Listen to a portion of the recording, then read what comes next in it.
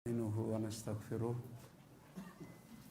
ونعوذ بالله من شرور أنفسنا وسيئات أعمالنا من يهده الله فلا مضل له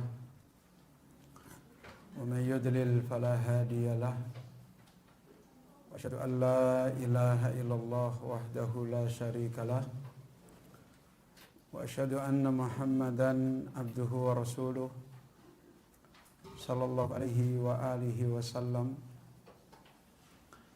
يا أيها الذين آمنوا اتقوا الله حق تقاته ولا تموتن إلا وأنتم مسلمون يا أيها الناس اتقوا ربكم الذي خلقكم من نفس واحدة وخلق منها زوجها وبث منهما رجالا كثيرا ونساء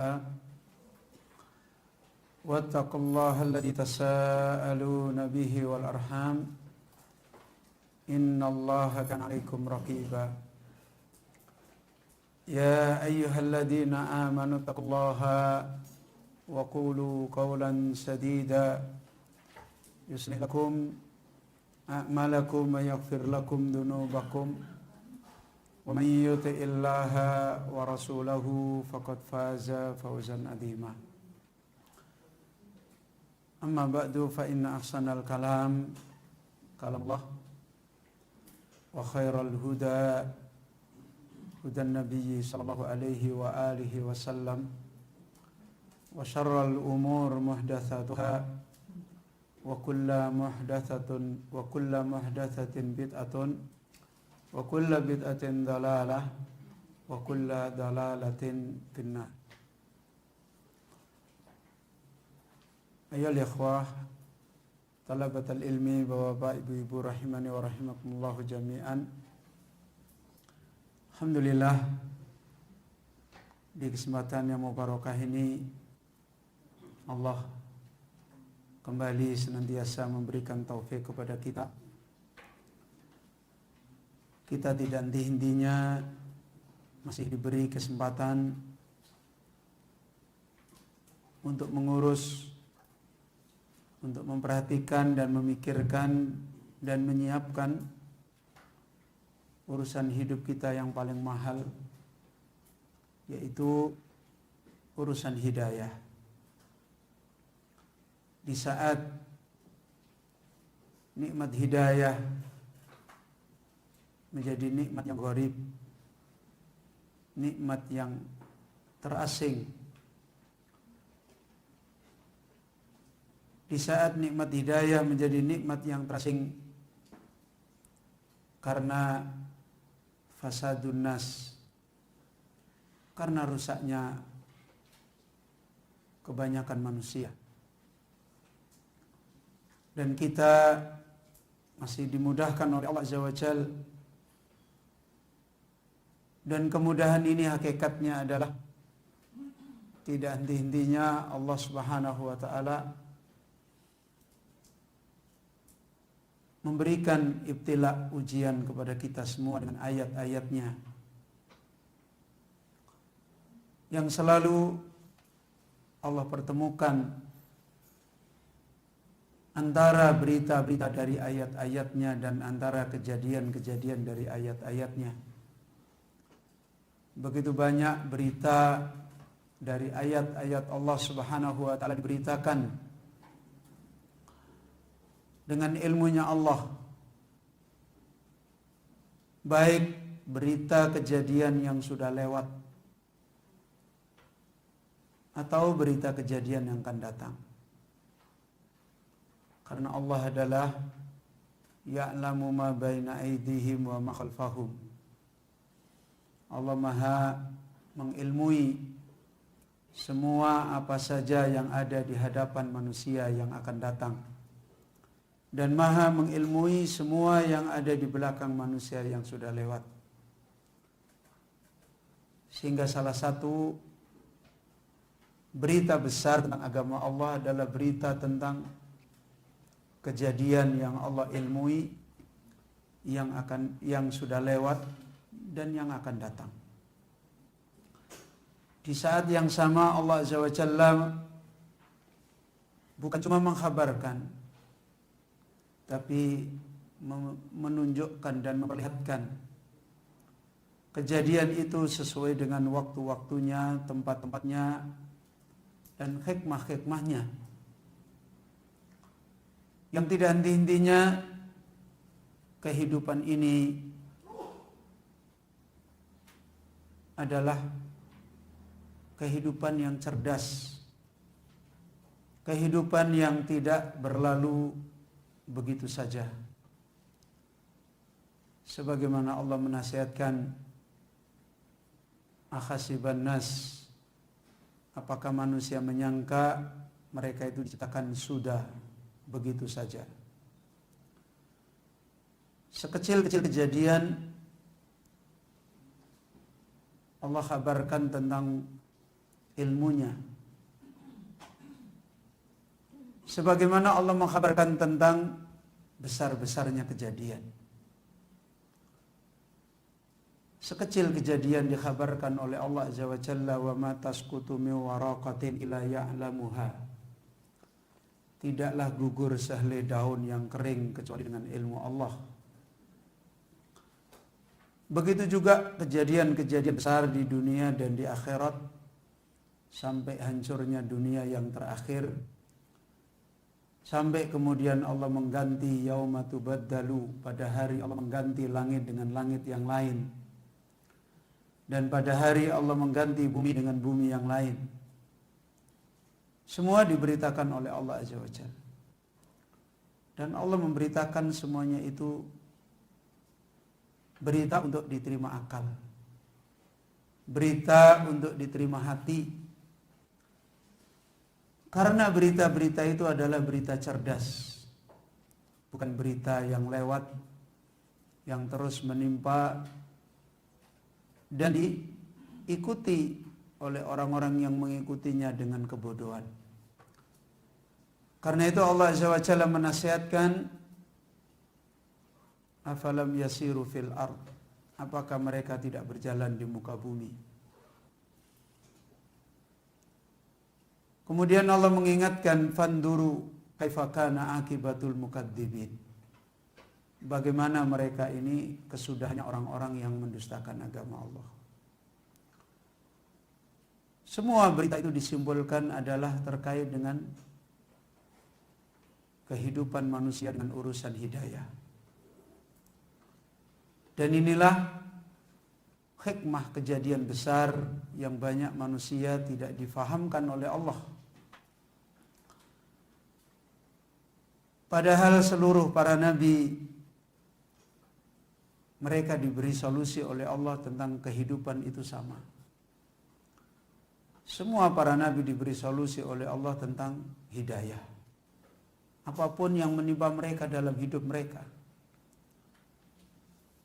diberi solusi oleh Allah dengan kitabun munazzal, dengan kitab yang diturunkan. Diberi solusi oleh Allah Azza wa Jalla dengan agar mereka membacakan kitab itu, agar manusia mendapatkan pemahaman kitab itu, dan agar mereka taslim. Karena ternyata urusan hidup bukan urusan akal. Ternyata urusan kebinasaan, urusan keselamatan bukan urusan akal. Rahasia ilmunya adalah milik Allah. Dan Allah sudah bentangkan ilmunya itu di dalam wahyunya. Dan di dalam kejadian-kejadian yang selalu membuktikan tentang wahyunya.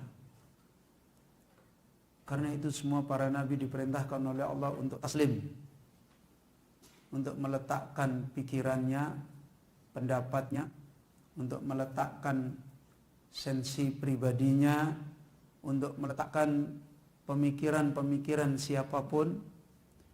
Mereka disuruh taslim untuk kembali kepada hidayah, kembali kepada kitab Allah Azza wa Jalla, kembali kepada petunjuk yang mereka harus pahami, mereka harus tekuni, dan mereka harus jalani sampai kesudahannya Allah selalu menunjukkan kecerdasan di dalam kehidupan. Sampai pada kesudahannya Allah menunjukkan idza ja'al haqqu wa zahaqal batil innal batila kana zahuqa. Kalau kebenaran itu hadir, maka kebatilan akan hancur, akan binasa. Akan tetapi kalau kita melihat contoh-contoh kebatilan hancur, kita sudah sering lihat. Dan kita sudah sering memperhatikan dengan bahasa-bahasa yang sering dibawakan oleh orang-orang awam, yaitu adanya adab. Semuanya orang sudah tahu, sekalipun awam dengan keterbatasan agamanya yang begitu rendah, mereka pun memahami bahasa adab. Akan tetapi tidak henti-hentinya, meskipun mereka memahami bahasa adab dan bahasa musibah, adab dan musibah pun terus menemani mereka. Seakan-akan banyak manusia tidak ingin diadab, tetapi tidak henti-henti mereka hidup dengan adab dan musibah. Karena mereka lebih banyak memahami bahasa adab, karena itu adalah perkara yang sangat sensitif di dalam kehidupannya. Sebagai tabiat manusia tidak ingin hidupnya sengsara, tapi tidak banyak mereka yang memahami bahasa datangnya kebenaran itu akan membawa kebaikan-kebaikan pada mereka. Satu hal yang Allah Azza wa Jalla banyak ceritakan tentang ahlul haq adalah orang-orang yang sudah dikisahkan oleh Allah Azza wa Jalla di dalam Al-Quran. Kisah-kisah mereka kita banyak faham. Dan kisah-kisah mereka semuanya adalah hikmah balighah, hikmah yang sangat dalam. Para nabi, mayoritas mereka ditunjukkan oleh Allah di dunia husnul akibah, punya akibat yang baik. Tetapi catatan tentang akibat yang baik ini ternyata satu dengan yang lain diberikan oleh Allah beda, sesuai dengan hikmah-hikmah yang Allah berikan pada mereka. Karena itulah para ulama menasihatkan ternyata sebagian nabi lebih utama dari sebagian yang lain. Begitu juga sebagian kitab Allah lebih utama dari sebagian kitab Allah yang lain. Semua itu memberikan pengajaran dan pendidikan kepada kita tentang nasib-nasib perjalanan hidup, dan diantaranya kita-kita semua. Seberapa kita akan mendapatkan husnul akibah, baiknya kesudahan. Barangkali kalau hari ini orang awam ingin ditolong seperti Nabi Sulaiman,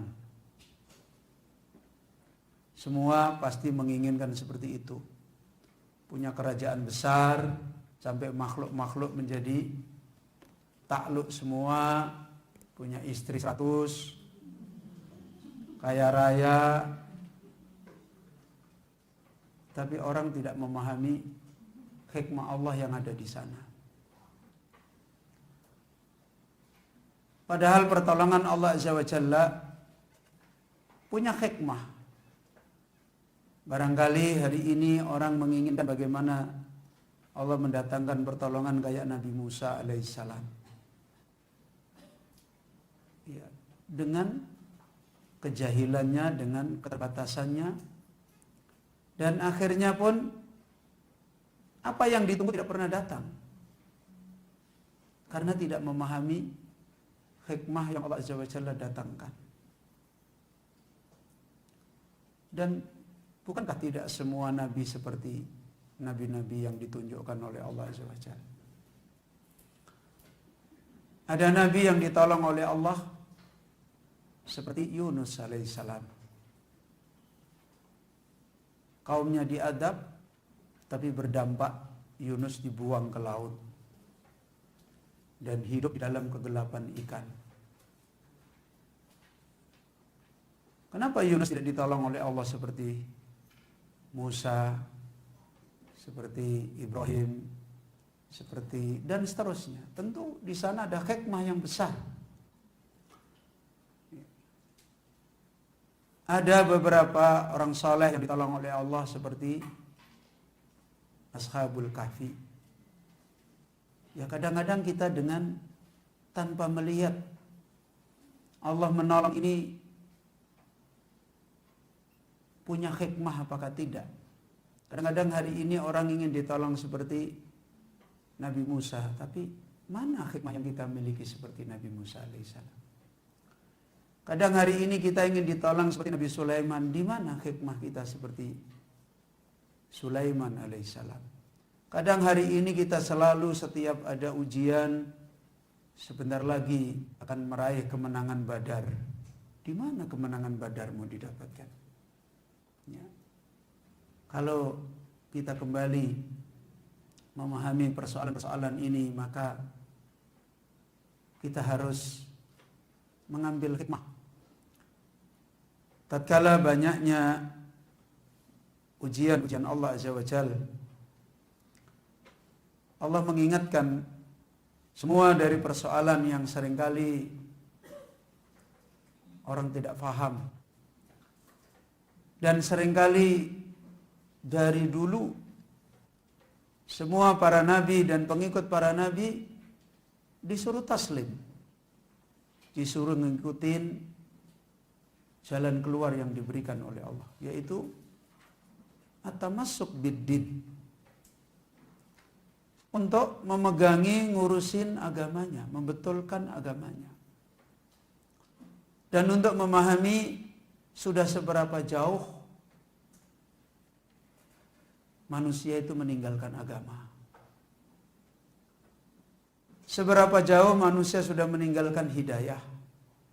Sudah seberapa jauh manusia mengalami degradasi, mengalami kemerosotan. Dan cukuplah Allah Azza wa Jalla mengingatkan dalam sebuah ayat di dalam surat Al-An'am dari ayat 43 sampai 44, Allah berfirman, "Falaula ijja'ahum ba'suna tadarra'u." Kenapa tidak? Kenapa ketika bencana Allah itu datang pada mereka, la tadarra'u? Kenapa mereka tidak tadarru'? Kenapa mereka tidak menjatuhkan diri? Tidak lagi berpendapat, tidak lagi usul, tidak lagi merasa punya potensi, tidak lagi merasa punya solusi. Allah mengingatkan, "Lau ijja'ahum ba'suna la tadarra'u." Laula ijja'ahum ba'suna tadarra'u. Kenapa ketika ada musibah, ada bencana yang Allah datangkan, mereka tidak tadarru'? Mereka tidak menjatuhkan diri mereka. Kemudian Allah menerangkan semua sebab dari bencana-bencana apapun. Kata Allah, "Walakin qasat qulubuhum." Semua itu adalah karena hati yang sudah keras. Walakin qasat qulubuhum. Sudah hatinya keras, dikasih ilmu oleh syaitan. Wa zayyana lahumus syaitan ma kanu ya'malu. Setan pun menghiasi apa yang dilakukan itu solusi. Setan pun memberikan pemikiran, memberikan pemahaman-pemahaman, karya-karya mereka ini dihiaskan oleh setan sebagai kebaikan-kebaikan. Sehingga tidak mau kembali merendah kepada urusan hidayah.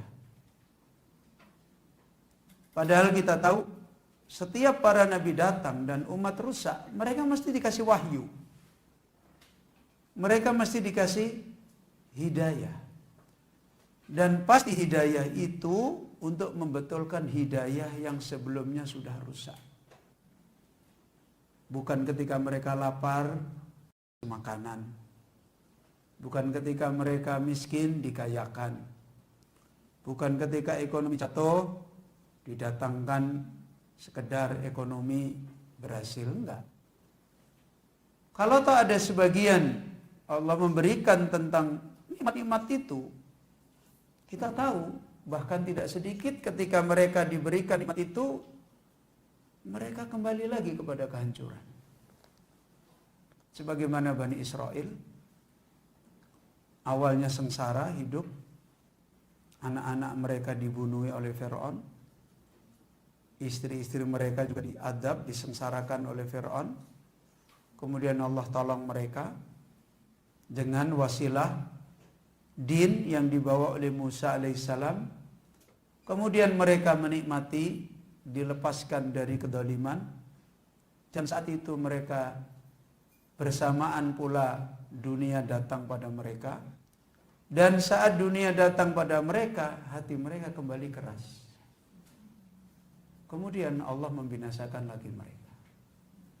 Dan itu menjadi jelas semua persoalan seperti yang dinasihatkan oleh oleh Allah Azza wa Jalla, walakin qasat qulubuhum. Karena itu Allah mengingatkan sunnah kebinasaan dan sunnah keselamatan. Falamma nasu ma dzukiru bihi. Ketika mereka manusia sudah melalaikan peringatan, kitab, ilmu, hidayah, yang seringkali seakan-akan dengan terus berjalan dengan ilmu hidayah bukan solusi. Seringkali itu menjadi bahasa yang terus dilancarkan oleh syaitan untuk menghiaskan manusia dari hidayah. Allah mengingatkan pada saat mereka lupa, melalaikan, tidak mementingkan tentang peringatan Allah, fatahna alaihim abwaaba kulli syai'. Justru Allah datangkan dunia, dibukakan dari segala arah. Hatta idza farihu bima utu, ketika mereka sudah senang dengan yang diberi, sehingga tambah memperkuat lagi, apa urusan din harus begini, wong kita aja sudah begini. Akhadnahum baghtatan, saat itulah Allah mendatangkan adab tiba-tiba. Fa idahum mublisun, dan mereka menjadi kaum yang kacau kehidupannya. Maka ayolah ikhwah, Bapak Ibu rahimani wa rahimakumullah, saat ini tidak ada lagi akal-akal kita bisa menjawab semua agar kita ditolong oleh Allah. Pendapat kita, apa yang kita miliki nggak akan bisa menjadi jawaban, kecuali kita harus kembali melihat nasib yang kita dapat dari hidayah. Dan untuk melihat ini, ya tentu kita kembali kepada perjalanan hidayah dan peringatan hidayah, perjalanan ilmu dan peringatan ilmu yang terus-menerus ditunjukkan oleh Allah, diterangkan di dalam ayat, dinasihatkan para pemberi peringatan agar kita mendapatkan kembali jalan untuk memperbaiki diri. Bapak Ibu yang dirahmati oleh Allah Azza wa Jalla, kita tahu dulu umat Rasulullah sallallahu alaihi wasallam, para sahabat, begitu lelahnya mereka menekuni agama dengan Nabi sallallahu alaihi wasallam selama 13 tahun. Dunia mereka udah habis-habisan. Ketika itu Allah memerintahkan hijrah, lebih menderita lagi ketika mereka hijrah. Sudah menjadi orang miskin di Madinah, dan mereka sebagai manusia semiskin-miskinnya hidup lebih enak di kampungnya. Maka penderitaan sahabat ketika di Madinah adalah rindu untuk balik ke Mekah. Di saat itu pula Allah menimpakan wabah. Banyak penyakit taun menimpa pada mereka. Tapi saat itu mereka bertanya kepada Rasulullah SAW, kapan datang perintah perang? Seakan-akan mereka ingin mempercepat solusi, menyelesaikan masalah. Kita kan pasukannya Allah. Kalau kita diperintahkan perang, orang Mekah hancur, kita menang kembali.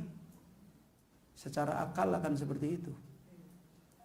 Mereka selalu menunggu kapan, ya Nabi, kenapa kita nggak diperintahkan perang? Dan ketika ayat perang turun, sebagian mereka adalah lari.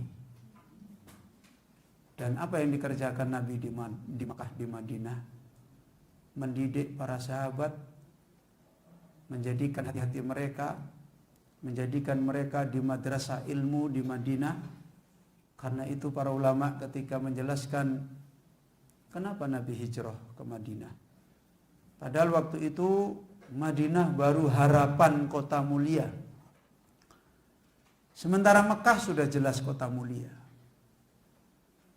Nabi kalau di Mekah batu-batu itu ketemu bersalam. Itu di Mekah. Di Makkah sudah ada Masjidil Haram, di Madinah belum ada Masjid Nabawi. Belum ada keutamaan Masjid Nabawi. Yang ada hanya Masjidil Haram sama Masjidil Aqsa. Ya. Tapi kenapa Rasulullah bersama sahabat hijrah ke sana? Li'anna hunaka bi'ah madrasah iman, madrasah ilm. Karena di sana ada tempat Nabi menempa, mendidik para sahabat, mengajarkan ayat-ayat Allah. Ada orang-orang beriman yang mereka mau menyambut wahyunya Allah dan mau tolong menolong di atas ilmu. Dan itulah yang kemudian menjadi generasi kebaikan bagi umat.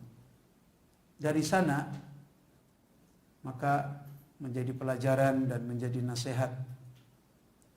Di mana Rasulullah sallallahu alaihi wasallam tidak diberi solusi oleh Allah dengan solusi-solusi penyelesaian yang sifatnya yang sengsara hilang sengsaranya, yang miskin hilang miskinnya. Bukan, tapi solusi yang diberikan Nabi adalah solusi untuk hati-hati mereka tidak keras, solusi untuk mereka punya ilmu, solusi untuk mereka menjadi orang yang terdidik, solusi untuk mereka menjadi orang di saat sempit dan lapang tidak berubah perjalanan agamanya. Dan semuanya itu ketika itu mereka kemudian menjadi orang baik. Bapak-bapak, ibu-ibu rahimani wa rahimakumullah, karena itu insyaallah pada kesempatan yang mubarakah ini kita mengambil faedah kembali dengan hidayahnya Allah yang ada di tengah-tengah kita. Kitabullah Al-Quran, yang siapa umat Islam yang tidak kenal Al-Quran sebagai kitab Allah? Tapi yang jadi masalah, kenapa umat Islam hampir-hampir tidak mendapatkan janji Allah, yarfa'u bihadzal kitabi aqwaman.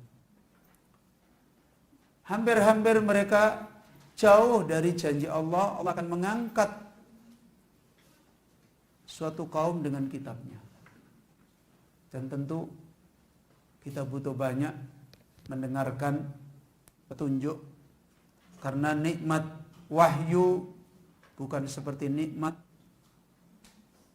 anak-anak kita yang kita miliki, harta yang kita miliki, rumah-rumah kita yang kita miliki, yang kita diberi wilayah untuk mensikapi dengan akal-akal kita. Nikmat wahyu, nikmat yang kita tidak bisa tahu hikmahnya, kemuliaannya ketika kita tidak mengikuti orang-orang yang sudah mengikuti jalan wahyu. Karena itulah banyak ulama mengisyaratkan untuk punya perhatian besar dengan wahyunya Allah Azza wa Jalla. Imam Bukhari rahimahullah di dalam Sahih Bukhari pertama kali yang beliau bahas adalah bad'il wahyi, tentang turunnya wahyu. Dan ini mengembalikan kita bagaimana manhajul Islam, bagaimana jalan untuk kita mendapatkan kebaikan dengan nikmat hidayah. Sudah sampai di mana kita punya perhatian dengan wahyunya Allah Subhanahu wa taala. Maka insyaallah pada kesempatan yang barokah ini kita akan membaca beberapa nasihat tentang kewajiban kita terhadap wahyunya Allah Azza wa Jalla. Salah satu nasihat yang diingatkan oleh ahlul ilm adalah tadabburul Quran faridatul ummah. Mentadaburi Al-Quran itu adalah tugas yang wajib yang harus dilakukan oleh umat. Kewajiban umat itu yang paling besar untuk meraih kemuliaan adalah mentadaburi kitab Allah, kitab Rabbnya. Dan insya Allah pada kesempatan ini kita baca kalimat-kalimat yang dinasihatkan para ulama, kemudian kita terjemahkan secukupnya. Yang butuh penjelasan kita jelaskan, yang tidak butuh insya Allah kita sudah bisa mengambil faidah.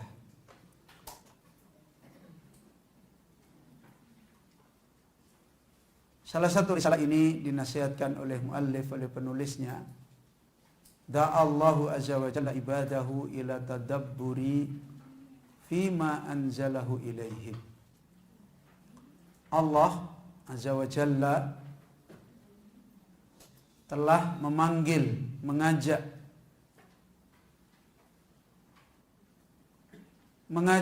ilat tadabbur, kepada punya kehidupan tadabbur, memahami, membaca, memahami, merenungi, mengambil hikmah fima anzalahu ilaihi, dengan nikmat yang Allah turunkan pada mereka, yaitu wahyu, kitab. Min ayati kitabihil aziz bisuwarin muta'addidatin. Panggilan Allah itu dari tidak hanya satu ayat, dari berupa ayat-ayat dari kitabnya yang mulia, bisuwarin muta'addidatin, dengan bentuk-bentuk panggilan yang berbeda-beda. Allah memanggil untuk tadabbur, tapi bentuk caranya Allah mengajak manusia untuk tadabbur dengan wahyunya ini tidak hanya dengan satu bahasa ilmu yang diperintahkan oleh Allah. Sebelum kita membacakan lebih lanjut, apa yang dimaksud dengan tadabbur? Para ulama ketika menjelaskan tadabbur, di antaranya beliau Syekh Sa'di rahimahullah, at-ta'ammul fi ma'anihi, memikirkan maknanya, itu tadabbur. Ya. Wa tahdiqul fikri fihi, dan menyadarkan dan mengambil peringatan pikirannya di dalam kitab yang dia renungi maknanya itu. Wa fi mabadihi wa awaqibihi, dan mengambil kaidah-kaidah yang direnungi dari ayat itu, prinsip-prinsipnya, dan memahami kesudahan-kesudahannya, akibat-akibatnya. Walawazimi dzalika, dan terus menetapi kehidupan, memikirkan makna tadi, menyadarkan, mengambil perhatian dengan yang ditadaburi, kemudian memahami prinsip-prinsip kaidahnya yang dibaca tadi, memahami akibat-akibatnya. Terus itu dilakukan terus-menerus, bukan cuma sekali. Itulah tadabbur. Kemudian beliau Syekh Sa'di mengatakan, kullama izdadal abdu ta'ammulan fihi izdada ilman, izdada amalan wa basiratan.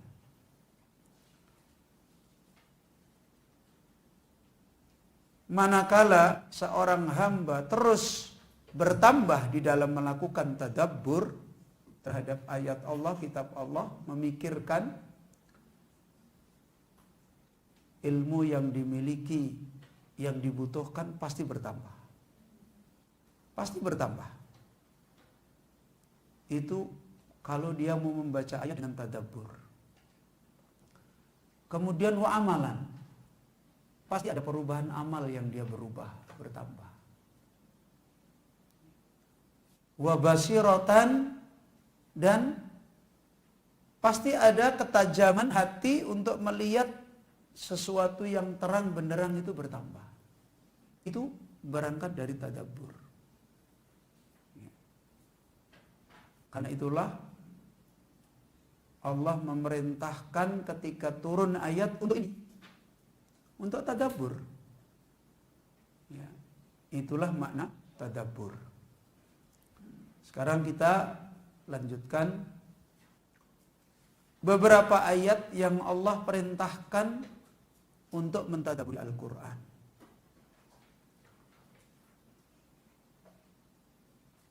Fabayyana anna hadat tadabbura huwal maqsudu biinzalil Quran.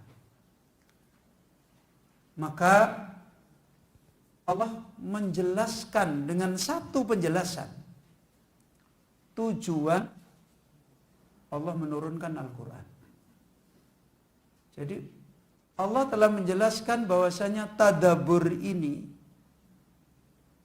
itulah yang dimaksudkan oleh Allah. Untuk apa Allah menurunkan Al-Quran? Untuk ini.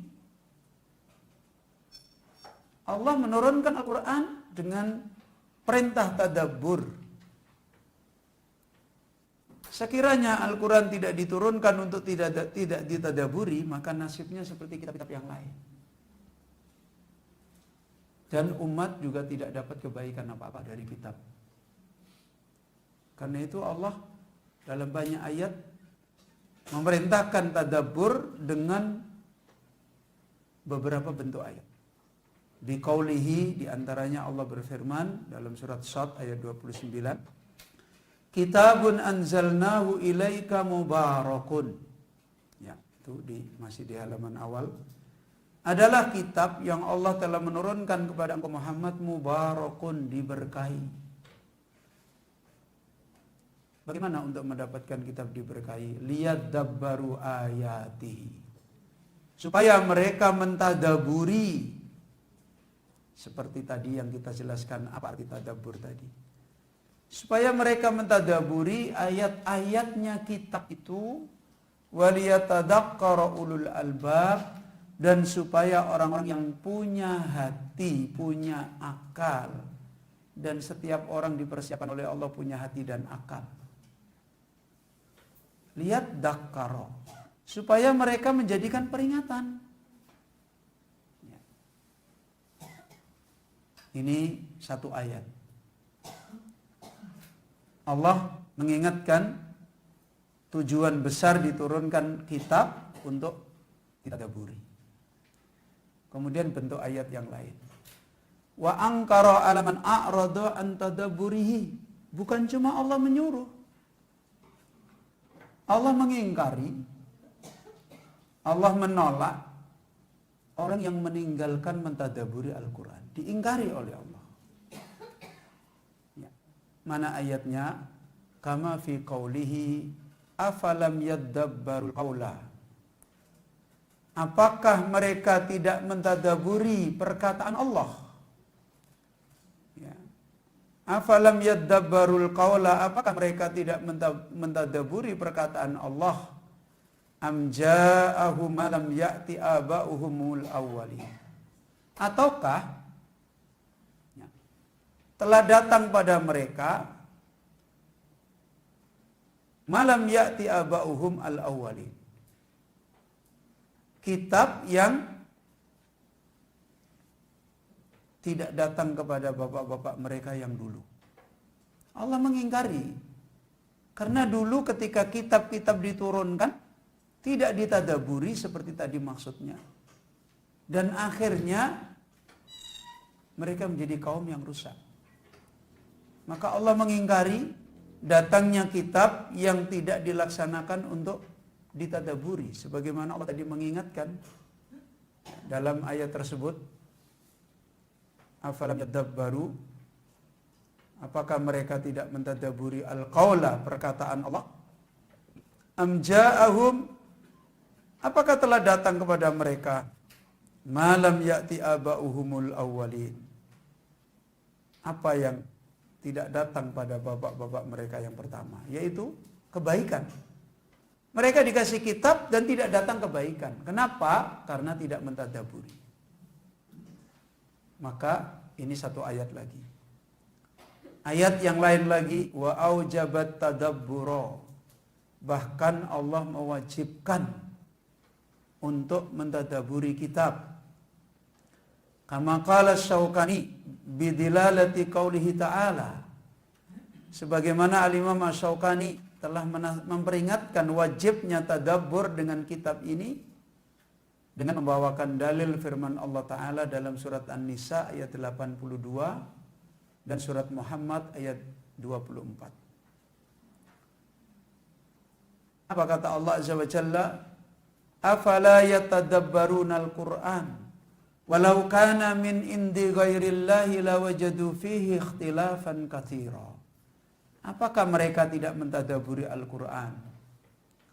Jika sekiranya Al-Quran itu datang dari selain Allah, maka mereka mendapati di dalam Al-Quran itu perselisihan yang banyak. Apa makna dari ini? Bukankah hari ini banyak manusia mempertentangkan satu ayat dengan ayat? Dan itu buah kehancuran mereka karena mereka tidak mentadaburi Al-Quran. Mereka tidak memahami thalabul ilmi, kemudian mengambil hikmah ayat, dan akhirnya mereka membaca ayat, satu lagi membaca ayat, dan satu dengan yang lain bertentangan.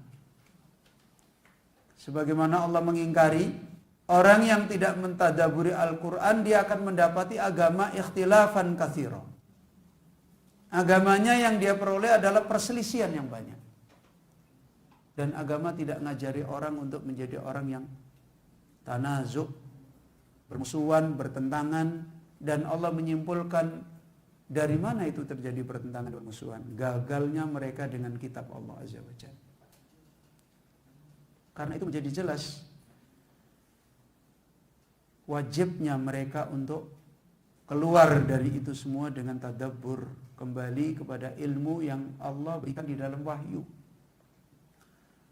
Begitu juga Allah Azza wa Jalla menerangkan dalam surat Muhammad, afala yatadabbarunal Qur'an. Apakah mereka tidak merenungi, memahami, memikirkan, mengambil peringatan, kesadaran dengan kitab Al-Quran? Am ala qulubin aqfaluha, atau hatinya keras. Jadi ayat ini mengingatkan terjadinya kerusakan massal dan kerusakan pribadi. Mana kerusakan sosial? Lawajadu fihi ikhtilafan katsira. Mana kerusakan pribadi? Qulubin aqfaluha.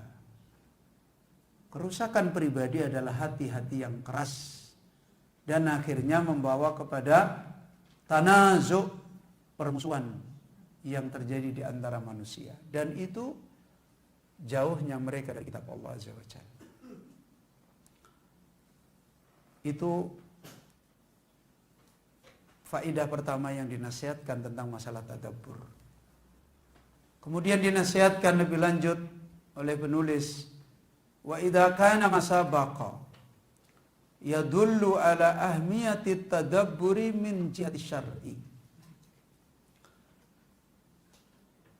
Jika keberadaan Al-Quran adalah seperti yang sudah lewat tadi, Allah memperingatkan masalah tadabbur, maka ayat itu menunjukkan tentang atas sangat pentingnya kewajiban tadabbur.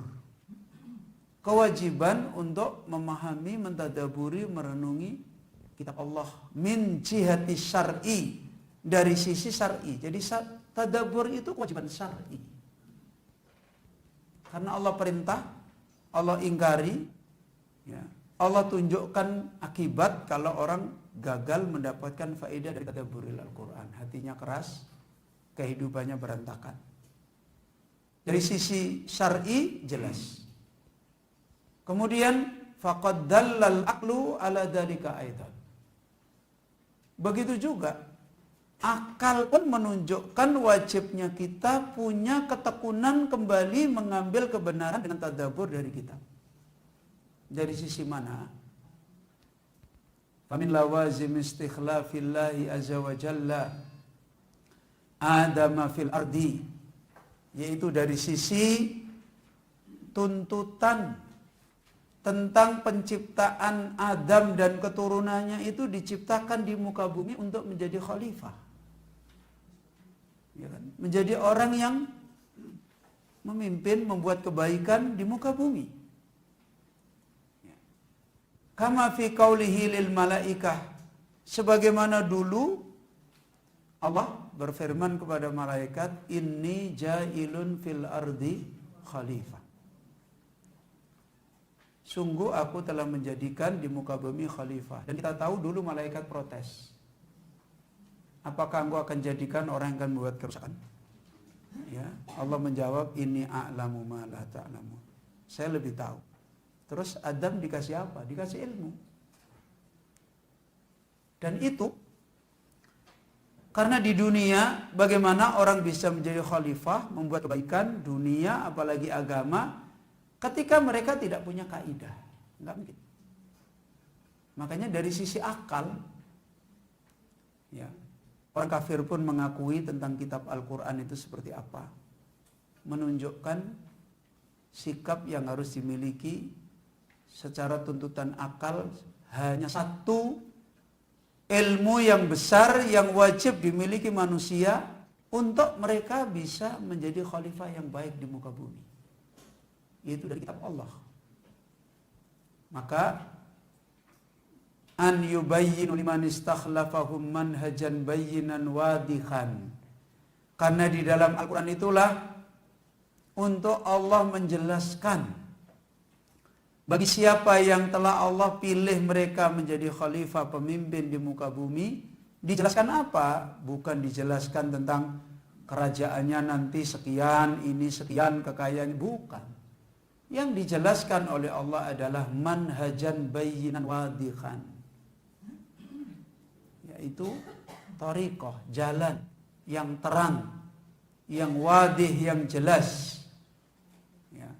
Sebagaimana apa yang pernah diraih oleh orang-orang yang telah ditunjukkan oleh Allah. Lihatlah Sulaiman, beliau mengatakan, a'ashkuru am akfur, apakah saya bersyukur, apakah saya kufur. Yu'aduna bihi haqqal khilafa ala wajhi alladhi yurdihi, yang dimana ketika manusia ngikutin petunjuk yang ada di kitab Allah ini dengan utuh, akan menyampaikan mereka benar-benar menjadi pemimpin di atas muka bumi, manusia di atas muka bumi yang Allah ridhoi. Dan itu sudah dibuktikan oleh Allah. Yang mereka bukan nabi, manusia biasa, yaitu para khalifah yang dulu ada. Dan mereka adalah orang-orang yang tidak ngejar-ngejar jadi khalifah. Tapi Allah angkat mereka jadi khalifah karena mereka punya sebab. Sebagaimana mengingatkan kita ketika Umar menjadi khalifah berkunjung ke Mekah, dan di Mekah itu amirnya budak. Yang jadi amir adalah budak. Umar pun kaget dan tanya sama mereka, bagaimana kalian orang-orang Quraisy bisa menjadikan amir kalian adalah budak? Secara bangsawan, secara martabat nggak ada. Maka mereka menjawab, dia adalah orang paling alimnya di antara kita tentang ilmu faraid, tentang ini dan sebagainya disebutkan. Dan itu menunjukkan secara akal tidak mungkin orang itu mau diurus oleh orang yang tidak punya jalan yang benar. Itu nggak mungkin. Maka kembali untuk punya ketekunan dengan kitab Allah Azza wa Jalla adalah kebutuhan besar bagi umat secara akal. Mentadaburi, menekuni, kembali ke sini adalah akal sehat pun meminta. Karena sekarang mau dibawa kemana? Akal ini sudah diperas, bikin aturan ini, bikin undang-undang ini, bikin ini. Muncul isme ini yang berputar-putar dan selalu tidak mendatangkan kebaikan dari Allah. Mau diperas seperti apa? Bukan hanya kelas lokal, kelas internasional, sosialis sudah dipelajari, ya kan? Liberalis sudah dipelajari, materialis sudah dipelajari, semua sudah dipelajari manusia, diajarkan ke generasi kita, dan tidak pernah menjadi kebaikan, apalagi mimpin orang lain. Mimpin dirinya sendiri aja nggak bisa. Udah cukup.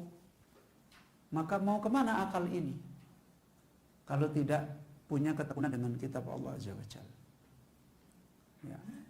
Maka ini salah satu hal yang dinasihatkan.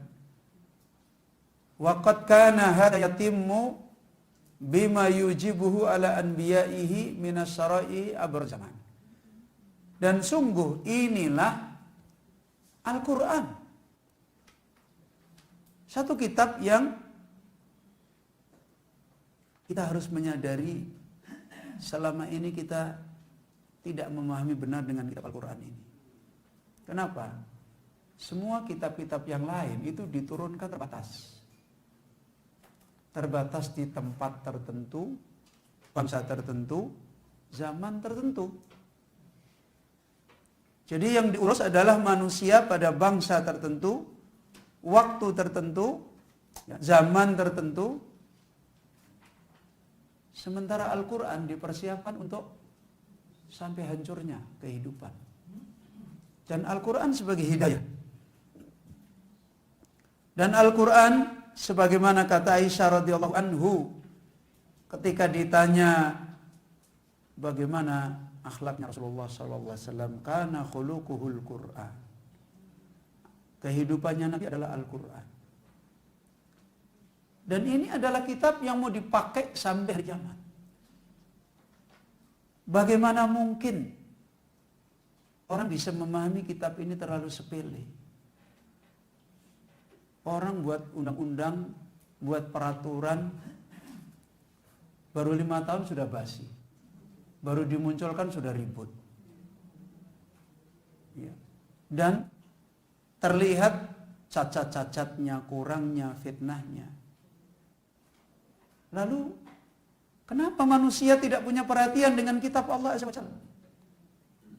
Ini kita tidak sadar dihiaskan oleh setan. Akhirnya kita juga tidak ketemu jalan. Padahal di tengah-tengah kita ada Al-Quran, di rumah-rumah kita ada Al-Quran. Dan hari-hari kita sudah diingatkan oleh Allah hudan. Al-Quran itu sebagai petunjuk. Maka satu peringatan yang diingatkan mengandung renungan besar. Al-Quran ini dijadikan kitab terakhir. Ya, Allah mengakhiri kepada nabinya yang terakhir, kitabnya yang terakhir. Minas syara'i dijadikan syariat, kaidah yang tidak basi abraz zaman, sepanjang zaman. Lah kalau manusia tidak punya ketekunan dengan kebesaran kitab ini gimana? Maka dinasihatkan falamma alatil khilafatu li hadhil ummatil khatib wa anzala 'alaiha hadzal kitabal adima alladzi la kitaba ba'dahu kana la budda ayyahwiya baina daffataihi manhaju tahqiqil khilafah. Maka ketika ternyata kekhalifahan manusia itu nanti berakhir amanahnya pada umat Muhammad. Kan yang dulu-dulu udah selesai. Kekhalifahan Bani Israel udah selesai, ini udah selesai semua. Terakhir tinggal umat Muhammad SAW. Baik umat yang umat dakwah atau umat yang mereka umat yang qabul, umat yang didakwai atau umat yang menerima. Dan sementara kekhalifahan yang diamanahkan oleh Allah kepada manusia terakhir umat Muhammad itu dijadikan kebaikan terakhir. Dan Allah anzala alaiha, untuk umat Muhammad bisa menjadi kekhalifahan yang akhir yang baik, Allah datangkan kitab yang besar yang Allah persiapkan sampai akhir zaman. Ya. Kata para ulama, minhu bada'a wa ilaihi ya'ud. Dan nanti Al-Quran akan kembali lagi kepada Allah Rabbul Alamin. Tidak ada lagi mushaf Al-Quran sebelum menjelang hari kiamat besar. Dan waktu itu fasadun nas, manusia rusak secara massal, menunjukkan kebaikannya itu dengan kitab Allah Azza wa Jalla. Ya. Ketika ini sudah menjadi hikmah terakhir, kekhalifahan umat terakhir adalah umat Rasulullah. Petunjuk menjadi khalifah terbaik di dunia, baik pribadi, keluarga, masyarakat, bangsa, dan seterusnya. Terakhir juga umatnya Muhammad, dan dikasih kitab yang terakhir. Dan kitab ini kenapa diingatkan para ulama? Al-Kitab Al-Adim, kitab yang besar. Kenapa? Alladzi la kitaba ba'dah. Karena setelah ini nggak ada lagi kitab yang lain. Dan Allah jaga. Ya. Tidak ada orang bisa memprotes kitab ini. Sampai Allah berfirman di Al-Quran, yang menolak silakan datang ayat seperti itu. 10 aja kalau bisa. Nggak akan bisa. Ini kitab Allah Al-Quran. Kana la budda ayyahya baina daffataihi. Maka ada satu rahasia yang ada di kitab ini, mesti senantiasa terkandung di antara dua pintunya kitab Allah ini, manhaju tahqiqil khilafah. Di situ pasti ada yang tersembunyi, yang terkandung jalan mewujudkan kekhalifahan. Kalau tidak, kenapa Abu Bakar bisa jadi pemimpin yang paling baik? Apakah karena khatam 30 juz? Hari ini juga banyak orang khatam 30 juz. Kok nggak bisa seperti Abu Bakar? Berarti Abu Bakar tahu rahasia, tahu manhaj, tahu ilmu yang tersembunyi di sana. Kenapa para khalifah mereka dulu? Karena mereka tahu semua itu. Bukan karena 30 juznya yang mereka miliki, tapi manhaj yang ada di dalam itu, kaidah yang ada di dalam itu, yang mereka tadaburi, mereka ambil faedah menjadi kaidah dalam hidup mereka. Itulah yang menjadikan mereka mendapatkan apa yang mereka dapatkan. Karena itu dinasihatkan oleh beliau, walikai tata'arrafa al-ummatu ala tafasili hada al-manhaji fala budda laha min tadabburi ayatihi. Dan supaya umat bisa mengetahui ya, jalan kaidah yang ada di dalam ayat ini, yang dulu pernah dipakai Abu Bakar, pernah dipakai Rasulullah, yaitu di Al-Quran itu, bukan Al-Quran yang lain ya, yang pernah dipakai oleh orang-orang mulia dulu, supaya umat itu bisa tahu rincian dari mutiara manhaj, jalan yang ada di ayat itu, dari mana caranya menggali. Fala budda laha min tadabburi ayati. Wajib punya kepentingan dari mentadaburi ayat itu. Kalau tidak punya kepentingan untuk mengambil faidah, menggali, mengambil maknanya, mengambil nasihatnya, peringatannya, nggak akan ketemu, nggak akan dapat. Satu huruf pun 30 juznya nggak berkurang. Ya.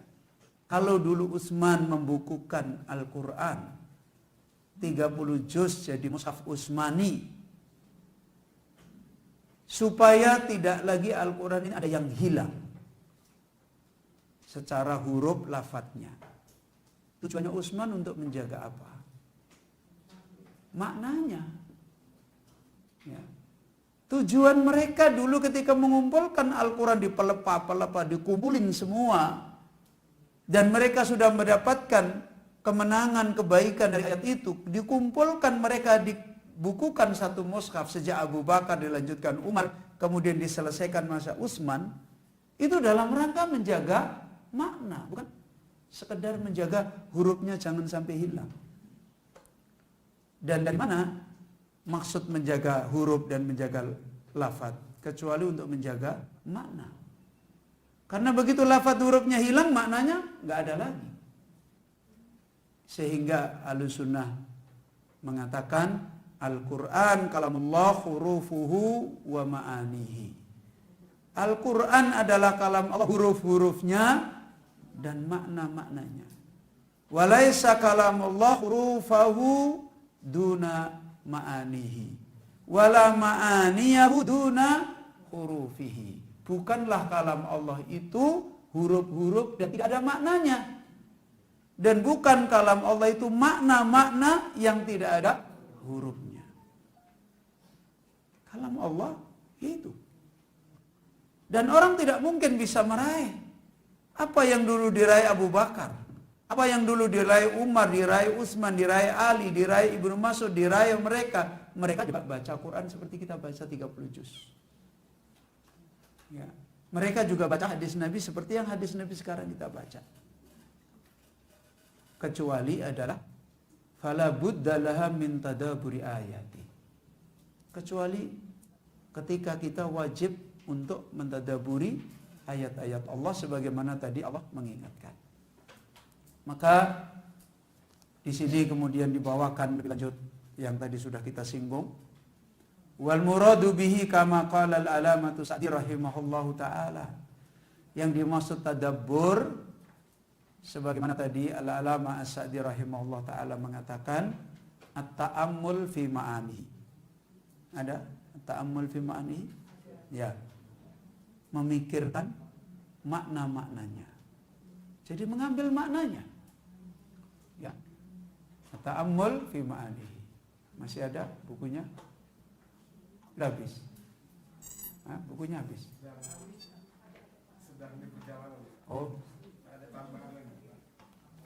Pakai ini dulu Pak Giri. Oh, sudah ada. Ya. At-ta'ammul fi ma'anihi. Memikirkan maknanya. Wa tahdikul fikri. Menyadarkan dengan mengambil peringatan, itu maknanya tahdik. Tahdik itu pikirannya disadarkan, diambil peringatan. Al-fikri fihi dengan cara memikirkan pada Al-Quran itu. Wa fi mabadi'ihi dan di dalam kaidah-kaidahnya, prinsip-prinsipnya yang ada di Al-Quran.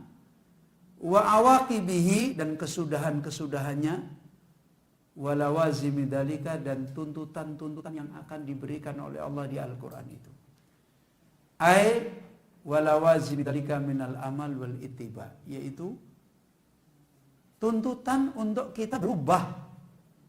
Amal kita akhirnya ngikutin yang ini, yang kita ittiba kita juga ngikutin yang ini.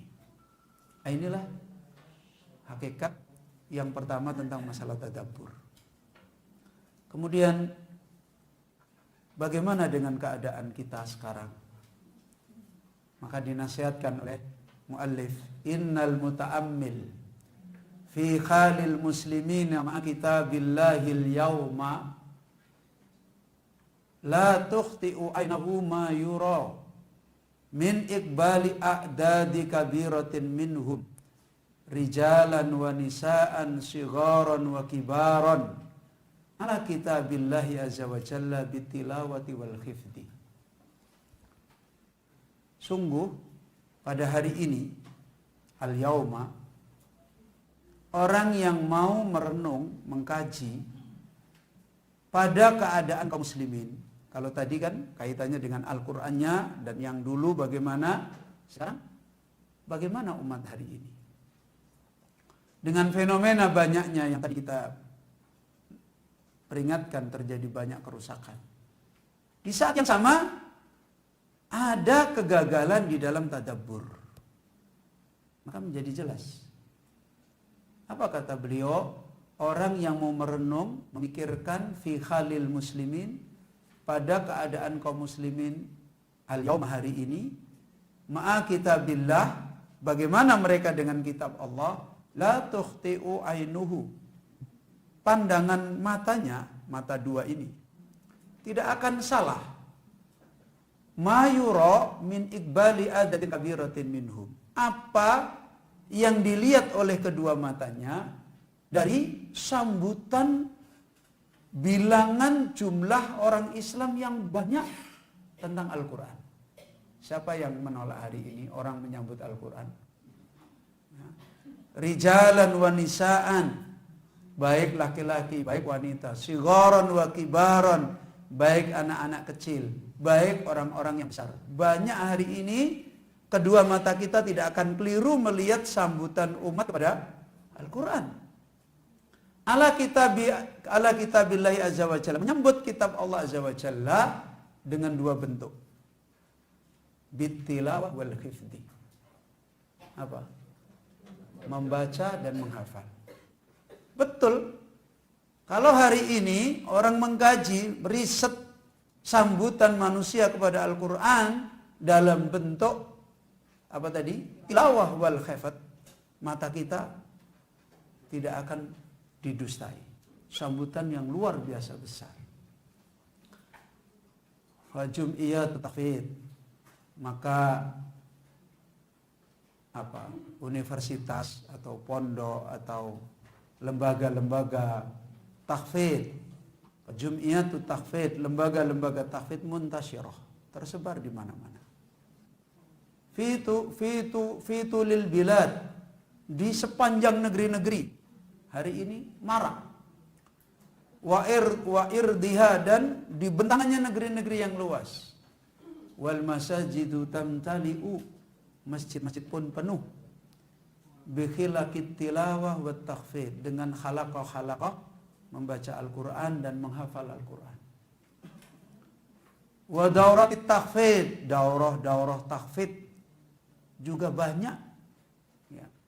Takhruju kulla amil asyarat wal mi'at, keluar setiap tahun ada puluhan daurah tahfidz, wal mi'at, ratusan, minal khuffat, lahir para penghafal Al-Quran yang banyak sekali. Hatta qil, sampai hari ini dikatakan, in hadzal asra huwal asrud dahabi li hifdzil Qur'anil Karim. Sampai ada bahasa yang menyejukkan, tetapi di balik itu juga bisa jadi bahasa yang ghurur, yang memperdayakan orang. Apa? Zaman ini adalah zaman emas untuk menghafal Al-Quran. Zaman ini adalah zaman keemasan untuk menghafal Al-Quran. Bapak Ibu rahimani wa rahimakumullah, ini yang dinasihatkan oleh beliau. Kemudian beliau mengingatkan, wahada bi kulli ta'kidin mimma yuslijus sudur. Fenomena ini dengan tanpa keraguan, bi kulli ta'kid, dengan semangat yang kuat, adalah mimma yusliju as-sudur, di antara perkara yang menyejukkan hati. Kita melihat fenomena ini secara zahir, hati kita bisa punya kesejukan. Apa kesejukannya? Li'annahu yadul ala khirsil ummati bimajmu'iha ala kitabi rabbiha azza wa jal. Karena secara zahir kejadian itu menunjukkan atas kebangkitan umat secara menyeluruh, secara umum kepada kitab Allah azza wa jalla. Ada fenomena kebangkitan. Wa khirsiha ala taksilil ajr al-adim. Ada lagi kebangkitan umat untuk ingin mendapatkan pahala yang besar dengan membaca, dengan menghafal kitab Allah. Alladzi wa'adallahu bihi ibadahu at-talina li kitabihi wal khafidin. Yang Allah sudah banyak janjikan bagaimana pahalanya orang menghafal, bagaimana pahalanya orang membaca kitab Allah. Kemudian beliau menasihatkan illa annal mu'assafa, kecuali satu. Dan sungguh ini merupakan perkara yang disesalkan. Anna hadzal iqbal ala tilawah wal khifdi, sambutan, sungguh sambutan ini bangkit untuk membaca, menghafal, la yusahibu iqbalun yumassiluhu, tidak menyertai dengan kebangkitan yang semisal dia di dalam urusan lain. Kalau mereka bangkit besar untuk baca, yang kedua bangkit besar untuk menghafal, terus yang sama kebangkitan besarnya itu untuk sisi yang lain, apakah itu ada? Au yaqrubu minhu, atau kalau tidak sebesar itu ya mendekati. Kebangkitan di dalam apa? Fi babit tadabburi wal fahmi, di dalam bab mentadaburi dan di dalam bab memahami. Apakah ini ada? Hatta sirna nara man yatimmu khifda kitabillahi azza wa jal, sehingga pada saat yang sama telah terjadi dan kita menyaksikan tidak sedikit orang yang berhasil khatam menghafal kitab Allah azza wa jal wala ya'rifu makna kalimatin, dan tidak tahu makna kalimat-kalimat yang dia hafal.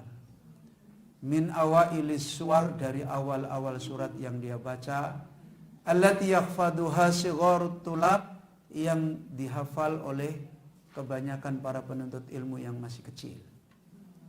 Inilah sisi. Kemudian sisi ini dicontohkan oleh muallif. Ada bukti di dalam bacaan mereka. Apa buktinya? Ya, buktinya di dalam bacaan-bacaan mereka. Itu sudah menjadi bukti.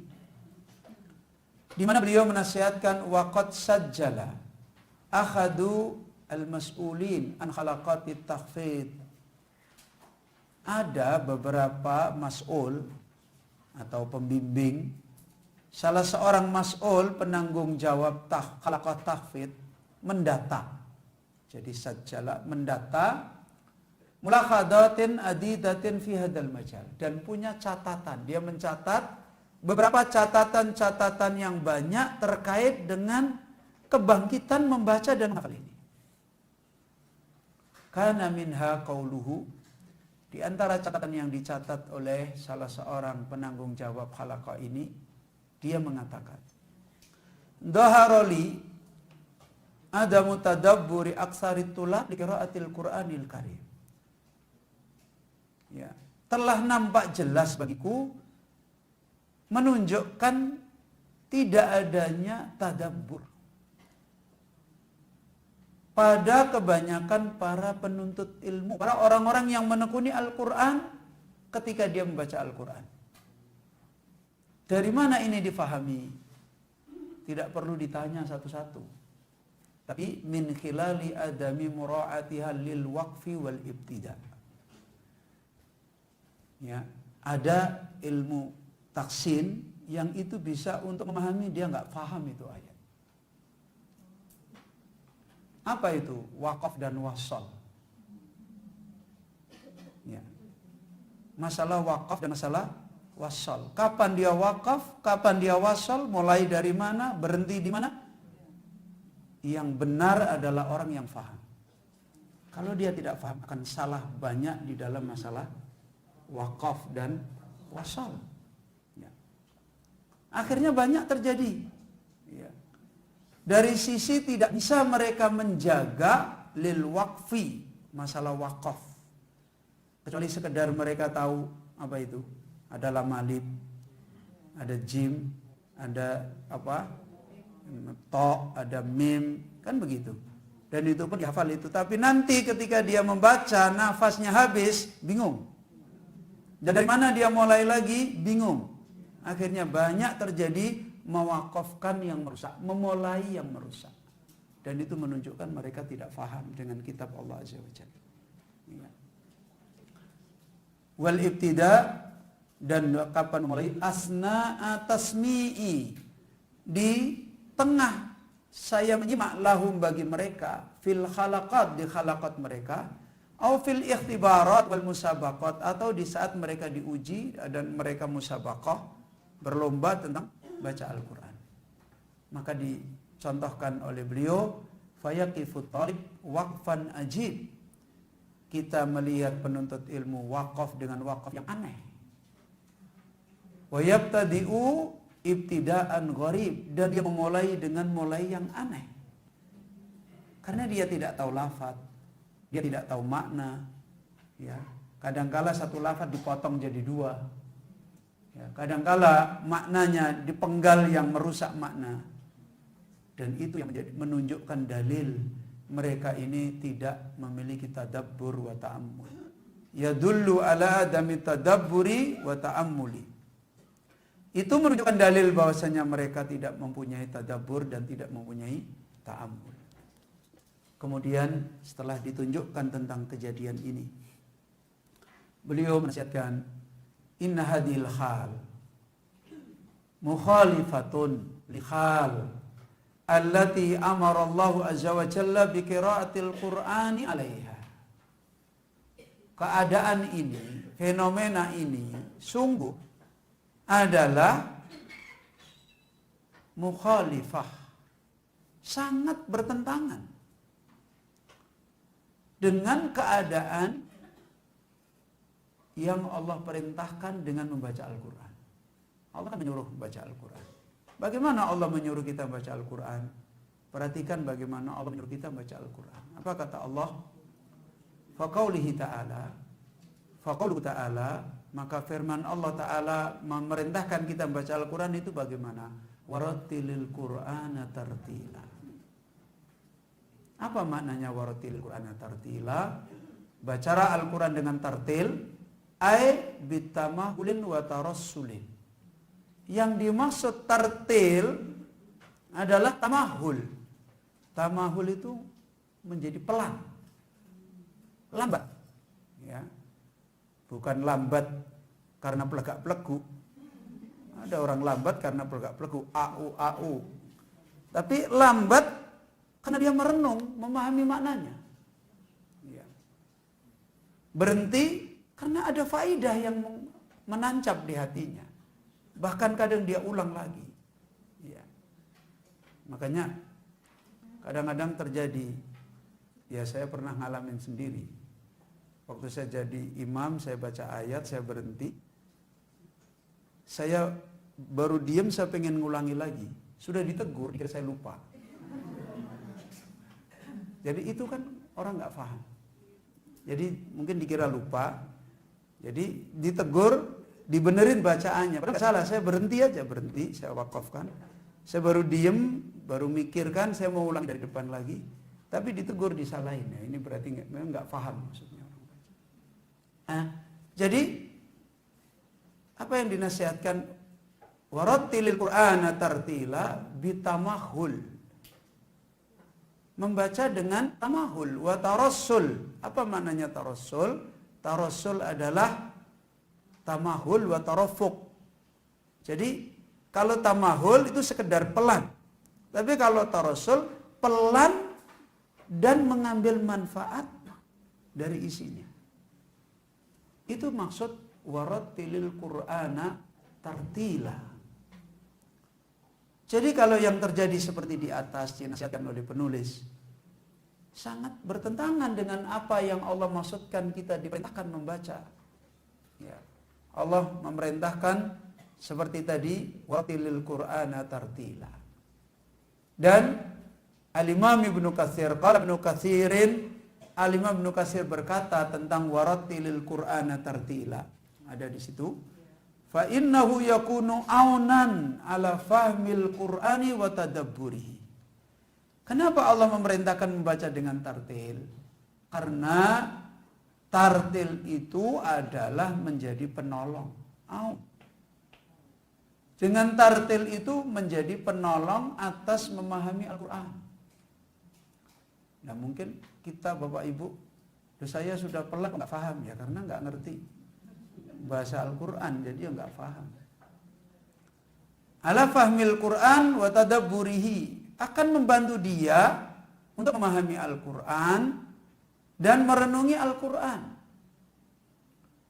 Maka dari sini Allah ketika memerintahkan membaca warattilil Qur'ana tartila, apa? Faja'alal fahma wat tadabbura illatan. Berarti Allah menyuruh membaca itu, maksudnya Allah apa? Allah jadikan faham dan tadabbur itu alasan. Kenapa Allah menyuruh baca Quran dengan tartil? Tujuannya supaya kita dapat faham, dapat hidayah, supaya kita dapat tadabbur. Lil amri biqiraatihi murattalan. Ketika kita diperintah oleh Allah membaca dengan tartil. Ini kata Imam Ibnu Katsir. Kata Imam Asy-Syaukani, ay iqra'hu ala mahalin ma'at tadabburin. Allah perintahkan waratil Qur'ana tartila, kata Imam Asy-Syaukani, bacalah Al-Quran atas pelan-pelan dan merenungi, mengambil faedah maknanya. Ya. Dan ini bukan hanya menjadi slogan, sebagaimana sebagian orang yang katanya sudah meringkas Al-Quran menjadi nasihat yang simpel. Ya, agama ini diringkas dengan satu nasihat yang luar biasa, yaitu tombo ati. Ya kan begitu. Itu katanya ringkasan dari agama, kata sebagian orang. Tapi apakah mereka pakai itu? Coba diriset. Apakah tiap hari mereka baca Al-Quran dengan moco Quran alon-alon sak maknane? Apa mereka pakai itu? Baca Quran pelan-pelan dengan maknanya. Mereka saja nggak paham kok. Dari mana? Aneh. Jadi kita ini sudah tenggelam di dalam banyak keanehan. Cukup dengan melantunkan itu, kayaknya mereka sudah melaksanakan warattilil Qur'ana tartila. Fa inna lillahi wa inna ilaihi raji'un. Ya. Ini yang dinasihatkan oleh beliau Al-Imam Asy-Syaukani. Dari sini menunjukkan faja'alat tadabbura dakhilan fi makna tartil. Karena itu orang tidak bisa dinilai membaca Quran dengan tartil kalau dia tidak memasukkan di dalam bacaannya apa? Tadabbur. Tidak bisa dinilai tartil. Karena ini maksud tartil bukan cuma sekedar tartil hurufnya, lafadznya, tapi ada tujuan yang diingatkan oleh Allah dengan tartil itu, seperti yang diterangkan Ibnu Katsir, yang diterangkan Imam Asy-Syaukani, yaitu ala mahalin ma'at tadabburi. Ya. Kemudian dari sini diingatkan oleh muallif kembali, wa min jihatin ukhra fayukhsha an takuna khaluman yaqra'u wa yakhfadu duna tadabburin kahali man sabaqana minal umamil lati aballahu 'alaiha fa inna lillahi wa inna ilaihi raji'un. Apa kata beliau? Dan dari sisi yang lain, dengan fenomena ini, dengan kejadian yang tadi disebutkan itu, ditakutkan, dikhawatirkan nasibnya orang-orang yang membaca kitab Allah ini dan orang-orang yang menghafal kitab-kitab Allah ini, dan di saat yang sama mereka melupakan tugas besar dari kitab Allah, yaitu tadabbur wa tafakkur. Apa yang dikhawatirkan? Sunnah yang tidak berubah. Apa? Khali man sabaqona, akan menimpa seperti keadaan orang sebelumnya. Karena bencana yang menimpa orang sebelumnya itu juga ada kaitannya dengan kitab-kitab mereka yang diabadikan oleh Allah Azza wa Jalla. man sabaqana minal umam, dari umat-umat yang terdahulu, allati aballahu alaiha, yang Allah telah mencela mereka. Di saat mereka ada kitab Allah juga di sana. Dicela mereka, mislu dalika, contohnya seperti firman Allah Ta'ala, fi qaulihi Ta'ala, dalam firman Allah Ta'ala, wa minhum ummiyuna la ya'lamunal kitaba illa amani. Di antara mereka adalah orang-orang bodoh yang mereka baca kitab dan mereka tidak tahu tentang kitab kecuali angan-angan.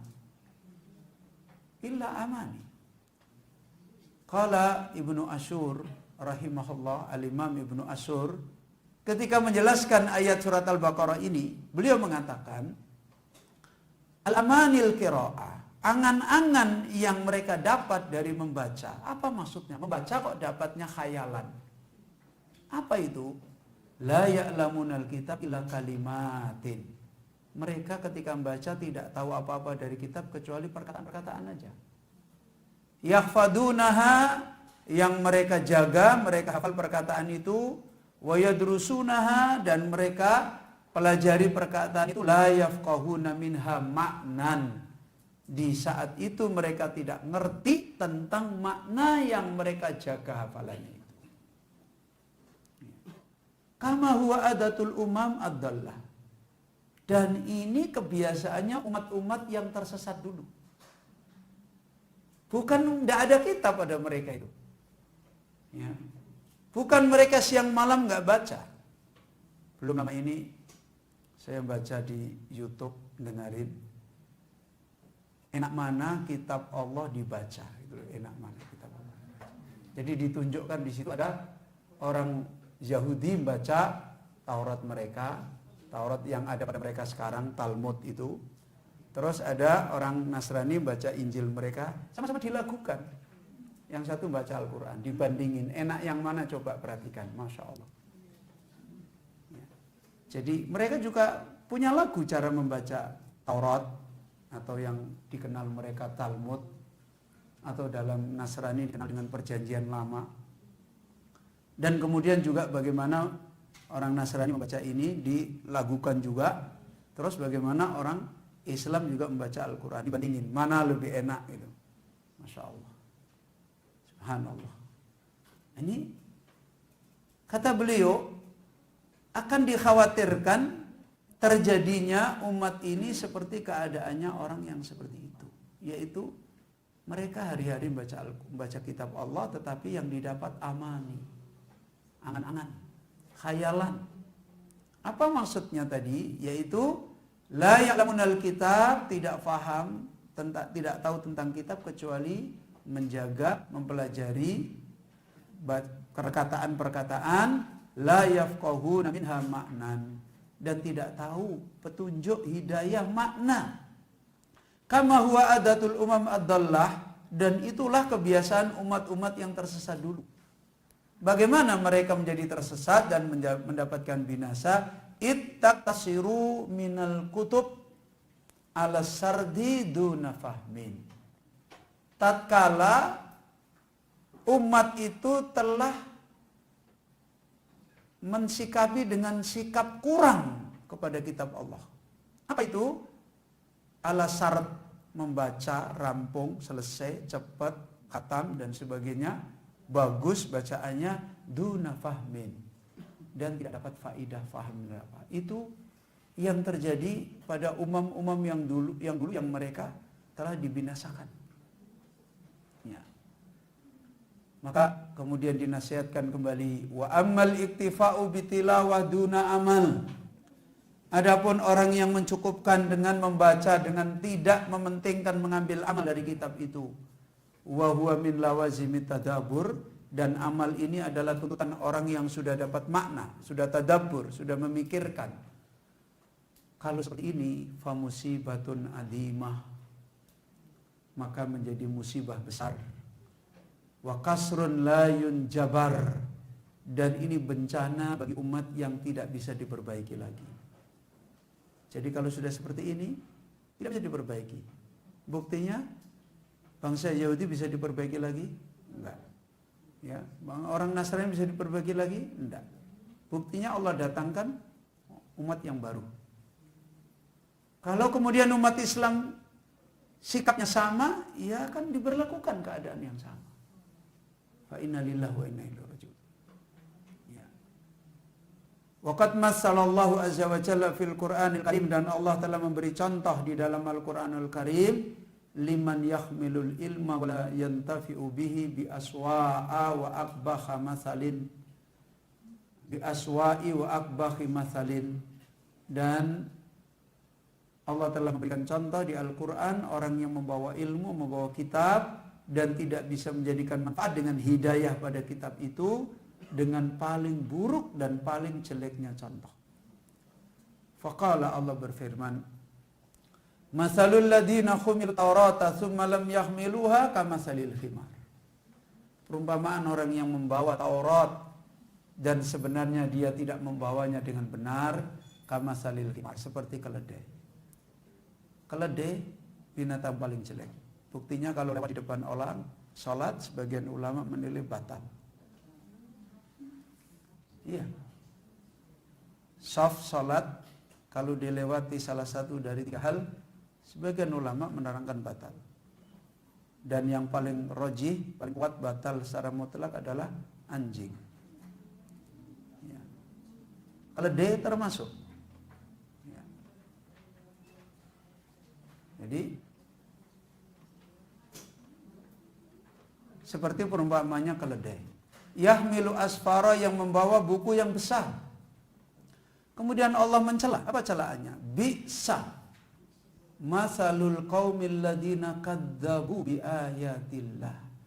Itu paling buruknya contoh kaum yang mereka telah mendustakan dengan ayat-ayat Allah.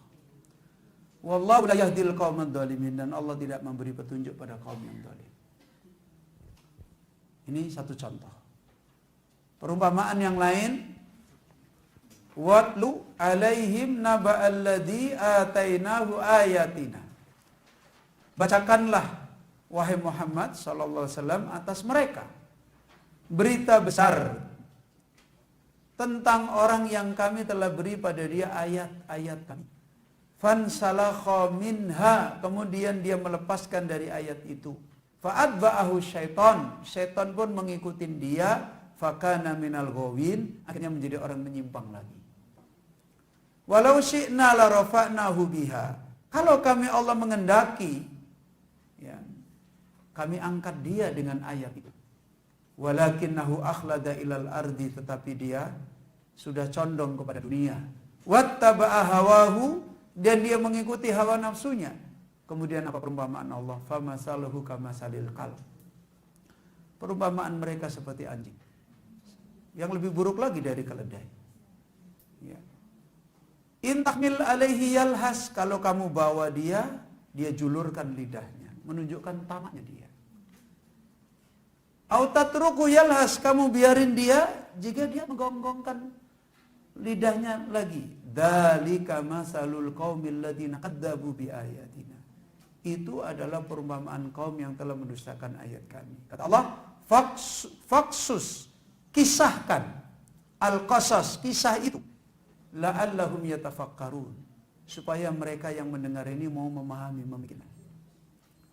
Fayukhsha ala man qara al-Quran wa lam yatadabbarhu wa yata'assar bihi wa ya'mal bihi ayyal khiqahu syai'un min dhalik fa inna lillah.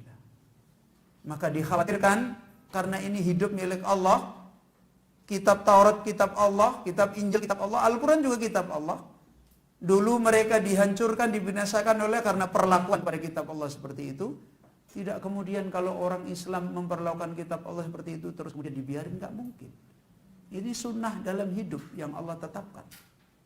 Ya, maka kata beliau, dikhawatirkan atas orang yang membaca Al-Quran dan dia tidak mengikuti maksudnya Allah, yaitu mentadaburi, dan tidak mengikuti maksudnya Allah. Bagaimana dia mengambil faidah dan mementingkannya dan mengamalkannya, dikhawatirkan akan menemui dia seperti yang pernah dulu menimpa pada orang-orang dulu.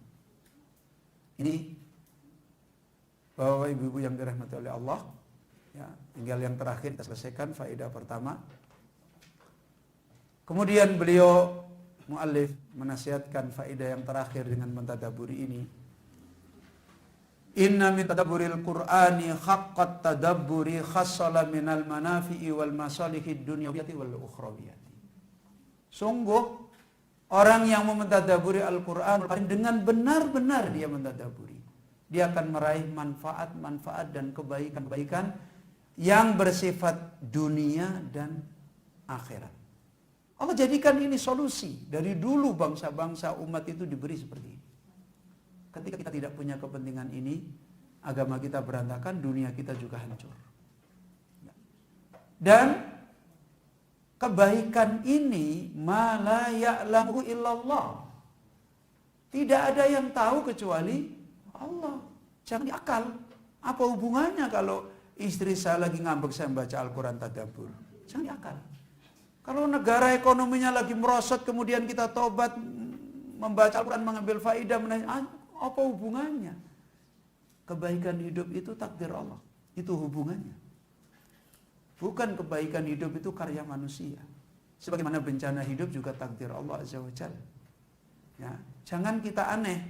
Kita mengatakan Allah Maha berkuasa, tapi takdir hidup ini bukan milik Allah. Kan aneh namanya. Kemuliaan ini milik Allah, kita nggak mau. Sementara kita bilang Allah itu Maha Kuasa. Ya, kita bilang Allah Maha Kuasa, tapi kita tidak mau menyadari kalau kebinasaan ini adalah musibah dari Allah. Itu keanehan kita di dalam beriman kepada Allah. Makanya jangan dipahami ketika mengambil solusi kembali kepada kitab Allah seperti ini. Terus kemudian bentuknya apa? Loh, ini wilayah Allah. Ma la ya'lamuhu illallah. Ya. Makanya tadi saya sampaikan sama Pak John, tidak usah terlalu besar-besar kita ingin ditolong oleh Allah seperti Nabi Musa. Terlalu GR. Ingin ditolong oleh Allah seperti perang Badar, terlalu GR.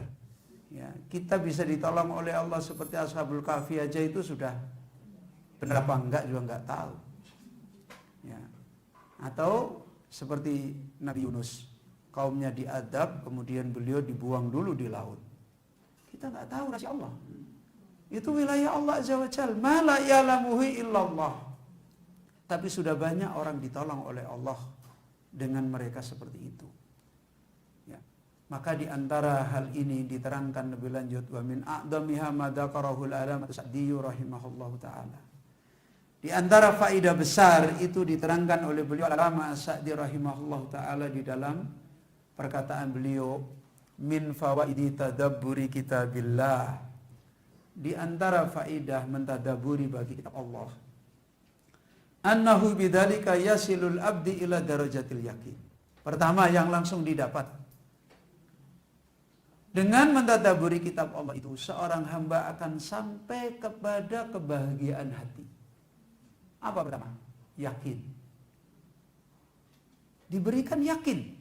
Dan itu nikmat yang langsung. Kenapa? Langsung mendapatkan faidah, langsung mendapatkan kaidah. Yang selama ini kita bingung, gini, begitu kita baca, kita tadabburi, loh, seringkali kita ditunjukkan oleh Allah hikmah. Begitu kita mengambil faidah dari Al-Quran, Allah berikan al-yakin. Ya. Kemudian wal ilmi bi annahu kalamullah. Dengan kita mentadabburi itu adalah kalamnya Allah, saat itu kita faham bahwasanya kita ini sedang diajak bicara oleh Allah. Bagaimana seorang hamba seperti ini? Coba kalau orang baca Al-Quran, mana dia mungkin dia kerasa kalau dia sedang diajak bicara oleh Allah. Tapi kalau dia memahami, dia mengambil ada makna beginian, oh ternyata ini Allah yang menyampaikan, baru sadar dia. Kalau saya ini dengan baca Al-Quran ternyata diajak bicara oleh Allah Azza wa Jalla. Orang sekarang mau bertemu presiden, dialog nggak jadi aja. Ini diajak bicara oleh Allah Azza wa Jalla. Gimana seorang hamba diajak bicara oleh Allah? Pasti punya ketenangan. Ya. Nabi Muhammad SAW ketika dulu turun wahyu berangsur-angsur, Dan berhenti, sedih beliau. Ketika wahyu berhenti, Nabi dicela di sana sini. Kemudian sampai orang Quraisy mengatakan, lihat Muhammad didiemin sama Tuhannya itu. Itu Nabi Muhammad sedih. Ya. Merasakan beban. Begitu turun wahyu lagi, Masya Allah, gembira sekali Rasulullah SAW. Nah kita ini tiap hari dihadapkan dengan wahyunya Allah Al-Quran. Ya. Ini kalau kita mau tadabbur, akan sampai ke sana. Kemudian, li'annahu yarahu yusaddiqu ba'dahu ba'dahu. Nanti kalau dia tadabbur, dia akan menyaksikan. Setelah dia tadabbur ayat ini, dia tadabbur ayat lain, dia akan tahu rahasia, kaidah-kaidah, ternyata ini ada di sana. Ini diterangkan di sini, ini ada di situ, ini ada di sini. Semakin dia dibukakan rahasia yang menakjubkan di dalam kitab Allah Azza wa Jalla. Kalau dia mau seperti itu. Ya. Ini Bapak Ibu yang dirahmati Allah. Wa yuwafiqu ba'duhu ba'dan. Semakin ditunjukkan satu ayat ini, mendukung ayat ini, menguatkan ayat ini, yang orang lain bingung. Dan kekacauan hidup itu berangkat dari bingung, dari tidak yakin, dari tidak jelasnya petunjuk. Ya, karena itu sangat sayang sekali kalau kita ini umatnya Nabi Muhammad dan kita manusia. Nabinya manusia, tapi kita tidak bisa menghargai Nabi kita. Jin itu nggak ada nabinya. Nabinya manusia, tapi dia punya harga besar menghargai Al-Quran. Pada jin, kita manusia, Nabi kita manusia. Harusnya kita lebih kuat mendapatkan faedah dari kitab Allah daripada jin. Allah sampai mencontohkan di dalam Al-Quran. Walihada lam yantahi ikhwanuna minal jin. Karena itu saudara kita dari jin, ya, saudara kita di dalam taklif, kan penghuni neraka surga kan sebagian jin, sebagian manusia kan. Berarti saudara kita di dalam ujian agama ini. Sampai saudara kita dari jin, dia tidak mau berhenti, ya, menikmati Al-Quran, ya. Itsami'uhu, ketika dia mendengar Al-Quran dibaca. Kenapa dia tidak mau berhenti? Ya jin, masa dia membaca Al-Quran jadi imam disukai orang, kan ya nggak ada. Dari mana dia tidak mau berhenti? Hatta qalu, sampai dia mengatakan, inna sami'na Qur'anan ajaban. Sungguh kita ini mendengar Al-Quran yang ajib, yang luar biasa. Dari apa dia melihat? Dari makna, dari faedah. Buktinya apa kata jin? Yahdi ilar rusdi. Al-Quran ini ternyata yang beri petunjuk kepada hidayah. Fa'amanna bi, maka kita beriman. Loh ini jin, dia mentadaburi Al-Quran, padahal nabinya bukan jin. Ya kan begitu. Kita ini manusia, nabinya manusia. Jin itu kelebihannya tentang hidayah di bawah manusia. Tapi jin bisa mendapatkan seperti ini dari mentadaburi. Sampai dia bisa mengatakan inna sami'na Qur'anan ajaban. Kita mendengar Al-Quran yang luar biasa. Di mana letak luar biasanya? Yahdi ilar rusdi. Al-Quran ini ternyata memberi hidayah, menunjukkan jalan hidayah. Fa'amanna bihi, maka kita beriman dengan Al-Quran ini. Ini perkataannya jin. Buah apa ini? Buah mentadaburi. Wa minhum man sami'al Qur'an. Di antara mereka telah mendengar Al-Quran. Kemudian Allah sebut, falamma khadaruhu, ketika mereka telah hadir di majelisnya Nabi, qalu, mereka mengatakan ansitu, perhatikan. Ya, jangan ngomong, jangan bicara, jangan ini. Loh ini karena faham. Karena merenungi. Falamma qudiya, ketika Al-Quran sudah selesai dibacakan oleh Nabi, walau, mereka pergi semua ke kaumnya. Ngapain mereka ke kaumnya? Langsung menasihati kaum dengan apa yang dia dengar dari Nabi. Masya Allah. Ya. Walau ila qaumi, mereka segera balik semua ke kaumnya, mundirin, mereka memperingatkan semua apa yang mereka dapat dari Nabi. Ini jin. Masya Allah. Makanya saya jadi ingat dulu di Semarang, saya di perumahan Bukit, ada lagi di perumahan Dinar Mas, ada orang kena jin. Dia disuruh pergi. Saya mau pergi, tapi saya dipindah aja. Pindah di mana? Pindah di musola, namanya musola Baitus Salam. Kenapa kamu di sana? Saya mau ngaji. Ya, qadarullah waktu itu saya aktif ngaji di Baitus Salam. Saya bilang, ya udah biarin aja, suruh aja dia ngaji ke sana. Alhamdulillah setelah itu, ya sudah kamu pergi sana, diantar. Habis itu sembuh orangnya yang kena jin. Ya, jin-jin saja punya perhatian untuk tadabbur. Padahal nggak ada jin yang jadi nabi, jadi ulama nggak ada. Ulamanya jin itu manusia. Karena dulu Syekhul Islam pernah memberikan ilmu nasihat kepada jin-jin. Mereka hanya mundirin, pemberi peringatan aja. Itu pun mereka mengagumi kitab Allah Azza wa Jalla. Ini maka dinasihatkan oleh beliau, wa mahada illa li syiddati ta'assuri him. Ini karena kuatnya mereka mendapatkan faidah an-nabi yang memancar minat tadabbur wa tafakkur, dari buahnya dia memahami, buahnya dia mentadaburi, buahnya dia memikirkan.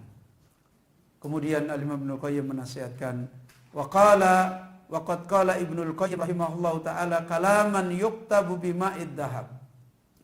Al-Imam Ibnul Qayyim telah menulis sebuah perkataan yang ditulis dengan tinta emas. Kata Imam Ibnul Qayyim, laisa syai'un anfa'a lil abdi fi ma'asyihi wa ma'adihi wa aqraba ila najatihi min tadabburil Qur'an. Tidak ada satu perkara yang paling bermanfaat bagi seorang hamba di dalam hidupnya, di dalam akhir kesudahnya, dan yang paling mendekatkan dia kepada keselamatan kecuali dari orang yang mau mentadabburi Al-Qur'an. Wa italati ta'amul fi, dan mau memperpanjang untuk hidup dengan Al-Qur'an, difahami, direnungi, diambil faidah. Wajabil fikri fi ma'ani ayati, dan mengumpulkan pikiran, fokus di dalam memikirkan maknanya Al-Qur'an. Wa sadaqa rahimahullah, dan benarlah Al-Imam Qayyim, fa inna tadabbura fi kitabillah miftahu kulli khairin. Sungguh mentadabburi kitab Allah adalah pembuka semua kebaikan. Wa mughliqu kulli khairin, dan penutup semua kejelekan. Bapak Ibu yang dirahmati oleh Allah, karena sudah masuk waktu duhur, kita cukup sampai sini. InsyaAllah nanti jam 1 kita lanjutkan kembali. Kita akhiri dulu majelis kita. Subhanaka Allahumma bihamdika, asyhadu an la ilaha illa anta, astaghfiruka wa atubu ilaik. Min syururi anfusina wa sayyiati a'malina. Man yahdihillahu fala mudhillalah wa man yudlil fala hadiyalah. Wa asyhadu an la ilaha illallah wahdahu la syarikalah. Wa asyhadu anna Muhammadan abduhu wa rasuluh sallallahu alaihi wa alihi wasallam. Ya ayyuhalladzina amanu taqullaha haqqa tuqatih wa la tamutunna illa wa antum muslimun. Ya ayyuhan nasu taqu rabbakum alladzi khalaqakum min nafsin wahidah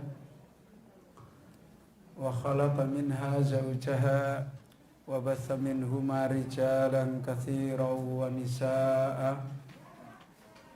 Wattaqullaha alladzi tasaaluna bihi wal arham, innallaha kana 'alaikum raqiba.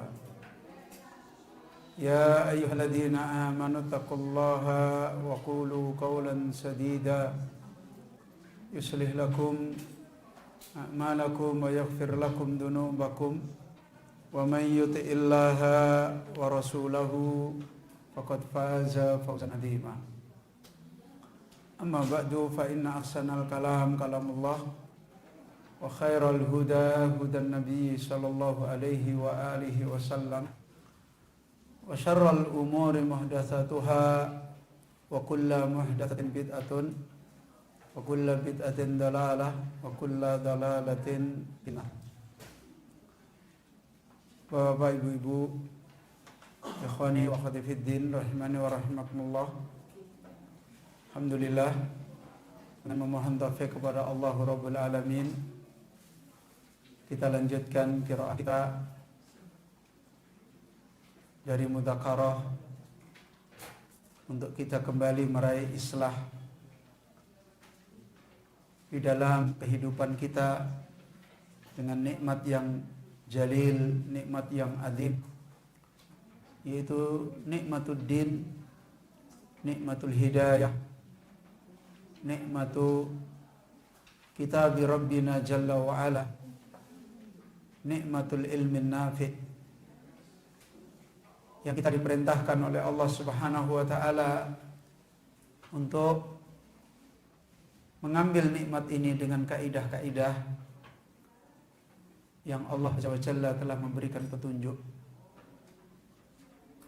Yang kaidah ini adalah kembali kepada bagaimana kita mendapatkan tujuan besar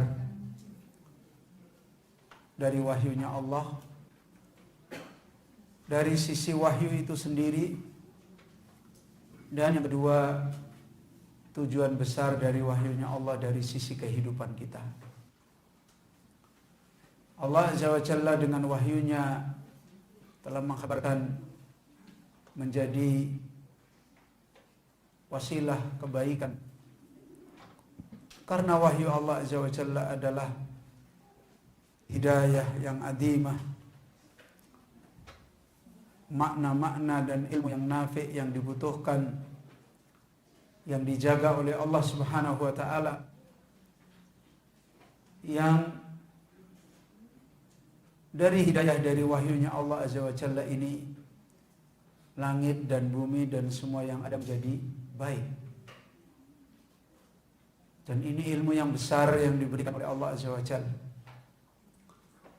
Dan yang kedua adalah dari sisi bagaimana seorang hamba mengambil wasilah yang telah dikumpulkan oleh Allah kepada satu tujuan syar'i yang jami', yaitu at-tadabbur. Tujuan besar yang ada di dalam syariat Allah Azza wa Jalla tentang kitabnya, yaitu at-tadabbur. Bagaimana kita punya kehidupan dengan kitab Allah secara tadabbur.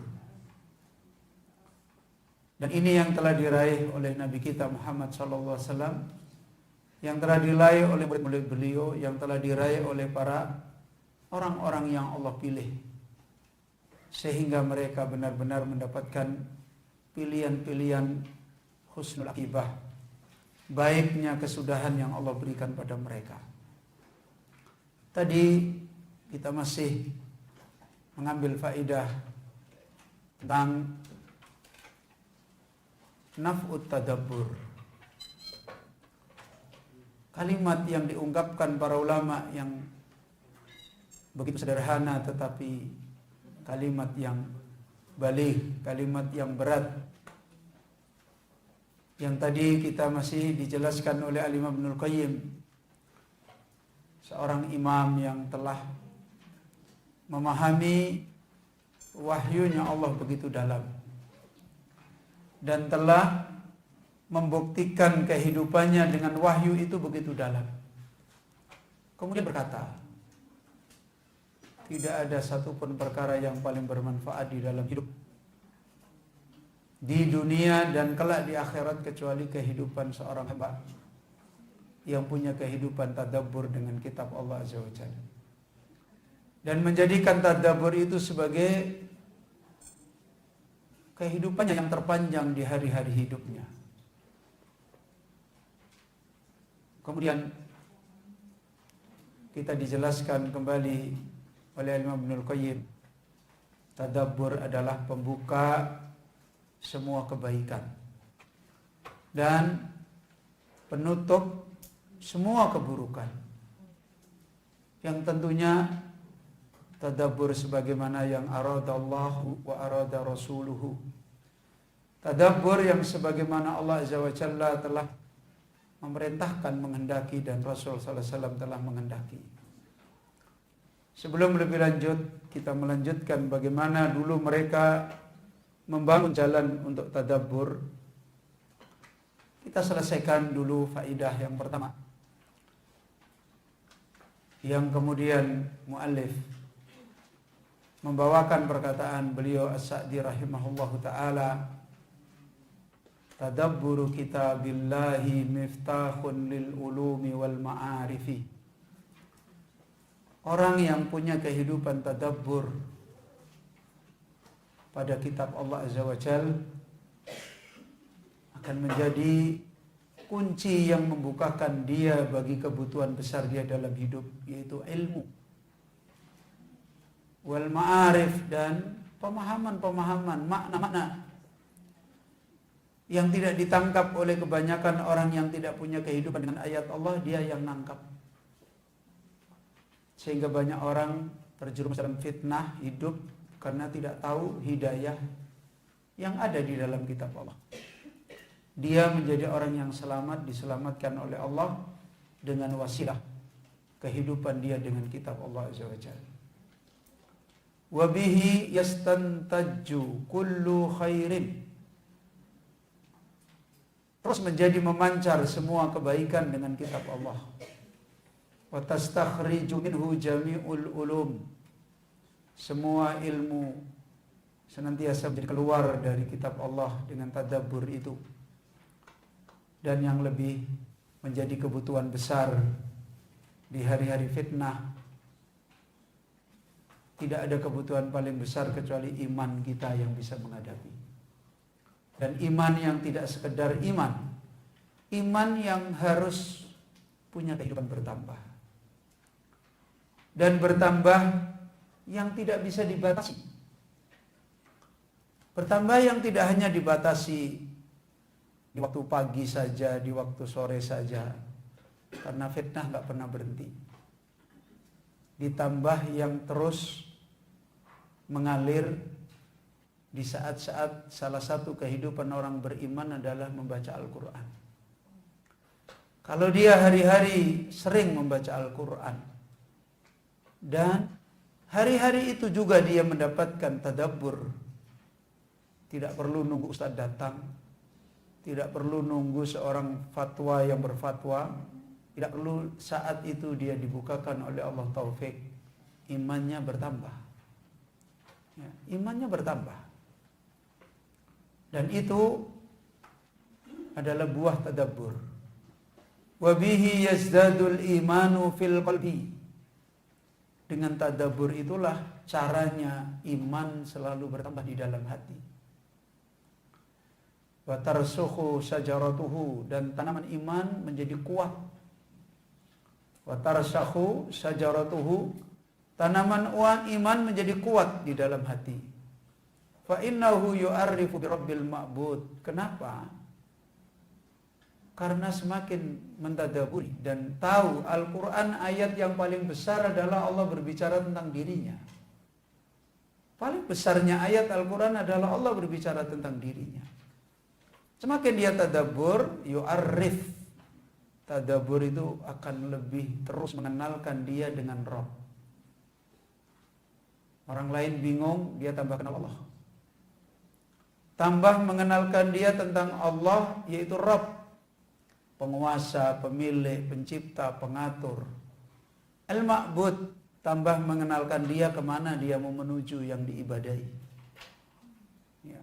Wa ma lahu min sifatil kamal, tambah menumbuhkan pohon iman dia ketika terus menerus dia memahami nama-nama dan sifat-sifat Allah yang sempurna.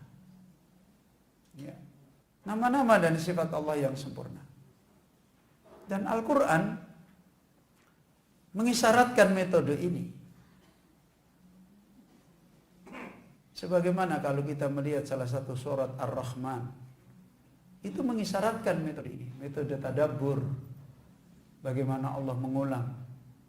Bagaimana Allah mengulang namanya Ar-Rahman. Bagaimana Allah bertanya, bagaimana semakin dia dikenalkan tentang Allahu Rabbul Alamin.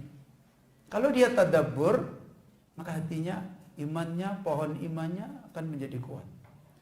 Cintanya kepada Allah semakin jelas, yakinnya semakin jelas, dan seterusnya. Wa ma yanzihu anhu min simatin naqsi, dan semakin bersih, tercabut dari dia dari memberikan tanda-tanda sifat-sifat yang naqs pada Allah. Semakin melihat sempurnanya Allah. Ya. Wa yu'arrifut thariq, dan yang lebih jelas lagi, tadabbur itu akan memahamkan dia tentang jalan. Thariq, yang hari-hari dia berdoa sebagaimana orang awam berdoa. Apa doanya orang awam sama kita? Ihdinas siratal mustaqim. Apa yang membedakan orang awam berdoa ihdinas siratal mustaqim dengan orang yang punya tadabbur? Dia semakin mendapatkan petunjuknya. Mereka nggak dapat. Ya. Orang yang tadabbur semakin tahu, semakin memahami ayat itu, semakin ngerti, semakin terbuka. Yang orang lain tidak tadabbur nggak pernah paham. Ya. Itulah makna kenapa Nabi berlindung dari ilmu yang tidak bermanfaat, diakhiri berlindung dari doa yang tidak dikabulkan. Orang yang berdoa ihdinas siratal mustaqim dan tidak pernah mempelajari petunjuknya ihdinas siratal mustaqim adalah orang yang berdoa dengan doa yang dia lalai. Dan doanya orang lalai tidak akan dikabulkan oleh Allah SWT. Ya. Seperti itu apa yang dinasihatkan oleh beliau As-Sa'di rahimahullahu ta'ala. Wa yu'arrifu tariqal musilata ilaihi, semakin memahamkan dia jalan yang bisa menyampaikan kepada Allah. Wa sifati ahliha, semakin memahami sifatnya ahli jalannya Allah. Coba kalau tadabbur, satu kisah Nabi ditadaburi, kisah Nabi lain ditadaburi, sudah nggak tertarik dengan kisahnya orang-orang bingung. Nggak akan tertarik. Mereka bingung, ya orang ini tenang. Ngapain kita ikutin kisahnya orang-orang yang tidak ketemu jalan? Semakin dia memahami sifatnya orang-orang yang di atas jalannya Allah. Wa malahum indal qudumi alaihi, dan perkara yang dia disuguhkan, perkara yang ada pada mereka dari bagaimana dia harus mendahulukan atas kitab Allah. Jadi tahu. Wa yu'arriful adwa, salah satu kebutuhan manusia adalah kenal musuh. Kalau dia nggak kenal musuh, rusak. Dan banyak orang tidak paham musuhnya. Al-Quran yang ditadaburi akan mengenalkan musuhnya, mengenalkan perilaku musuhnya, sepak terjang musuhnya. Orang lain nggak paham, sampai belajar ilmu antropologi nggak paham-paham. Dia paham. Karena Allah sudah membeberkan semua musuh-musuh iman di dalam Al-Quran. Ya. Wa yu'arriful adwa, dengan tadabbur itu dia menjadi mengenal musuh. Alladhi huwal adwu, yang memang musuh beneran. Alal haqiqah, yang sebenarnya. Bukan cuma sekedar mengenal musuh aja. Wat tariq al-musilah ilal adab, dan tahu jalan-jalan yang bawa kehancuran. Tahu bagaimana cara mensikapi musuh. Ya. Wa ma lahum inda wujubi asbabil iqab, dan tahu sebab-sebab adab, sebab-sebab kebinasaan. Lengkap kitab Allah Azza wa Jalla. Makanya dipersiapkan sampai hari kiamat.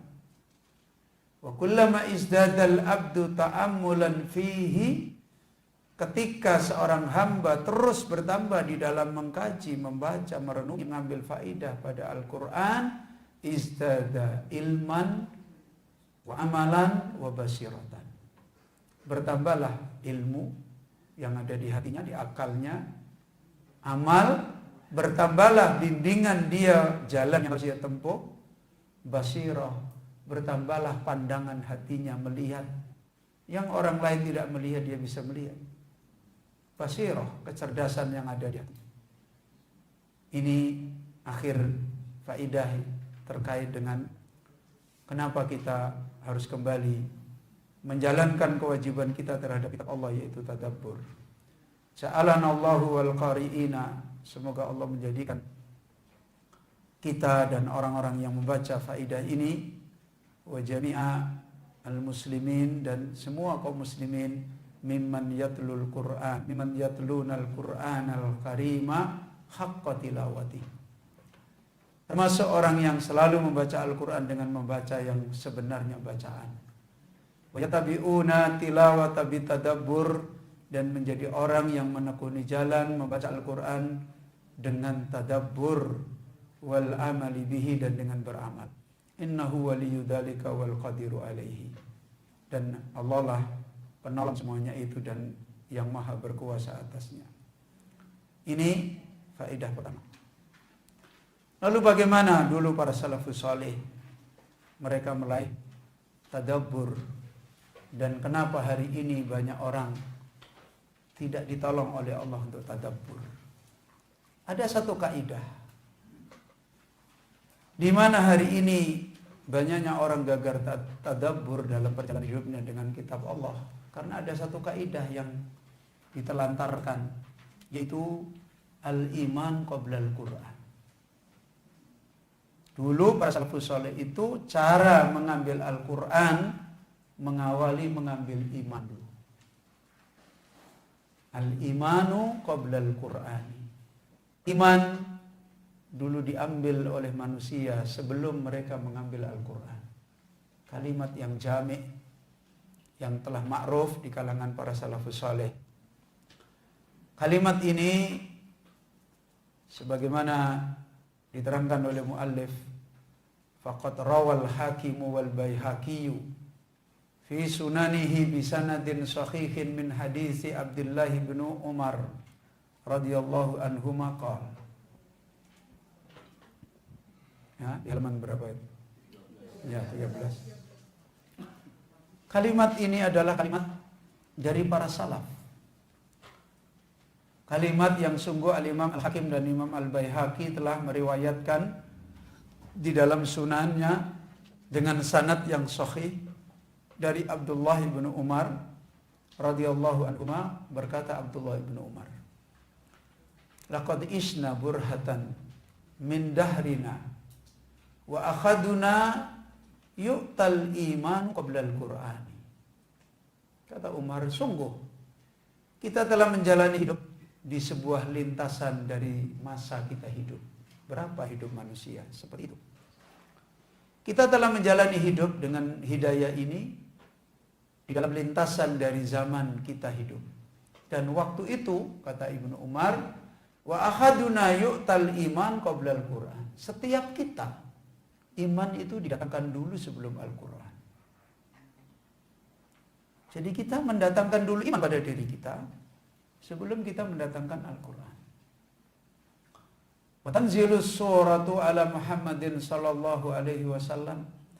Saat itu, ketika Al-Quran turun atas Nabi Muhammad sallallahu alaihi wasallam, apa yang kita lakukan? Fayata'allamu halalaha. Kita belajar apa yang dihalalkan di situ. Kita bukan belajar hurufnya ketika itu. Belajar imannya, belajar apa yang diwajibkan oleh Allah, apa yang harus dituntunkan oleh Allah itu. Fayata'allamu halalaha wa haramaha. Kita belajar halalnya, kita belajar haramnya. Wa amiroha wa zajiroha. Kita belajar mana perintah-perintahnya, mana larangan-larangannya, mana yang dicela oleh Allah. Wa ma yanbaghi ayyaqifa indahum minha. Kemudian apa yang harus bersikap untuk menahan diri di sisinya. Itu waktu surat dulu turun. Belajar dulu faidah, belajar dulu perintah, belajar kewajiban, belajar Allah yang menyuruh, kemudian baru kita belajar mana yang kita harus berhenti dari ayat itu dan sebagainya. Kama ta'allamuna antumul yauma. Seperti hari ini kalian belajar Al-Quran, selalu mempelajari mana yang wakaf, berhentinya sampai di mana. Kalau cuma berhentinya sampai di mana, dulu juga mereka belajar. Tapi summa laqad ra'aitul yauma. Kemudian kata Ibnu Umar, sungguh aku telah melihat pada hari ini harinya Ibnu Umar. Setelah Ibnu Umar meninggalkan generasinya Rasulullah sallallahu alaihi wasallam. Dan kita tahu Ibnu Umar adalah salah seorang sahabat Nabi yang banyak bertemu tabi'in, umurnya panjang. Kalau nggak salah sampai 90 tahun. Ya, itu Ibnu Umar. Jadi Ibnu Umar kemudian pada waktu itu mengatakan, Kemudian sungguh aku telah mendapati di hari ini rijalan, beberapa orang-orang, yu'ta'akhaduhum Al-Quran. Al-Quran didatangkan dulu pada mereka. Salah seorang dari mereka diajari dulu Al-Quran qablal iman, sebelum diajari iman. Ini kalimatnya Ibnu Umar. Bagaimana maksudnya? Yaqra'u ma baina fatihatihi ila khatimatihi. Maka salah seorang itu dia diajari membaca antara ma baina qiraatihi, apa yang ada ma baina fatihatihi, apa yang ada di surat Al-Fatihahnya sampai akhirnya, disuruh baca dari awal sampai akhirnya. Dalam keadaan ma yadri ma amiruhu wala yajiruhu, dan dia tidak tahu, ya, dia tidak tahu apa yang Al-Quran memerintahkan pada dia, dan dia tidak tahu apa yang Al-Quran mencela pada dia. Wala ma yanbaghi ayyaqifa indahu minhu, termasuk juga tidak tahu bagaimana dia wakaf, dan menunjukkan nggak paham. Kalau tahu wakaf berarti dia paham. Ya. Fayansuruhu nasrad daqal, maka dia adalah orang yang menyebarkan Al-Quran sebagaimana menyebarkan ad-daqal. Daqal itu korma yang sudah dibuang-buang, yang gak ada harganya. Ini kata Ibnu Umar. Faedah apa yang hal ini telah ditekuni dulu para salaf, sehingga mereka bisa tadabbur Al-Quran dan meraih kemuliaan seperti tadi disebutkan, dan yang hari ini terlantar. Apa kata beliau dari kalimatnya Ibnu Umar tadi? Diambil faidah, idza ghabal wa'yu fi aulawiyatil ummah. Coba, apabila kecerdasan di dalam kebutuhan prioritas tentang hidayah pada umat. Jadi hari ini orang banyak tahu hidayah, butuh hidayah, tapi nggak tahu aulawiyat. Orang butuh Quran, orang butuh hadis, orang butuh ilmu, tapi kebanyakan mereka tidak ngerti aulawiyat. Aulawiyat itu skala prioritas. Dunia saja pakai skala prioritas. Apalagi urusan mengambil ilmu untuk memperbaiki hati, memperbaiki akal, menjalani hidup. Ya. Kata beliau, apabila kecerdasan manusia tentang skala prioritas umat di dalam urusan hidayah ghobah itu gaib, apa artinya? Sudah hilang. Kalau itu sudah hilang pada akal-akalnya manusia. Yang dicontohkan tadi siapa? Ibnu Umar. Ibnu Umar mencontohkan apa? Mereka dulu ngambil Quran begitu, kemudian dia melihat orang di belakang ngambil Quran lain. Berarti nggak tahu aulawiyat ini. Nggak tahu skala prioritas. Kok dulu sahabat begitu, kok belakangan begini. Ini yang salah bukan Qurannya. Yang salah bukan nggak belajarnya. Tapi nggak ngerti aulawiyat. Ya, itu. Kalau itu terjadi, apa yang terjadi? Wattaraba mizanuha, dan timbangan ilmu yang harus diambil sudah kacau. Ilmu itu kan banyak rinciannya. Ada tagnya, ada pemahamannya, ada rangkaiannya, ada sebab akibatnya, kan banyak persoalan ilmu. Ya, ketika timbangan-timbangan ilmu itu sudah ittirab, terjadi kekacauan. Kenapa terjadi kekacauan? Ya karena skala prioritas itu nggak ada. Sebagaimana contoh hari ini, anak-anak dikasih ilmu kayak dibuang makanan yang terserah kamu. Akhirnya kan akan kacau. Nah, itu yang terjadi. Faqaddamat ma yastahiqqut ta'khir. Apa yang terjadi? Sesuatu ilmu hidayah yang harusnya dia akhir menjadi didahulukan.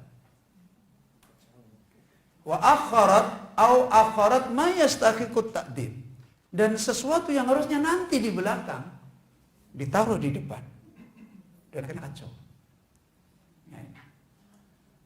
Taghayyuru khaluha, akhirnya keadaan ilmu berubah. Wa tada'ulu sya'nuha, dan akhirnya urusan ilmu menjadi tada'ul, yaitu hakir, rendah dan sepele, nggak ada harganya. Sampai Al-Quran pun nggak ada harganya. Dulu Al-Quran merubah zaman, sekarang Al-Quran untuk mendapatkan nikmat di zaman. Nikmat apa? Nikmat dunia. Ya. Ya. Jadi berubah akhirnya.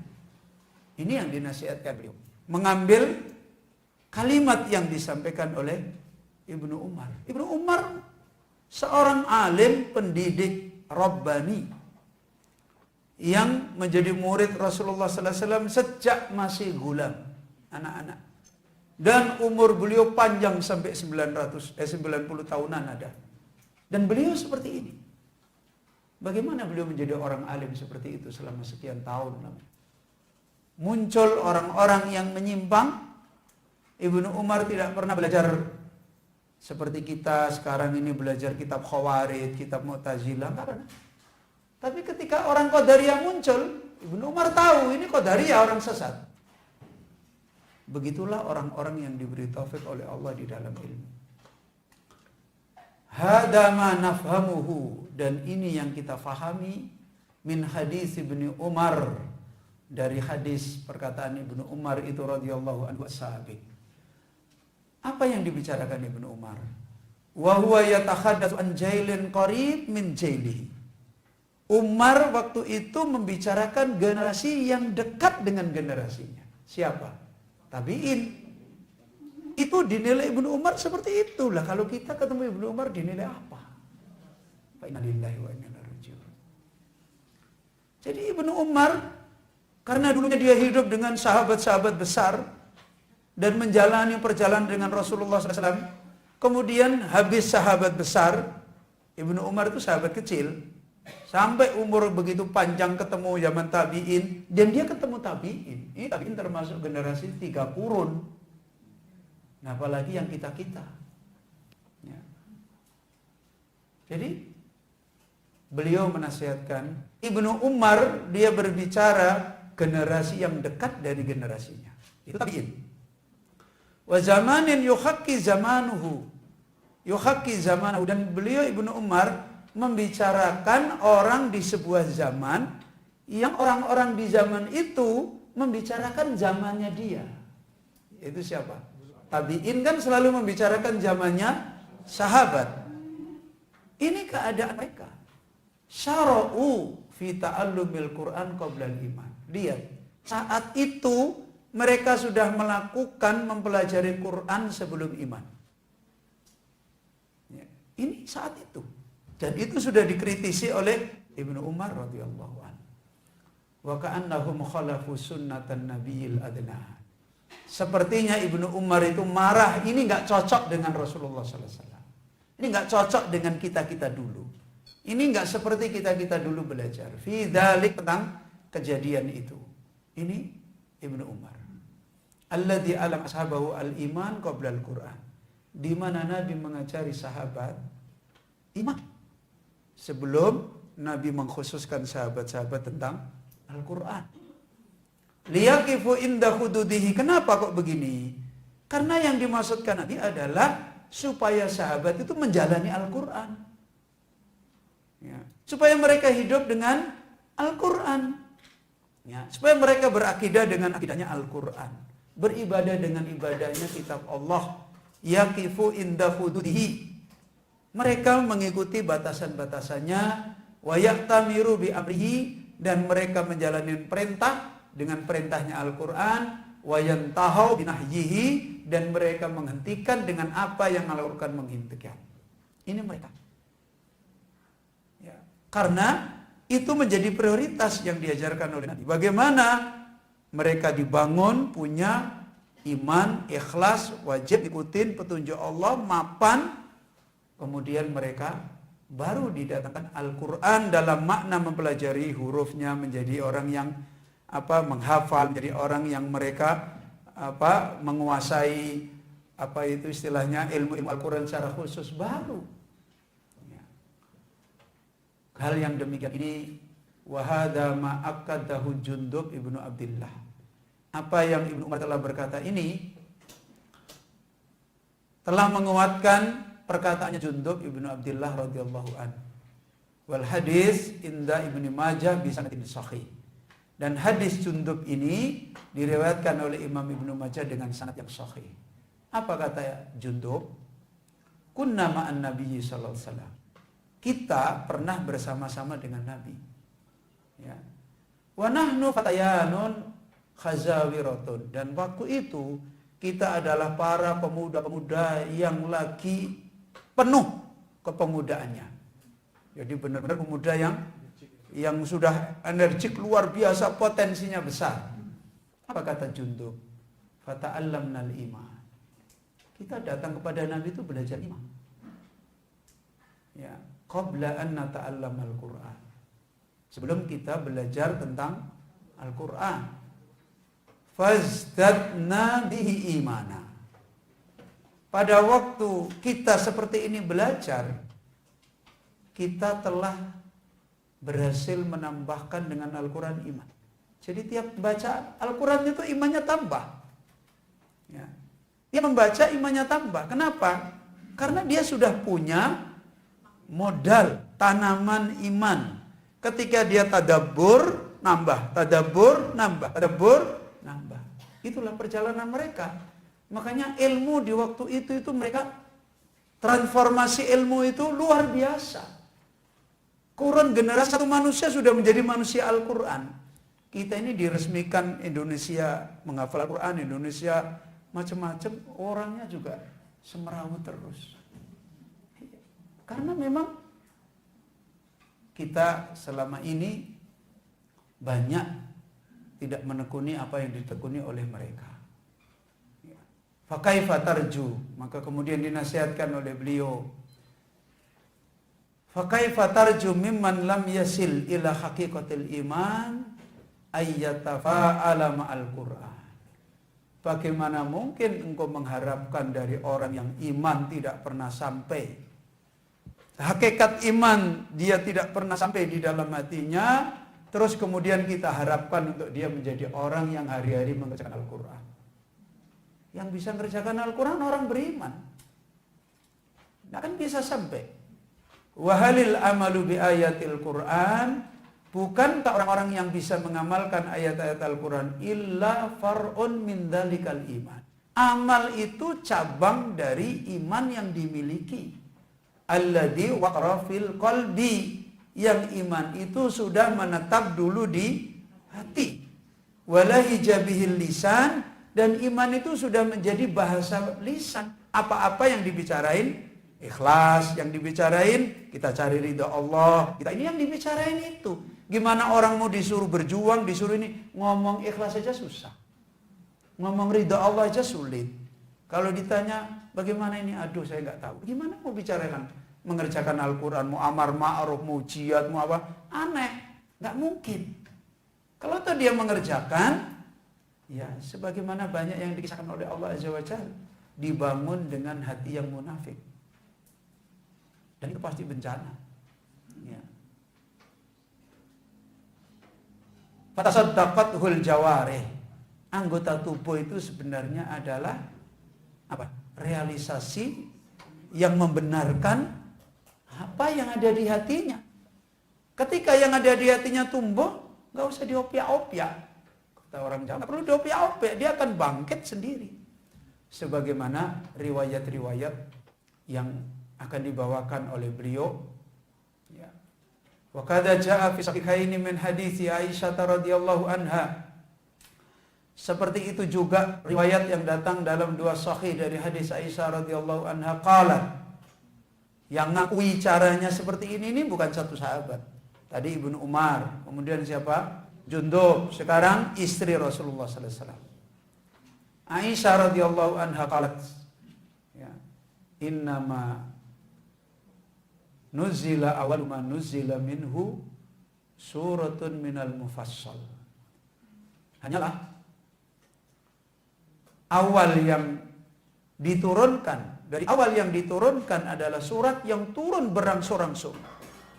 Ya, suratul mufassal, surat yang diturunkan mufassal terperinci dan terus menerus. Apa isinya surat itu? Kata Aisyah, fiha dzikrul jannah. Jadi surat yang kami dengar terus berangsur-angsur itu di dalamnya nyebutin surga. Isinya semua diterangin. Tiap hari kita dengarnya itu terus. Wan nar, menyebutkan tentang neraka.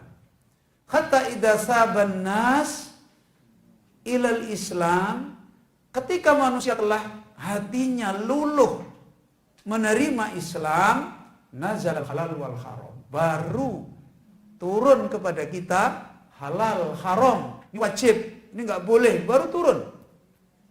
Sebelumnya bicara tentang itu semua, baru turun ini. Hatta walau nuzila awwalu syai'in, kalau seandainya awal pertama yang diturunkan, kata Aisyah radhiyallahu an, la tasrabul khamra, kamu jangan minum khamr.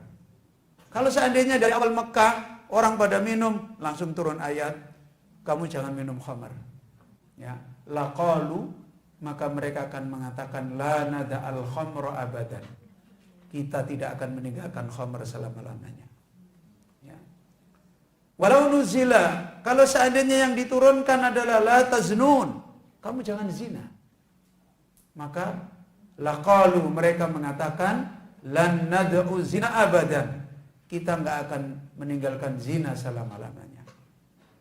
Laqad nazala bi Makkah. Sungguh Al-Quran telah turun di Makkah ala Muhammadin sallallahu alaihi wasallam, atas Nabi Muhammad sallallahu alaihi wasallam, wa inni lajariyatun al-abu, dan waktu itu saya adalah anak gadis kecil yang main-main. Dapatnya apa tadi? Surga, neraka, akhirat, mengenal Allah. Masih kecil Aisyah. Aisyah masih kecil, bermain-main, yang dia dapat adalah ayat tentang iman. Kita masih main-main, kita dapat ayat-ayat tentang ini. Dan Aisyah radhiyallahu anha punya tafsir, menunjukkan apa? Memang harus ini, nggak boleh ini dulu, nggak boleh ini dulu. Mana kalimatnya Aisyah radhiyallahu anha? Kalau yang turun ini, orang nggak akan mau. Nah, itu kan kalimat beliau. Kalau yang turun ini, orang nggak akan mau. Masya Allah.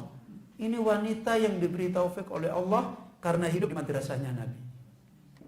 Hidup hari-hari dengan sumber ilmu dari Rasulullah SAW. Ini kata Aisyah radhiyallahu anha. Di antara ayat itu kata Aisyah, balissa'atu mau'iduhum. Hari-hari yang dia dengar adalah ayat tentang kiamat. Sekarang kita, kalau di anak-anak masih kecil diajarkan tentang kiamat, jangan dididik dengan yang nakut-nakuti. Nakuti genderuwo itu nggak benar. Iya. Ya lucu kadang-kadang diterangkan ayat tentang hisab tentang ini nggak boleh, tapi malah ditontonkan kuntilanak sundel bolong. Ya kan aneh.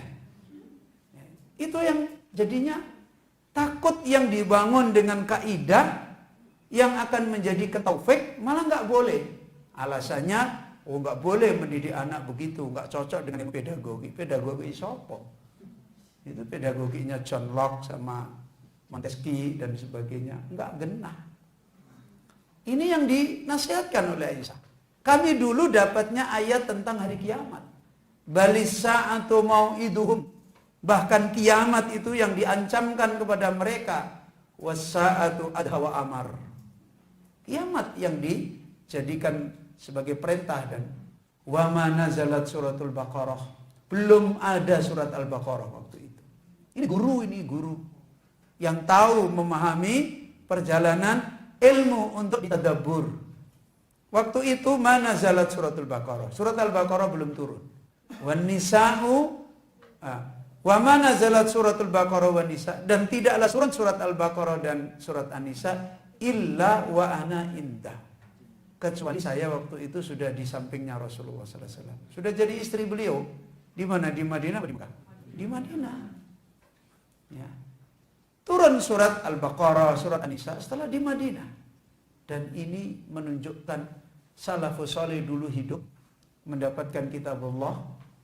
Untuk mereka punya kehidupan dengan kitabullah karena mereka menjalani kaidah. Tahu bagaimana mengambil kitab Allah, al-iman qabla al-Quran. Bagaimana mereka mengambil iman sebelum mengambil Al-Quran. Maka faidah kalimat Aisyah radhiyallahu anha ini dinasihatkan oleh muallif, wa ka'annaha radhiyallahu anha taqul. Sepertinya beliau Aisyah radhiyallahu anha mengatakan, inna ayatal iman nazala qabla ayatil ahkam. Ketahuilah sesungguhnya ayat iman yang diajarkan manusia itu turun sebelum ayat hukum. Baru orang bisa tadabbur. Kalau orang belajar ayat hukum dulu, belum belajar ayat tentang iman, tiap hari berantem. Tiap hari diskusi, karena hawa nafsunya beda-beda, hukumnya akhirnya dicarikan mana yang mencocoki hawa nafsunya. Nggak bisa ketemu. Walaupun dalilnya benar juga bisa salah. Ya. Makanya di sini diajarkan ayat iman diajarkan Aisyah itu duluan sebelum ayat tentang hukum. Apa maksudnya? Fa'amanan nasu awwalan.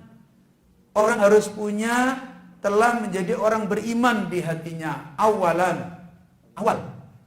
Makanya para ulama sering mengingatkan ya, apa awalu ilmin ma'rifatullah. Awal ilmu adalah mengenal Allah Azza wa Jalla. Tsumma amilu bil ahkam saniyan. Setelah itu amilu, mereka mengamalkan hukum. Yang kedua, wa rubbama hadza min ahamil asbab linakbatil ummatil yauma. Kata beliau, kemungkinan besar yang menjadikan umat Islam sekarang ini adalah apa?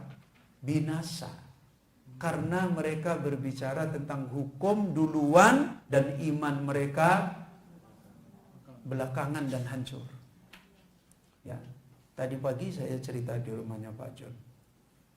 Dulu waktu terjadi jihad di Afghanistan, orang Islam berkumpul tentang hukum. Hukum apa? Jihad kan? Begitu akidahnya berbeda, ya, Syekh Jamilur Rahman dibantai, habis dibunuh sama orang Islam yang kelompok lain. Seperti itu, hukum tidak bisa menyatukan seseorang. Bahasa hukum, jihad, amar ma'ruf, ini nggak bisa menyatukan seseorang. Kalau mereka ini tidak dikumpulkan dengan imanun wahid, nah, iman yang satu. Dulu sahabat dikumpulkan dengan iman yang satu, ketika diuji dengan hukum mereka selamat. Diuji dengan pertentangan mereka selamat. Diuji dengan pemerintah mereka selamat. Diuji dengan rakyat yang membangkang mereka selamat. Karena hati-hati mereka sama. Dan ini apa yang dinasihatkan oleh beliau. Fali annaha qaddamat umuran alal iman khasalal khalalul ladzi nara. Karena umat sekarang ini mendahulukan urusan masalah-masalah semua. Bicara ini, banyak sekali diperdebatkan, dibicarakan. Alal iman, atas iman, imannya dibelakangkan. Kalau mau bicara iman, ditakut-takuti dulu. Wahabi. Ya kan? Kalau udah mau bicara iman, nah, Wahabi. Kalau mau bicara iman, Wahabi lagi. Sudah terus menerus begitu. Dan kita dipancing. Habis dibicarain Wahabi, nanti kita membantah. Sudah, tenggelam bareng-bareng. Khasalal khalal alladzi narah. Akhirnya yang terjadi khalal.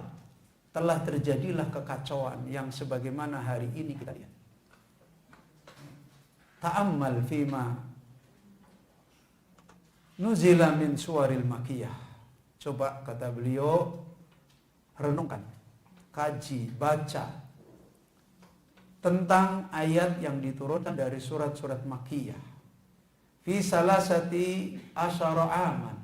Fi salasata asyara aman. Di kurang lebih 13 tahun. Apa? Wahiyya tukhatibun nas bikulli mufradatil iman. Semua ayat itu memanggil manusia, menyeru manusia dengan seluruh rincian iman. Jadi bukan cuma bicara rukun iman 6 selesai, enggak. Rinciannya dibicarain, nama-nama Allah dibicarain, perbuatan Allah dibicarain semua. Ayat yang turun itu semua bicara tentang iman, bicara tentang rincian, bukan global aja, bukan hanya mengatakan syahadat selesai, enggak. Mereka mencerna satu kata tentang nama Allah di Al-Quran, tentang ini. Itu mereka pelajari. mereka pakai apa mempelajarinya? Nanti di bagian ketiga diterangkan. Kalau hari ini kita harus capek-capek dengan kitabnya ulama ini, mereka nggak ada kitab-kitab itu dulu. Ya. Tapi mereka dapat. Ya. Dan disitulah keberhasilan mereka para salafus soleh mendapatkan perjalanan hidup dengan tadabbur, dengan wahyunya Allah Azza wa Jalla. Berisi tentang rincian iman, yaitu al-imanu billah, dirinci oleh Allah. Contoh aja surat Al-Ikhlas. Bukan cuma diterangkan Allah ada, selesai. Allah terangkan bagaimana mengenal Allah dengan kaidah an-nafyu wal isbat. Qul huwallahu ahad, Allahus samad. Kemudian menafikan lam yalid, walam yulad, walam yakun lahu kufuwan ahad. Kemudian diterangkan oleh Allah tata urutan belajar, mengenal nama, mengenal dat, nama yang paling besar Allah. Kemudian nama Rabb, kemudian nama Ar-Rahman, kemudian nama Ar-Rahim, kemudian nama Al-Malik. Ini nama-nama adzam semua. Nah, untuk melahirkan modal ibadah. Apa? Khauf, roja, cinta. Dan itu lahir dari nama Jalalah Allah, Rabbul Alamin, Ar-Rahman, Ar-Rahim, Al-Malik. Al-Malik melahirkan takut, Ar-Rahman, Ar-Rahim melahirkan cinta, lafaz Allah dan Rabbul Alamin melahirkan dia untuk roja kepada Allah Azza wa Jalla.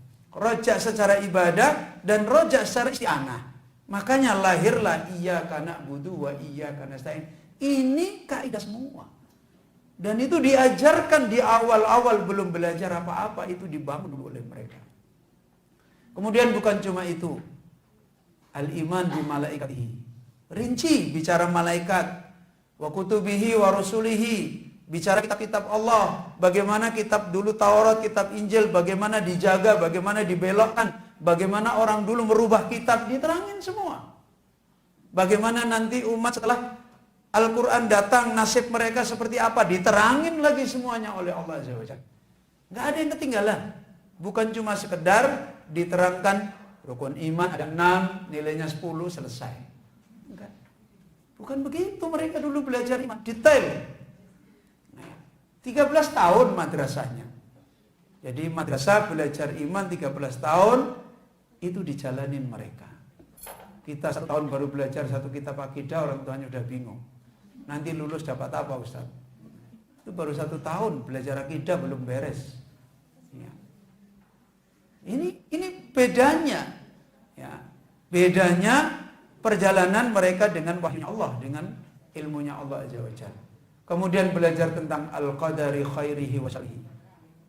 Dan ini pedoman hidup. Mengimani dengan qada dan qadar Allah. Dan hari-hari mereka hidup. Dan mereka hari-hari juga ditakdirkan seperti kita. Kadang mereka ditakdirkan tersenyum. Kadang mereka ditakdirkan menangis. Kadang mereka ditakdirkan ribut di sini, ribut di situ.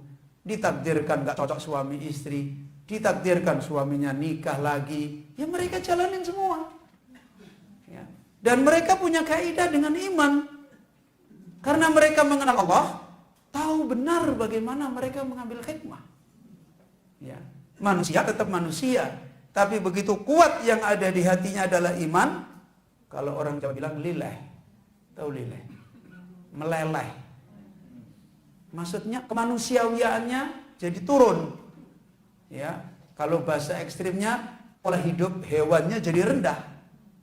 Sudah, yang naik adalah akalnya, hatinya, kecintaannya pada Allah. Ya, ini yang terjadi. Ya, nggak usah jauh-jauh. Kadang-kadang orang sekarang ini baru aja suaminya belum nikah, anaknya sudah dikenalin. Kalau bapaknya lagi, kamu jangan suka ya sama istrinya kedua. Nah, belum apa-apa itu loh. Sudah gak paham takdir, itu aja belum terjadi, apalagi terjadi. Iya kan? Iya. Kalau dulu ibu saya, biar bagaimanapun dia itu bapakmu. Loh, itu ibu saya walaupun sekolah SDW enggak. Padahal bapak saya istrinya 2. Ibu saya ini istri yang pertama. Iya. Ibu saya bilang, dia adalah bapakmu, kamu harus hormat. Bagaimanapun dia adalah bapak. Urusannya bapak begini-begini, itu urusannya dia dengan Allah. Itu orang dulu yang bodoh. Ya. Sekarang ini kita, karena nggak kenal kodok, nggak kenal qadar, apa-apa Jadi repot. Karena yang dibicarain makhluk melulu. Iya, yang dibicarain makhluk terus. Enakan, nggak enakan. Yang dibicarain begitu. Jiwanya jadi rendah. Ya. Nah, ini contoh kecil aja. Ya. Maksudnya contoh kecil. Lah soalnya kenyataannya kalau sudah bicara itu kok gelap semua gitu loh. Kapan cerahnya gitu.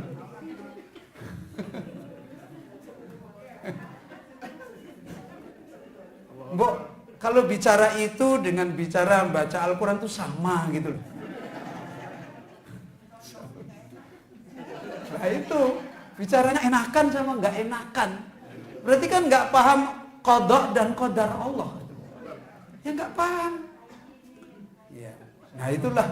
Karena memang belajarnya iman semrawut. Kalau dulu kan belajar iman fokus. 13 tahun, gurunya 1. Oh, luar biasa kan. Wes 13 tahun ngajinya akidah, mengenal Allah, gurunya Rasulullah sallallahu alaihi wasallam. Dipraktekin dalam hidup.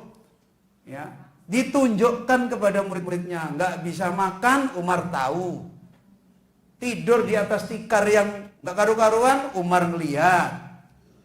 Jadi sahabat-sahabat benar-benar ditransfer imannya Nabi. Padahal mereka bukan Nabi. Dan itu yang menjadikan mereka punya kehidupan dengan kitab Allah Azza wa Jalla. Udah nggak usah panjang-panjang.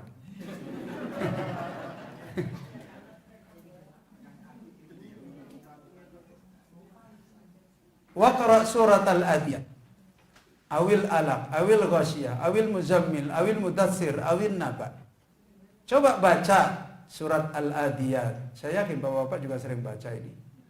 Ibu-ibu, tapi karena pendek. Ya kan? Bukan karena mau tadaburi. Ya kan? Memang begitu kan? Kita ini baca surat-surat ini kita sukai karena pendek, cepat selesai.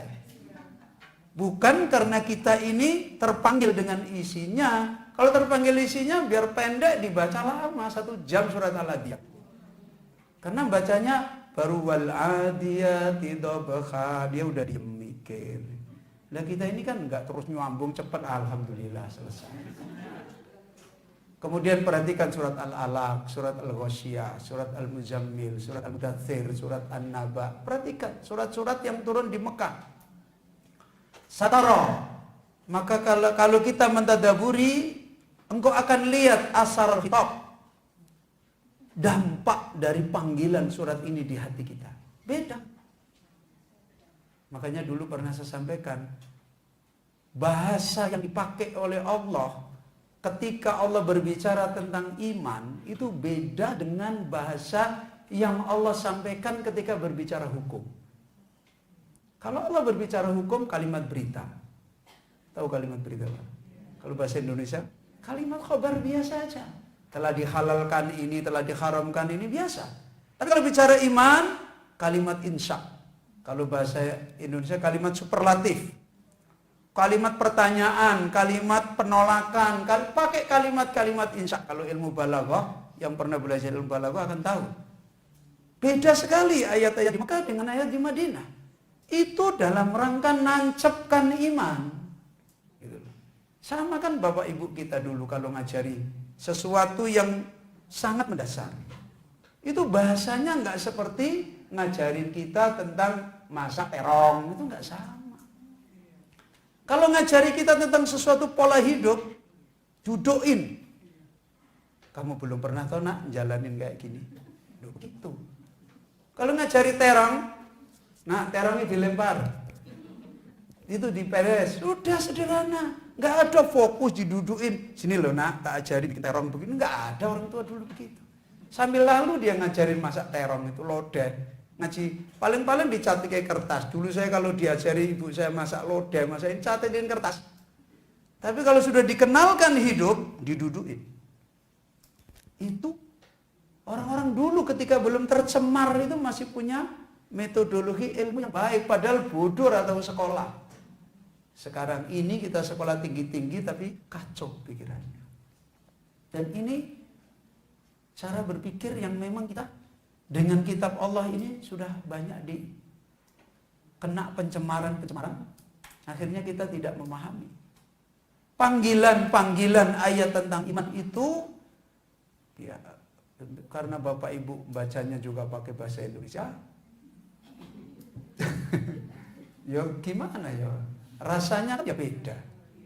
Ya seperti misalnya bahasa Padang misalnya. Kalau Pak John ngomong pakai bahasa Padang dengan istrinya, urusan mendalam, diwakili bahasa Indonesia bisa mendalam ya Pak John? Nggak bisa. Bahasa Indonesia, wah bahasa Padang aja kan begitu. Sama, orang dulu pengen nyampaikan urusan penting, bisanya pakai bahasa Jawa, nggak mau dia nyampaikan bahasa Indonesia. Orang Cina itu kalau ada satu yang penting, dia nggak mau pakai bahasa Indonesia, nggak mewakili, harus pakai bahasa Cina. Waleceng nggak ngerti. Ya harus pakai bahasa mereka, itu lebih mendalam.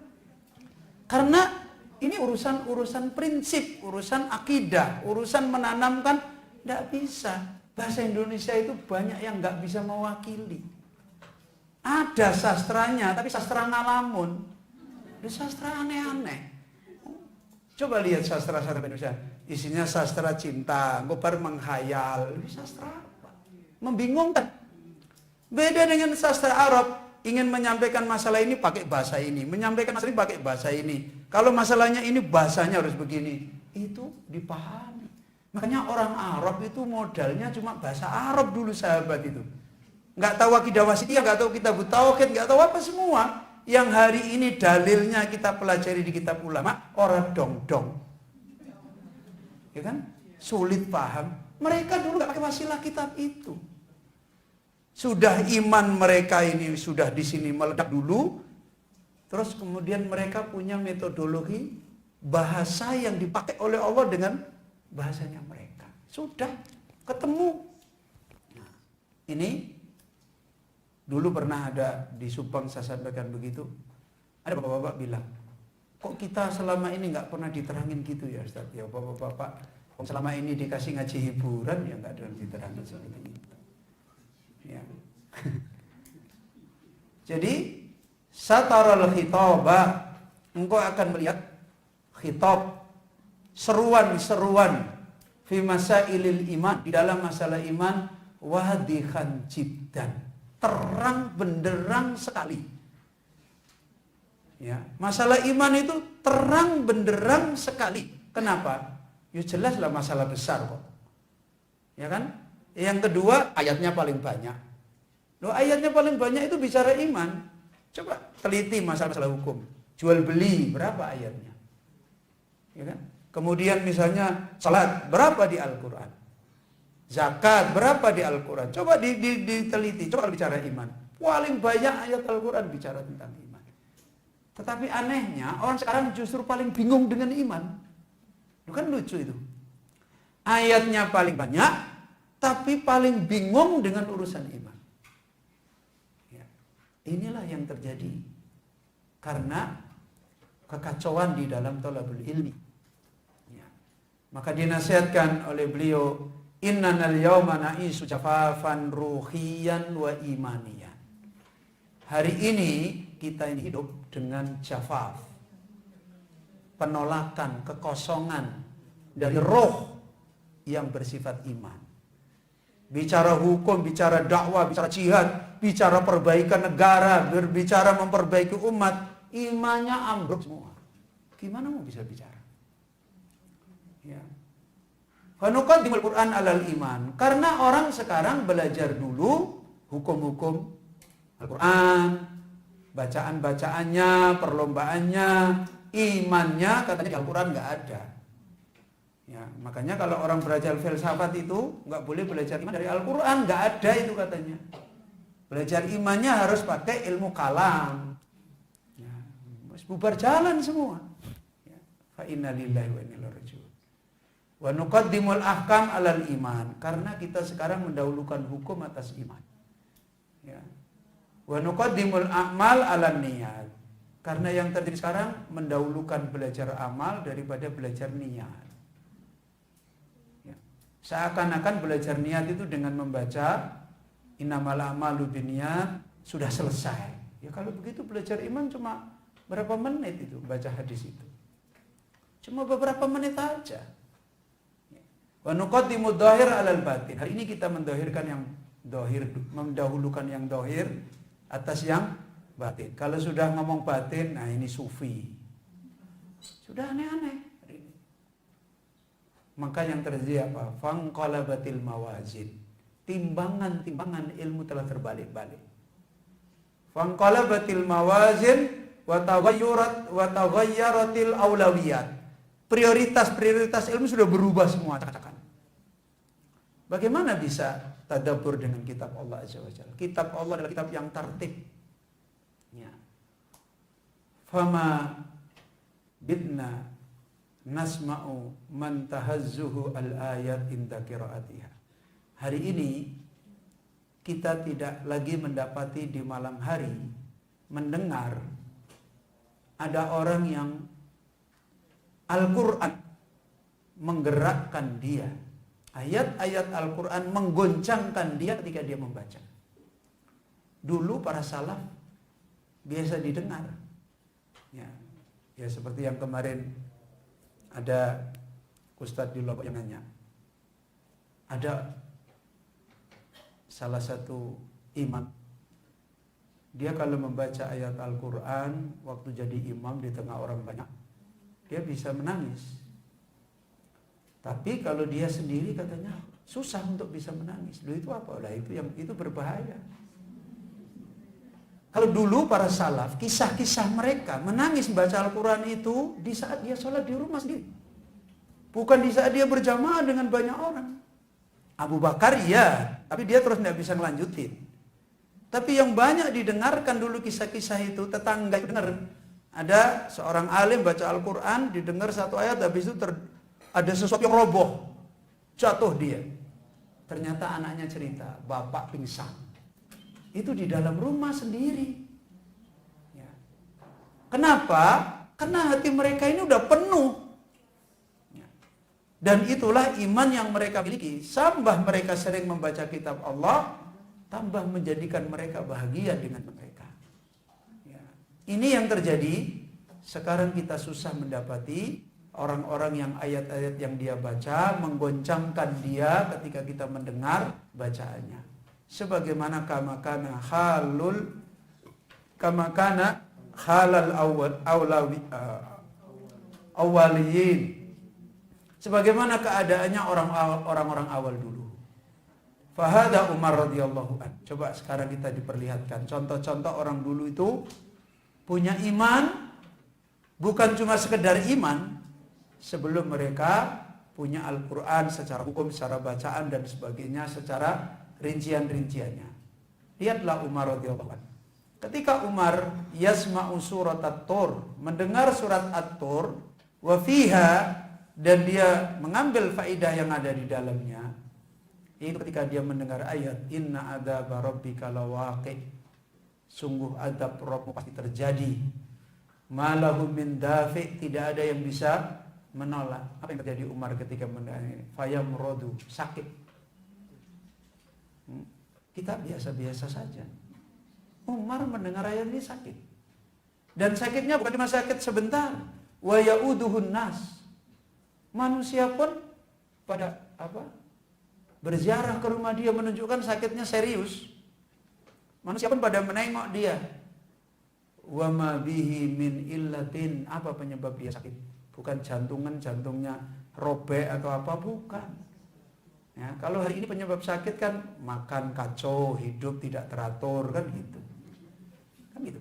Kalau ini Umar sakit sampai diziarahi banyak orang, illal khauf, karena takut yang ada di hatinya, minal jabbar, takut kepada Allah zat yang maha tidak bisa ditolak dengan adabnya jalla fi'ulah.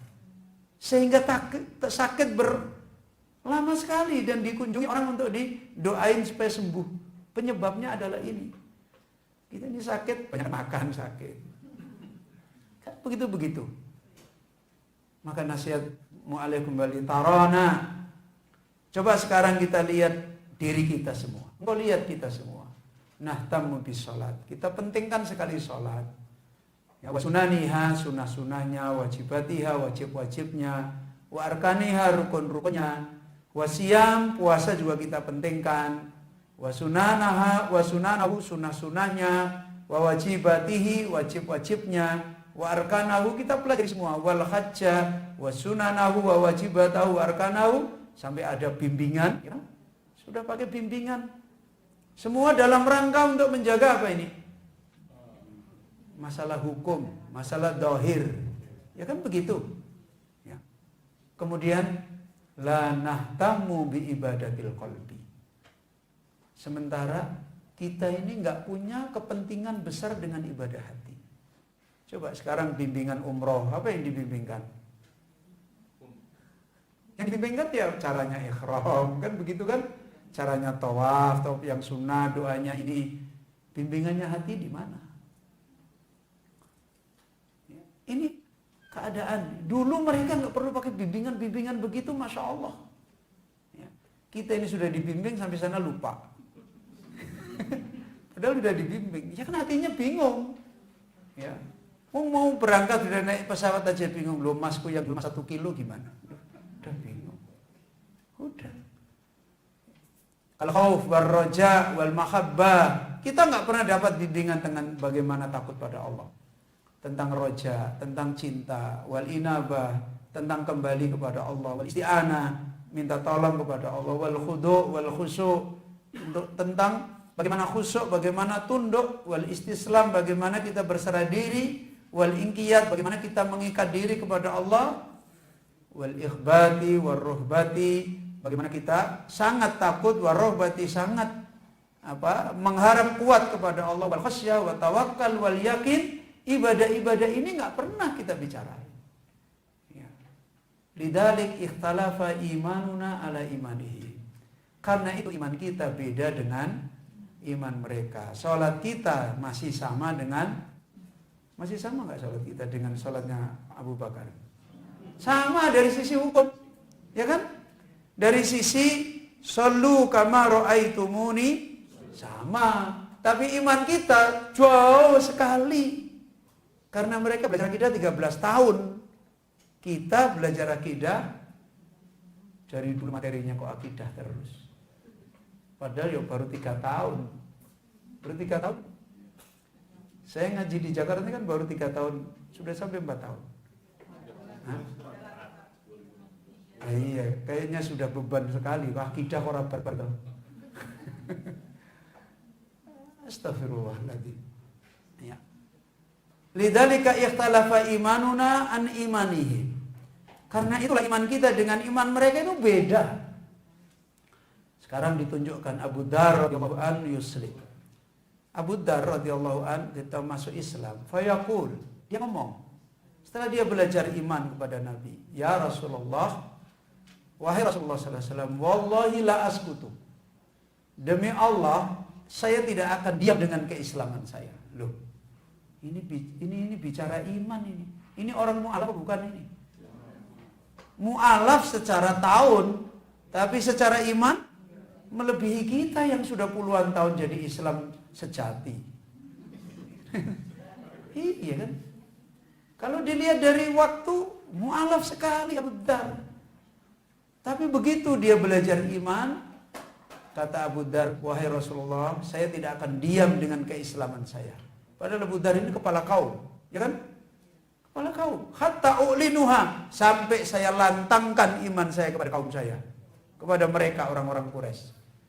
Baina dhahranihim, saya akan bicara iman saya di tengah-tengah mereka. Maka fayakhruju ila Quraisy.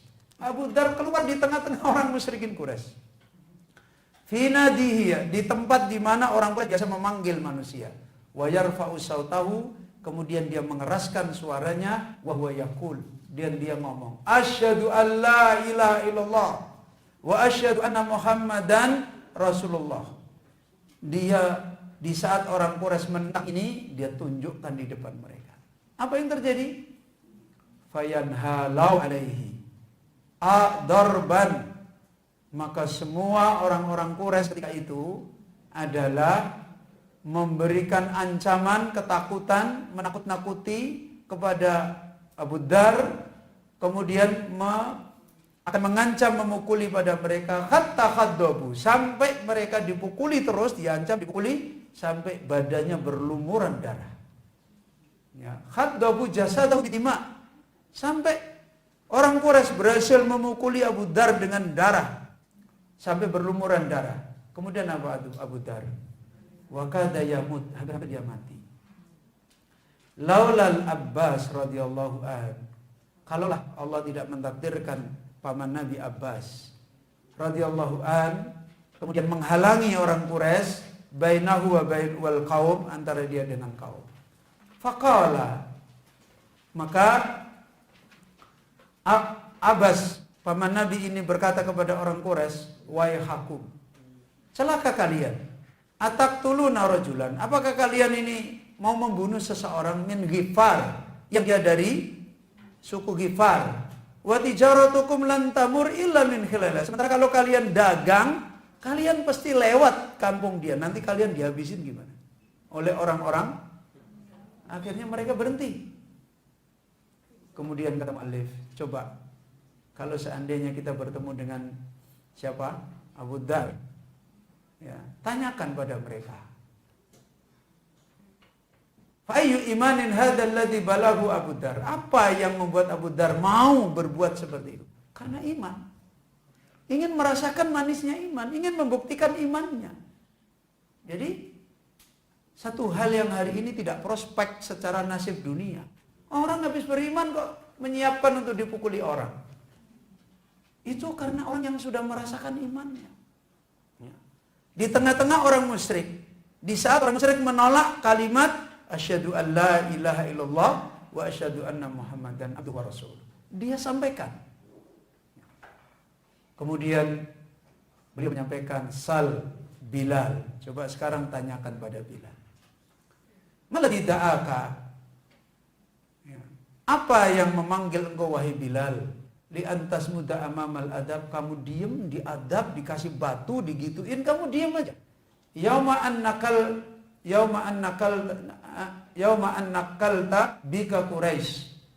Saat yauma annakalat bika Quraisy, saat orang Quraisy mengadab kamu, memusuhi kamu. Kira-kira jawaban Bilal apa? Mau cari dunia, mau cari ini, mau cari kedudukan? Enggak. Sayujibuka, Bilal pasti akan menjawab kamu, innaha khalawatul iman. Itu adalah manisnya iman. Coba lihat keputusan-keputusan iman mereka. Beda dengan keputusan kita. Kadang-kadang kita ini sudah jadi orang ngaji lama, keputusannya aja kayak orang awam. Iya kan? Oh, ini ngaji apa? Ngaji akidah. Oh, aku udah pernah. Aku lagi ada kesibukan yang lain. Orang awam. Ya. Ini Ustadz, gimana? Ini kita harus begini. Nanti dulu kaki saya yang ini belum saya semirkan. Oh, kakinya disemir. Gimana caranya mikir? Dulu orang membuktikan imannya, sekarang kadang orang diberi kesempatan membuktikan imannya malah izin. Gimana? Ya, Masya Allah. Ini jawaban innaha khalawatul iman. Saya mau begitu karena adalah manisnya iman.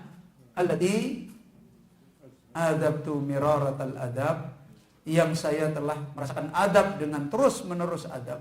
Itu saya diam karena saya merasakan manisnya iman. Kemudian sal ala Yasir, coba tanya keluarga Yasir, kaifa sabartum ala adal musyrikin, bagaimana kalian bisa sabar dengan adab perlakuan buruknya orang-orang musyrik? Fasayaqulun, mereka pasti mengatakan khalawatal iman. Buktinya ketika siapa? Ammar bin Yasir mengucapkan kalimat kufur yang ada pada lisan karena sudah begitu besar ancaman dan kerusakan, dan datang kepada Nabi SAW, apa yang dia katakan? Celaka Yasir, Ammar bin Yasir celaka ya Rasulullah, Ammar bin Yasir celaka. Ini menunjukkan mereka ini hari-hari mereka, hari-hari iman itu nomor satu. Padahal apakah mereka adalah orang-orang yang seperti Abu Musa al-Asy'ari semua? Enggak kan?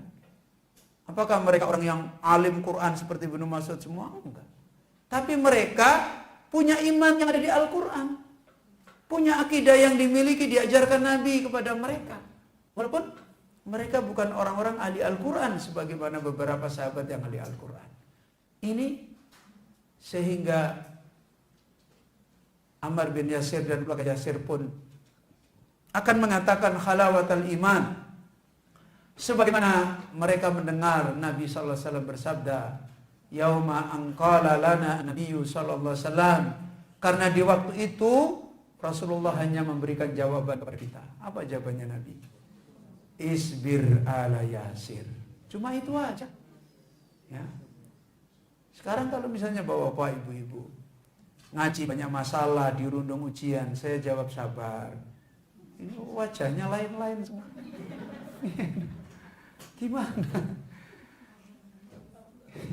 Mereka dulu coba sudah kayak bapaknya dibunuh, ibunya dibunuh, tinggal Ammar bin Yasir sendiri dan nggak ada siapa-siapa yang bisa nolong dia. Mungkin kita bilang enakan Abu Bakar ya kaya jadi orang beriman, duitnya banyak, kepala suku, nggak dapat bencana. Kita ini orang sengsara. Nggak ada yang ngomong begitu.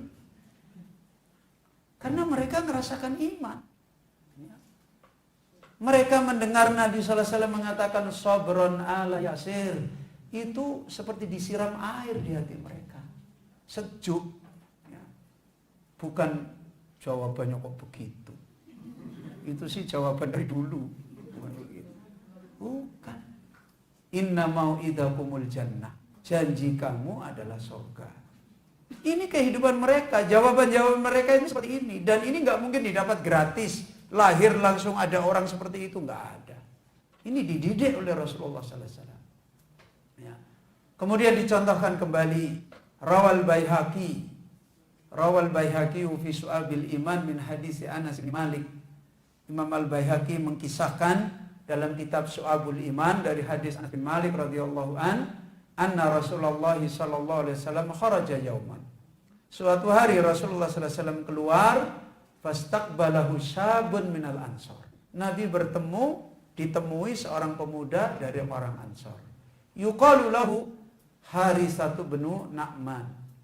Namanya adalah Harisah. Ya, Harisah ibnu Nu'man. Faqala lahu, Rasulullah berkata, yang diuji apanya? Yang diuji bukan sudah berapa kamu, baca apa kamu, enggak. Yang diuji imannya. Apa kata Rasulullah sallallahu alaihi wasallam? Kaifa asbahta ya Harisah? Di waktu pagi ini kamu lagi ngapain wahai Harisah? Kalau kita makan roti, ya Rasulullah sallallahu alaihi wasallam. Nah, kan begitu, olahraga habis lompat di sprint bed, nah begitu. Karena nggak paham pertanyaannya. Loh, orang dulu ditanya oleh Nabi pertanyaannya begitu. Pasti Nabi itu nanyakan urusan hatinya, urusan iman. Kalau kita ada ustadz datang nanya begitu, kamu lagi apa? Padahal ustadz maksudnya pengen ngerti imannya. Malah dijawab dengan gedok goreng. Ustadz pengen pak? Loh, innalillahi wa inna ilaihi raji'un. Nah, ini nggak nyambung gitu loh. Nggak nyambung. Lah kalau yang bertanya teman main kelerengnya, itu pas. Teman main kelereng nanya, wah ini pasti pengen gedok goreng saya. Jawab, saya lagi makan gedok goreng tapi kamu nggak boleh ikut. Itu. Ini yang nanya ustadznya kok jawabannya gedok goreng. Nah, ini yang kadang sering nggak nyambung.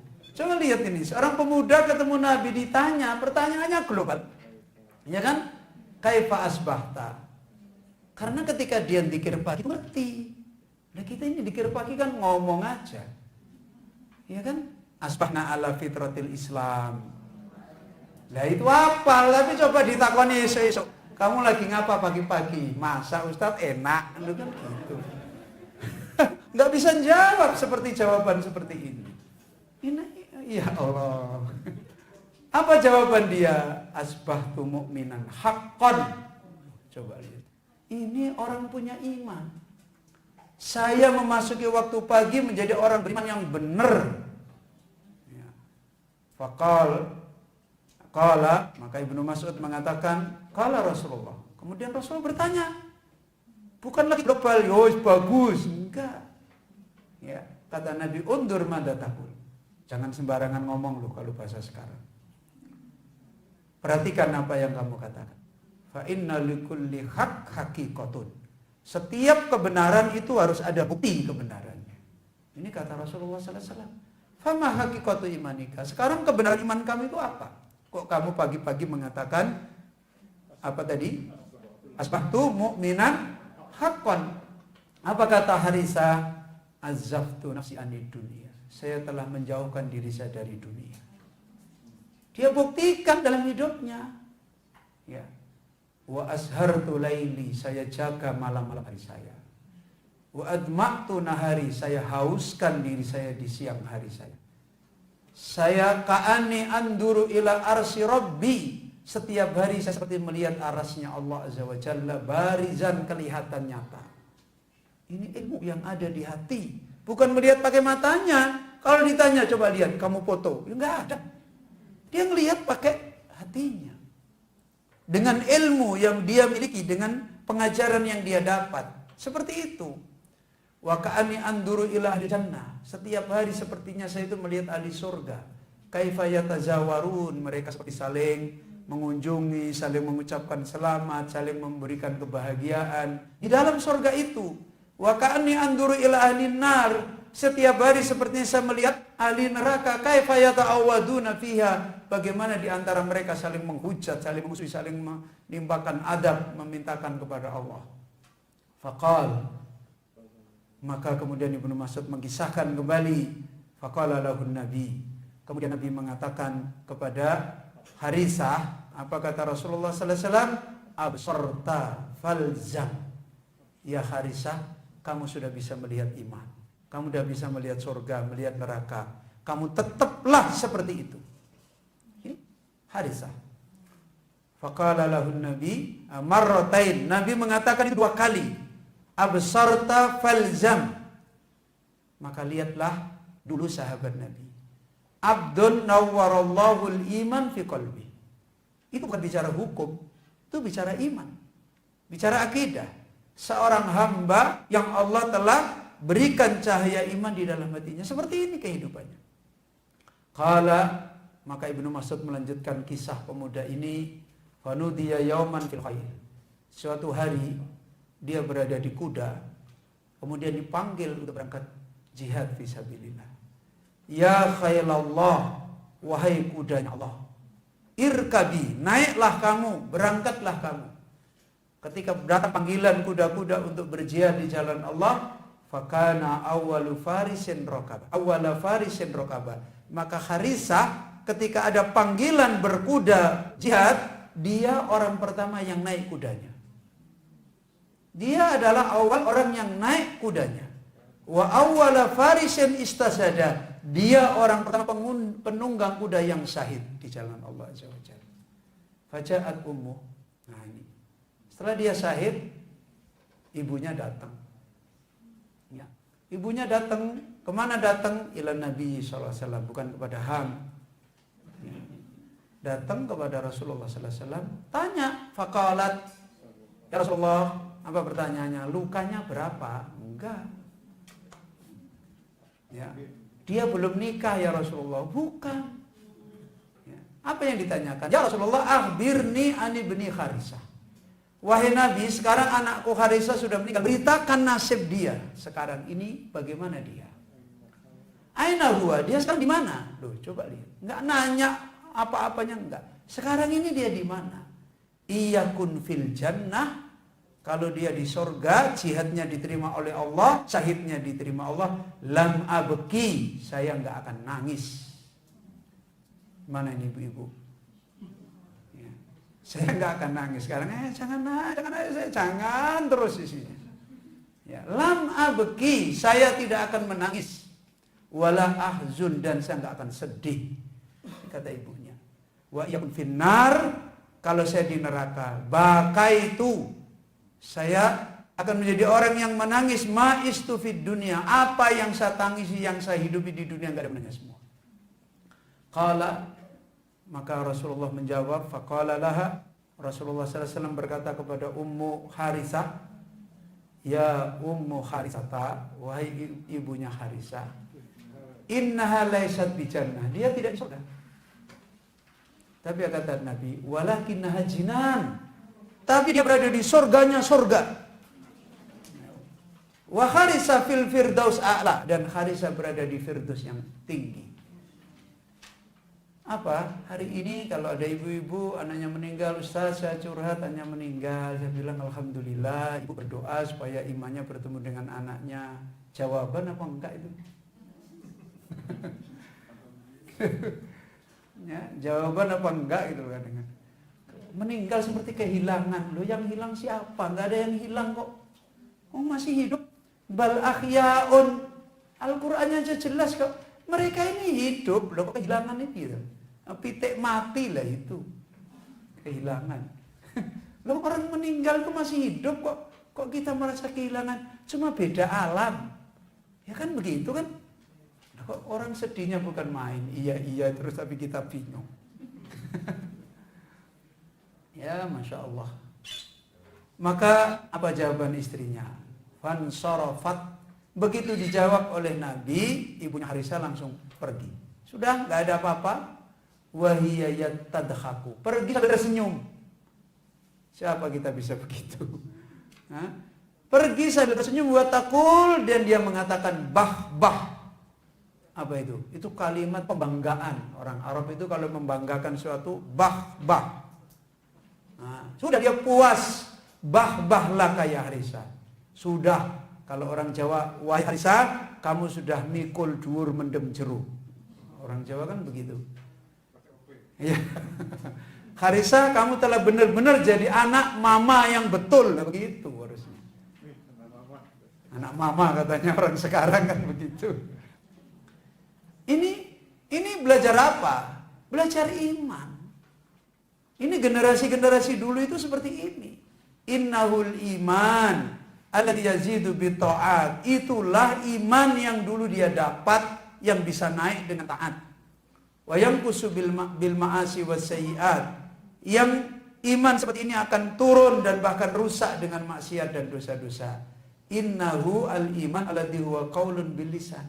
Itulah iman yang didapat dengan belajar, dengan mengkaji ilmu, mendapati perkataan dengan lisan, mendapati i'tiqad dengan hati, mendapati amal dengan anggota tubuh. Kalau iman dari lahir, nggak bisa seperti itu. Iman fitrah nggak bisa dipakai untuk qaulun bil lisan, i'tiqadun bil janan, amalun bil arkan, nggak akan bisa. Karena ini iman yang dipahami dari Al-Quran, dari wahyu. Innahul iman alladzi huwa bid'un wa sab'una su'bah. Itulah iman yang cabangnya 73 sampai 70 cabang, tempat berlomba. Kalau iman itu dikasih cabang, berarti di sana wilayah manusia punya selisih. Berlomba di dalam iman. Ya. A'laha la ilaha illallah, paling tingginya iman yaitu kalimat tauhid, kalimat iman. Wa adnaha, paling rendahnya imatatul adza anit thariq. Ya. Innahul iman, itulah iman billahi rabbah wa ilaha. Imannya orang yang sudah ridho kepada Allah sebagai Rabb, kepada Allah sebagai ilah. Khalisan, ridho kalau Allah pencipta. Razikon, ridho kalau Allah pemberi rezeki. Muhyiyan, mumayyitan, yang menghidupkan, yang mematikan. Qadiron, qawiyan, yang mau berkuasa, yang qawi, azizan, aliman, hakiman. Itulah iman yang didapatkan dengan rinciannya tentang ajaran-ajaran iman. Innahul iman bikulli mufradatihi wa ma'anihi. Itulah iman yang didapat mereka dengan rinciannya, maknanya, wa ma'anihi, wa madmunihi, dan kandungan-kandungannya. Walladzi idza ja'at ba'dahu ayatul Qur'an. Orang yang punya iman seperti itu, kalau setelah itu dia membaca Al-Quran, mendengar Al-Quran, laisa li sahibi illa bidah, pasti tunduk, pasti tambah, pasti akan tambah naik perjalanan imannya. Fahada Abu Dahdah. Kemudian dicontohkan lagi, lihat Abu Dahdah. Wal hadis indal Bazar wal Baihaqi fi Syu'ab.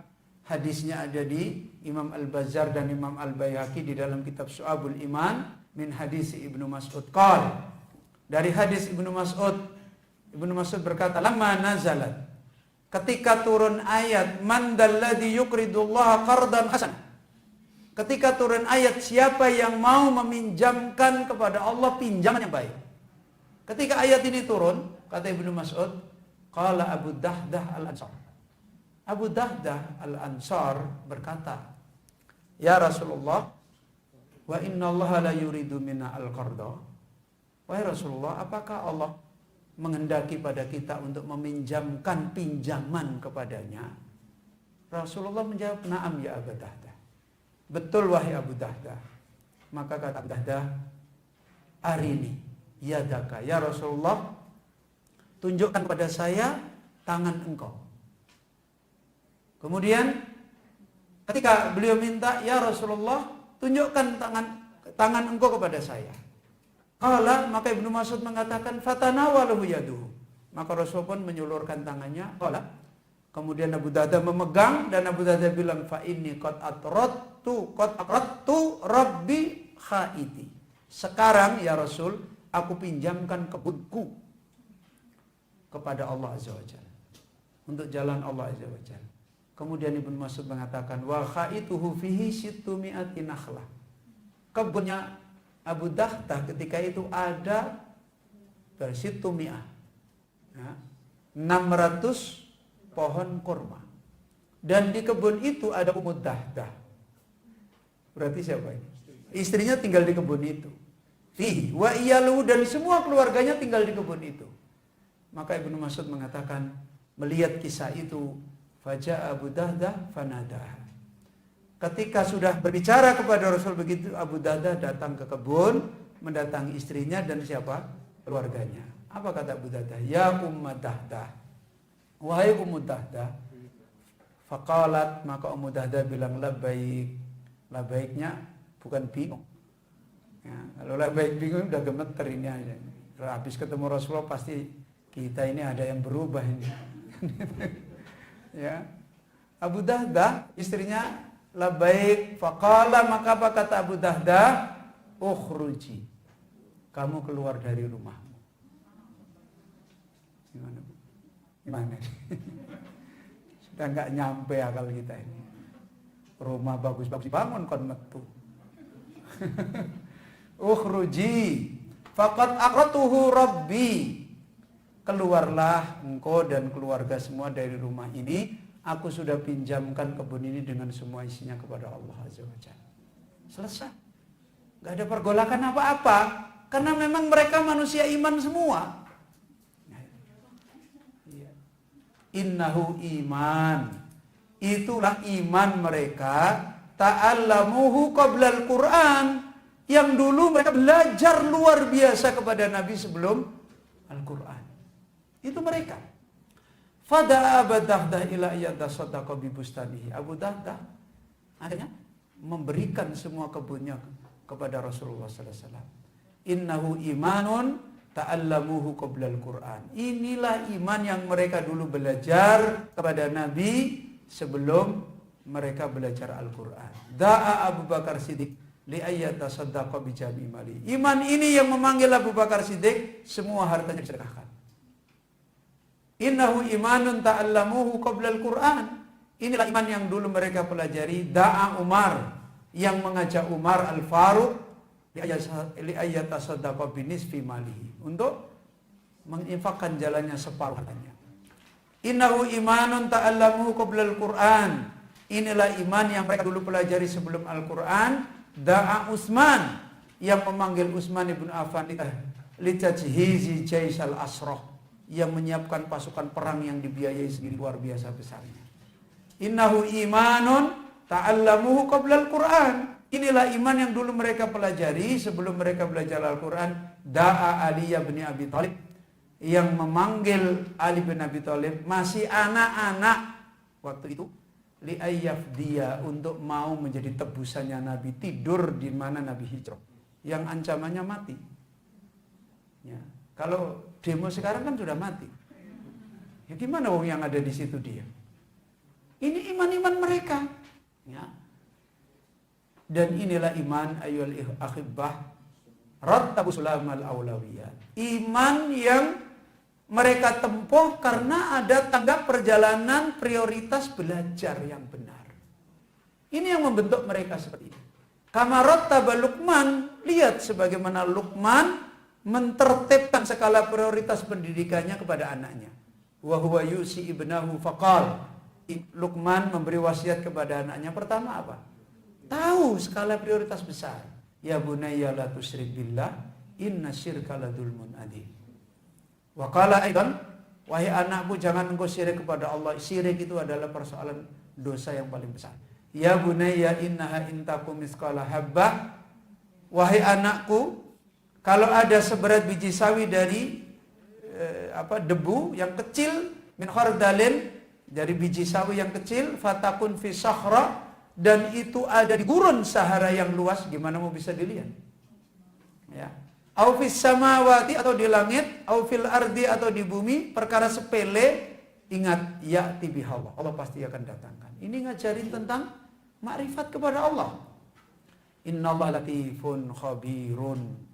Sungguhnya Allah adalah latif. Sungguhnya Allah adalah khabir. Pelajaran apa ini? Darrasa fil i'tiqad. Luqman ngajari tentang keyakinan, tentang akidah, uluhiyatan wa rububiyatan. Tauhid uluhiyah, sesembahan, wa rububiyatan, dan rububiyah. Summa qala, kemudian dia berkata, ya bunayya aqimis shalah. Baru, wahai anakku tegakkan salat, wa'mur bil ma'ruf wanha 'anil munkar. Tegakkan salat, laksanakanlah untuk mengajak yang baik, yang ma'ruf, dan cegahlah meninggalkan perkara yang mungkar. Apa ini? Darrasa fil ibadah. Luqman ngajari tentang ibadah dan muamalah dan menghadapi kehidupan. Summa qal, kemudian Luqman berkata kembali, wala tusair khaddaka linnas. Jangan engkau palingkan wajahmu, jangan engkau palingkan wajahmu bagi manusia. Wala tamsi fil ardi marokha. Jangan berjalan dengan menyombongkan diri. Apa ini? Darrasa fil muamalat. Ngajari bagaimana bergaul dengan manusia. Ini semua pengajaran iman. Dari akidahnya, cabangnya, amalnya, waqsid fi masyika. Sederhanalah kamu di dalam jalanmu. Hari ini bagaimana kita jalan kita? Anak-anak kita susah kita tata. Ya. Waqdud min sautika, pelankan suara. Ini dulu yang diajarkan Yunus, mengajari apa ini? Darrasa fil akhlak, ngajari di dalam akhlak. Wa hadza dinuna, dan ini dulu yang diajarkan tentang agama. Aqaidu wa ibadatun, yaitu akidah, ibadah, wa muamalatun, dan bagaimana bermuamalah, wa akhlaqun, dan akhlak, wifqa tasalsulimun bitin, dan caranya mengajar mencocoki tasalsul. Tasalsul itu rantai yang berurutan, bersambung.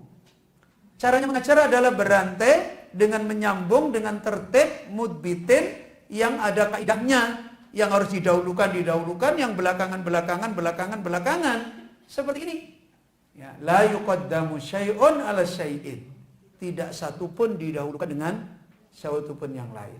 Ini apa yang dinasihatkan oleh beliau, wallahi mi wara'il qasdi, dan Allah adalah ada di semua yang ada di maksud itu.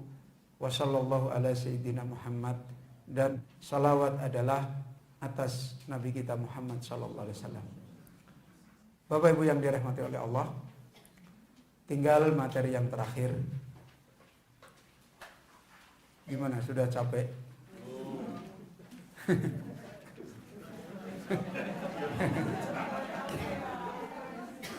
Ya, sekarang dilanjutkan kalau gitu. Sekarang, dulu para salaf modalnya apa mereka belajar? Dengan Al-Quran. Setelah mereka membangun iman sebelum Al-Quran, modalnya apa? Lughatul Arabiyyah. Nah, kaget sekarang.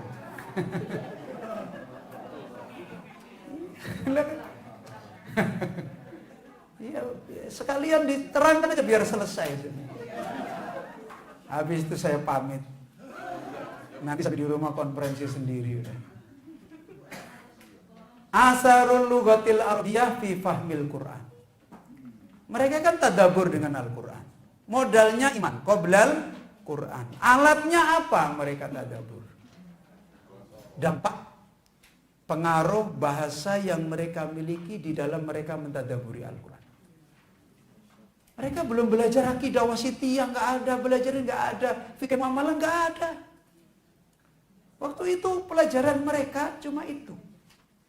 Kekuatan bahasa yang mereka miliki ini. Dan ini adalah khutbah Jum'ah ya, yang ada di Timur Tengah sana, tapi cocok juga untuk kita ya. Ini khutbah yang pertama. Ya, ini khutbah Jumat itu kan untuk umum kan. Ini khutbah Jumat tentang bahasa Arab. Kalau di sini mungkin orang pergi semua ini. Khutbah Jumat kok nerangin bahasa Arab. Amma ba'du ayyuhal muslimun. Muqaddimahnya kita singkat. Wahai kaum muslimin, yaqulu subhanahu fi kitabihil mubin. Perhatikan bagaimana Allah berfirman dalam kitabnya yang mubin, yang terang. A'udzu billahi minasyaitonir rajim. Alif lam ra tilka ayatul kitabil mubin. Inna anzalnahu Qur'anan Arabiyyan la'allakum ta'qilun. Nahnu naqussu 'alaika ahsanal qasas bima auhayna ilaika hadzal Qur'an. Wa in kunta min qablihi laminal ghafilin. Perhatikan bagaimana Allah menempatkan bahasa dalam kitabnya. Itu adalah ayat-ayat tilka ayatul kitab, ayat-ayat dari kitab yang terang. Alif lam ra. Inna anzalnahu Qur'anan Arabiyya. Sungguh kami Allah telah menurunkan dia Al-Qur'an, yaitu Quran yang berbahasa Arab. La'allakum ta'qilun, supaya kalian bisa memahami. Allah kaitkan lughatul Arabiyyah untuk memahami Al-Quran. Nahnu naqussu 'alaika ahsanal qasas. Kami senantiasa mengisahkan pada engkau sebaik-baiknya kisah. Bima auhayna ilaika, termasuk yang ada di Al-Quran adalah kisah. Dengan yang kami wahyukan kepada engkau wahai Muhammad, hadal Quran, pada Al-Quran ini, wa in kunta min qablihi laminal ghafilin. Sekalipun, sungguh pun engkau dulu sebelumnya Al-Quran datang, engkau termasuk orang-orang yang lalai. Dari faedah ayat ini dinasihatkan oleh penulis, laqad nazala hadal kitabal mubina bilisanil Arab. Sungguh Allah Azza wa Jalla telah menurunkan kitab yang mubin ini dengan bahasa Arab. Fasihan balighun. Yang bahasa Arab, bahasa Al-Quran ini punya dua sifat. Fasih, baligh. Fasih itu kaitannya dengan ilmu untuk membenarkan bahasa. Kalau baligh adalah kaitannya dengan ilmu untuk menyampaikan maksud bahasa. Paham? Jadi untuk membenarkan bahasa yang digunakan untuk menyampaikan maksud supaya bahasanya benar, itu namanya bahasa yang fasih. Dan itu objeknya ilmu nahwu shorof. Kemudian baligh. Bahasa ini digunakan juga untuk menyampaikan maksud. Supaya maksud ini bisa disampaikan seperti yang tadi kita contohkan. Ngajarin akidah dengan ngajarin hukum. Akidah ini harus ditaruh di mana? Harus ditaruh di keyakinan, di hati. Hukum itu ditaruh di anggota tubuh, kan begitu? Menanamkan sesuatu di anggota tubuh dengan menanamkan di hati, beda. Hati tempat banyaknya penyakit. Hati tempat banyaknya godaan. Iblis masuknya di hati. Syahwat masuknya di hati. Maka bahasanya beda. Anggota tubuh ikut-ikutan aja dengan hati. Hati bilang begini mau, hati bilang begini ikut, hati bilang begini ikut. Makanya bahasanya sederhana aja. Itu namanya ilmu balaghah. Makanya dalam ilmu balaghah akan melahirkan kalam itu baligh sampai kepada maksudnya. Misalnya ada orang pinter, orangnya taat, pinter, soleh, terus diomongi, makan, makan, makan, itu baligh enggak? nggak balik. Sama saja, kamu bodoh. Lo orang pintar dibodoh-bodohin. Itu namanya nggak balik. Paham nggak maksudnya? Kalau orang pintar, dia orang baik, ngomong sekali cukup. Gitu. Tapi kalau orang itu bandel, delul, nah mungkin terus kita ngomongnya sekali aja. Makan terus kita pergi. Ini namanya nggak balik. Bagaimana menggunakan bahasa ini sampai kepada tujuan. Orangnya bagaimana, materinya apa, pakai cara ngomong seperti apa, itu di balaghah. Dan Al-Quran itu fasihun balighun. Ini li'ajli ayyufhimahun nas. Untuk apa Allah datangkan Al-Quran bahasanya seperti ini? Supaya manusia paham dengan maksud Al-Quran. Ya. Wa yaqiluhu, dan supaya manusia bisa mencerna. Ya. Summa yutabbiquhu, kemudian dia bisa mempraktekkan pada kenyataannya fi waqi'i hayatihim. Di dalam apa? Realisasi hidupnya. Dan ini bahasa yang dulu dipakai orang-orang. Coba orang-orang tua dulu itu nyuruh anak saja nggak usah diterangin, ya kan, nggak usah diterangin. Ada tamu, kemudian anak itu datang keluar, bapaknya cuma mendelik. Tahu mendelik nggak, Pak? Cuma ngelihat mentelan gini. Ini anak udah tahu maksudnya dan tahu apa yang harus diperbuat. Ya kan begitu. Kalau hari ini, bapak ini kok sakit hati sama saya. Sudah kita tahu, nggak paham bahasanya. Sama, dikasih bahasa panjang, malah sakit hati. Kok anak disidang terus? Dikasih bahasa pendek, kok kita dibiarin? Salah paham terus jadinya. Karena nggak nyampe. Ya. Padahal orang tua dulu, hanya dengan mendalang tak ada, anaknya sudah terus melakukan jalan, pergi sudah, sibuk, nggak ada apa-apa. Setelah itu juga, bapaknya nanya, kenapa tadi bapak kok lihat kamu? Iya, saya tahu bapak, saya disuruh pergi. Lo paham dan gak sakit hati, ngerti maksudnya. Ini bahasa itu tidak bisa dipisahkan dari ilmu. Orang bisa terima ilmu dan meyakini dan melaksanakan, itu kembali kepada bahasa. Makanya Al-Quran didatangkan pertama kali yang melumpuhkan orang Arab adalah bahasa Al-Quran. Jadi bukan isinya dulu, bahasanya mereka udah lumpuh. Ketemu Al-Quran mereka udah pingsan semua. Padahal mereka ahli sastra, ahli syair. Kebanggaan orang Arab itu mereka berkumpul saling adu syair. Itu kebanggaan orang Arab. Kalau orang yang dihargai di Arab dulu yang pintar bersyair, bahasanya menjatuhkan orang lain, itu nomor satu. Begitu Al-Quran datang, bukan cuma nerangin itu syirik, bahasanya dihancurin dulu. Jadi ini jalannya ilmu, jalannya agama. Jadi dengan maksud supaya mereka mencerna yutabbiqu fi waqi'i hayatihim. Supaya mereka bisa menerapkan di kenyataan hidup. Kita hari ini sudah dikasih hukum loh. Belajar fikih kan sudah diklasifikasikan. Ini wajib, ini haram. Kadang-kadang orang tua dulu malah nggak diterangin ini wajib, ini haram. Mendeleng tok itu kan nggak tahu ini hukumnya wajib. Ya kan? Cuma mendeleng hanya ngelihat. Cuma batuk aja, oh itu maksudnya sunnah, gitu. Sudah paham.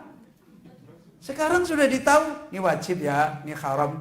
Ya lupa semua, dablek aja, karena ininya nggak ada, bahasanya nggak nyampe.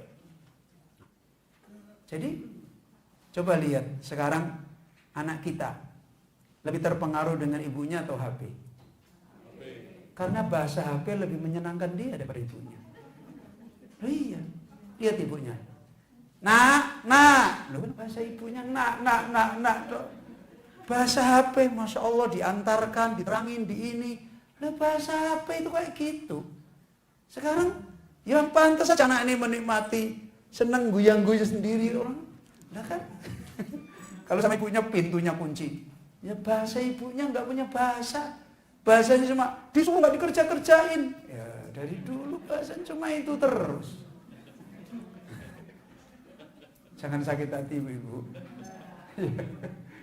Ini untuk jelasin masalah bahasa ini masalah besar. Masalah yang kita dengar saja dari bahasa yang kita paham, itu gak usah nunggu orang lain mukulin kita. Kita baca Al-Quran itu udah merasa dipukuli. nggak perlu diterangkan kalau kita paham maksudnya. Akhirnya fayas'adu fi dunyahum wa ukhrahum. Mereka bahagia dunianya dan akhiratnya. Sudah masuk asal. Ya, kita istirahat dulu. Kalau mau dilanjutkan nanti kita lanjutkan sebentar biar selesai. Ya, tapi kalau bapak-bapak, ibu-ibu yang ada pengen izin nggak usah takut-takut dengan tadi. Ya. Fadal yang pengen izin. Ya, kita sholat dulu. Fadal. Supaya kita selesaikan. Subhanakallahumma bihamdika asyhadu an la ilaha illa anta astaghfiruka wa atubu ilaik.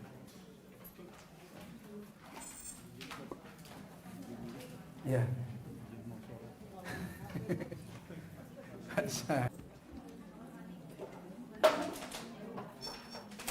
Bismillahirrahmanirrahim. Innal hamdalillah nahmaduhu wa nasta'inuhu wa nastaghfiruh. Wa na'udzu billahi min shururi anfusina wa sayyiati a'malina. May yahdihillahu fala mudilla lahu wa may yudlil fala hadiya lahu. Wa asyhadu an la ilaha illallah wahdahu la syarika lahu wa asyhadu anna Muhammadan abduhu wa rasuluh sallallahu alaihi wa alihi wasallam. Wa ba'd. Alhamdulillah, Bapak Ibu-ibu talabatul ilmi, ikhwani wa akhwati fiddin, dengan memohon taufik kepada Allah, kita lanjutkan untuk menambahkan beberapa faidah di maudhu' atau pembahasan kita dari kewajiban kita untuk mentadaburi kitab Allah Subhanahu wa taala pada materi yang ketiga, yaitu asarul lughatil arabiyyati fi fahmil Quran. Tadi kita telah dijelaskan oleh muallif, yaitu Syekh Mursyid Al-Hayali, tentang bagaimana Allah Azza wa Jalla menetapkan bahasa Arab yang dulu menjadi wasilah. Orang-orang beriman pertama mendapatkan iman mereka dari wahyu dan mendapatkan bagaimana jalan hidayah agama mereka dari wahyu kitab Allah Azza wa Jalla. Sebagaimana mereka diperintahkan untuk belajar, dan mereka ketika itu wasilah besar mereka adalah wasilah bahasa yang sebagaimana Allah Azza wa Jalla jelaskan. Maka kita tambahkan beberapa faidah sebelum jam 4 insyaallah kita akhiri. Sebagaimana di halaman 26 dinasihatkan kembali oleh beliau, wal Qur'anu ayyuhal muslimun mu'jiz. Al-Quran, wahai kaum muslimin, adalah kitab yang melemahkan. Untuk mendapatkan, memberikan ilmu, Al-Quran sendiri adalah kitab yang melemahkan orang-orang yang mereka ini didatangkan kepada mereka kitab Allah. Metode Al-Quran dari sisi bahasa untuk orang mendapatkan hidayah dari Al-Quran. Takhaddal Arab al-bulagha'a wal fusaha'a. Al-Quran bahkan terdapat ayat yang menantang orang Arab, yang mereka adalah ahli sastra dan ahli fasahah, ahli bahasa Arab, ahlal lisan wal bayan. Orang Arab dulu itu adalah ahli bahasa, lisan, dan ahli menjelaskan.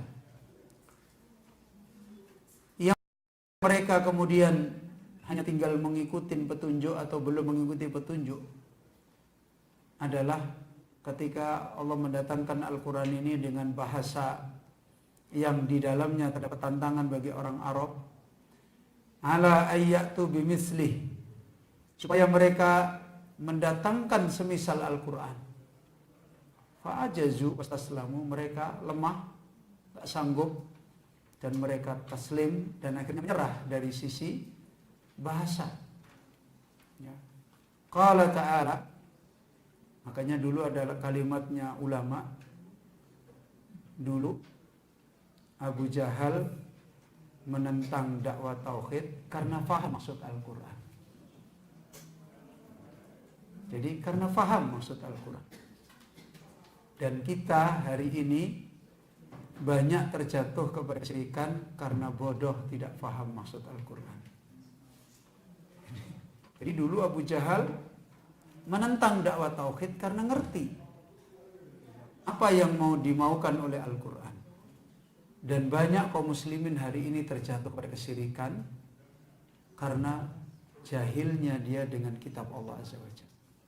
Itu satu ungkapan yang cukup tinggi yang disampaikan oleh para ulama. Ya. Mana ayat yang menunjukkan tentang itu? Allah berfirman dalam surat Al-Isra, "Kulla in ijtama'atil insu wal jin."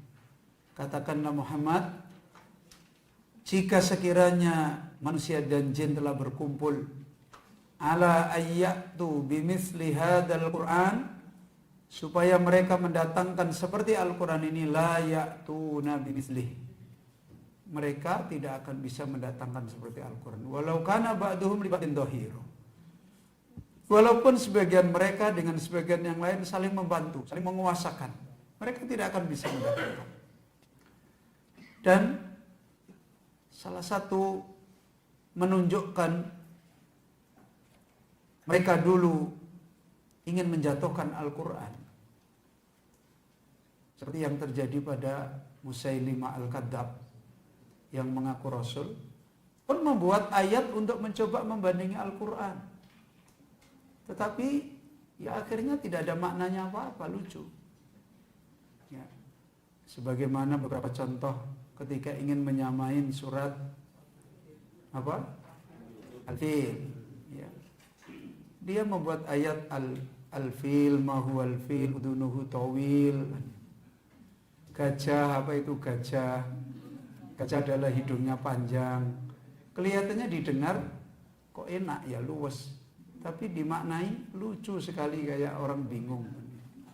Dan ini menunjukkan tidak ada maknanya mereka ketika menandingi bahasa Al-Quran. Dan itu yang menjadikan mereka kemudian akhirnya secara ilmiah sudah tidak bisa menolak kebenaran Al-Quran. Hanya tinggal hidayah. Hidayah untuk ikut aja. Nah, kadang-kala kita ini ingin ikut tapi nggak ngerti-ngerti. Kita ingin ikut tapi nggak ngerti-ngerti. Makanya adiknya Khalid bin Walid ketika ngirim surat kepada Khalid bin Walid mengingatkan bahwa kamu itu orang bodoh. Kamu bukan orang bodoh, kamu itu faham Al-Quran, kamu sudah ngerti. Kamu itu sudah faham dakwanya Muhammad sallallahu alaihi wasallam.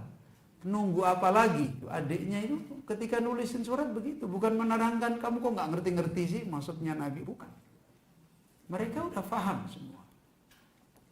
Dan ini bukan cuma itu, bahkan penulis menasihatkan, bal takhaddahum fi ma huwa aqall min dalik.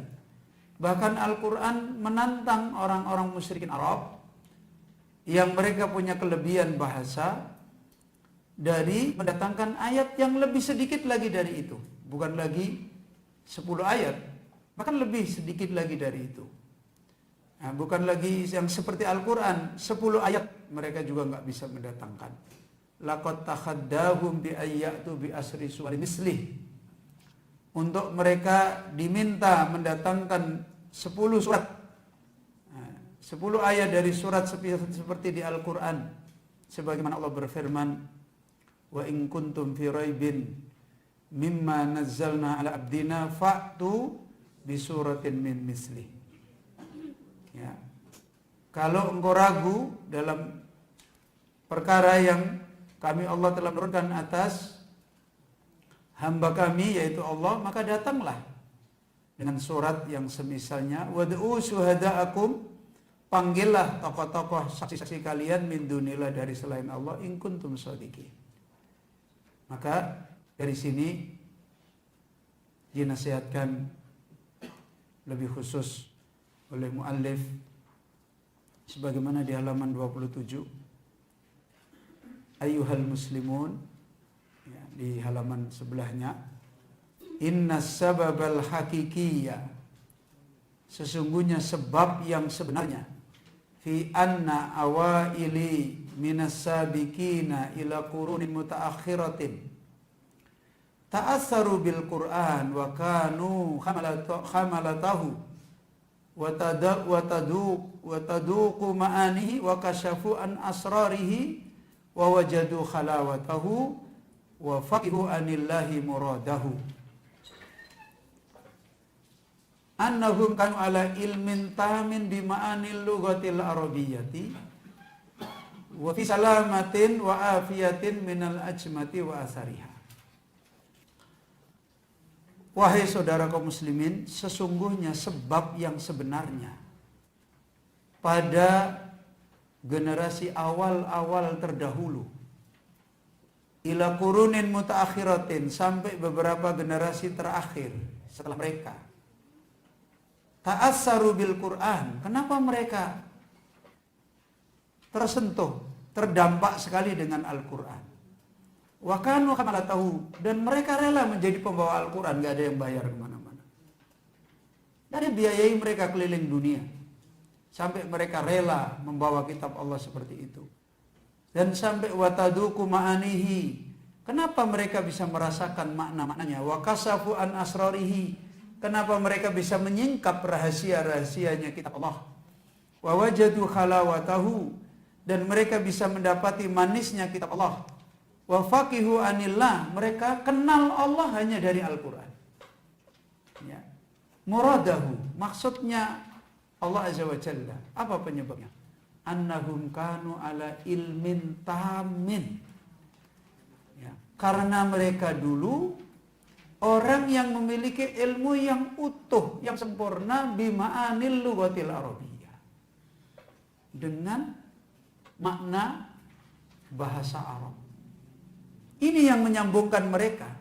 Ketemu akidah benar, ketemu ini benar, ketemu ini benar.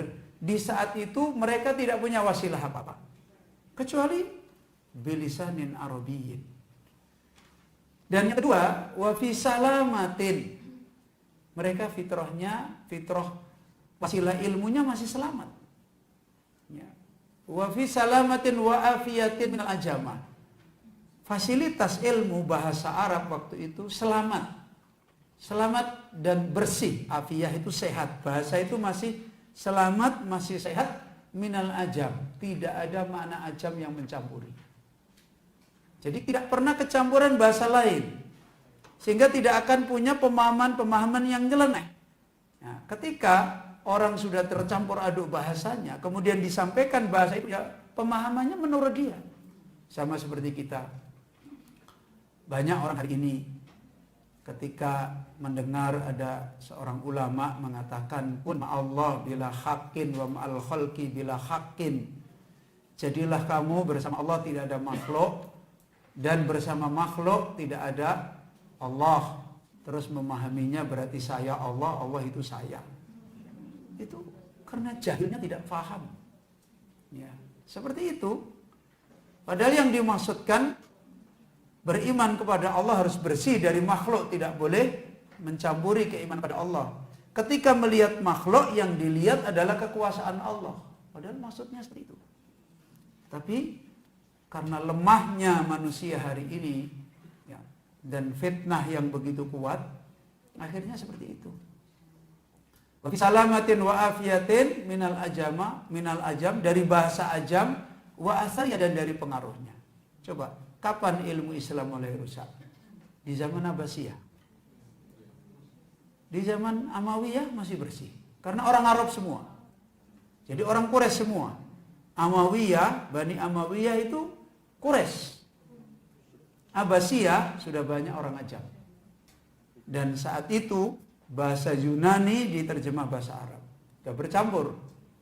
Bahasa India, bahasa Ketimuran diterjemah bahasa Arab. Filsafat Yunani dipelajari, kemudian orang memahami Al-Quran dengan itu semua. Ya rusak. Nggak akan ngerti maksud-maksud Al-Quran. Bahkan disampaikan oleh beliau, wa qad ihtada katsirun minal musyrikin ilal Islam. Wa ayqanu ahqiyatahu bi mujarradi sama'ihi li ayatil Quran. Dulu itu banyak orang musyrik mendapatkan petunjuk kepada Islam, meyakini kebenaran Islam, sekedar mendengar ayat saja. Modalnya apa dia?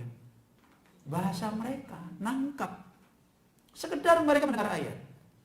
Wa ma'rifatuhum bifasahatihi, dan karena mereka punya pemahaman tentang fasihnya Al-Quran, wa balaghi al-bahirah.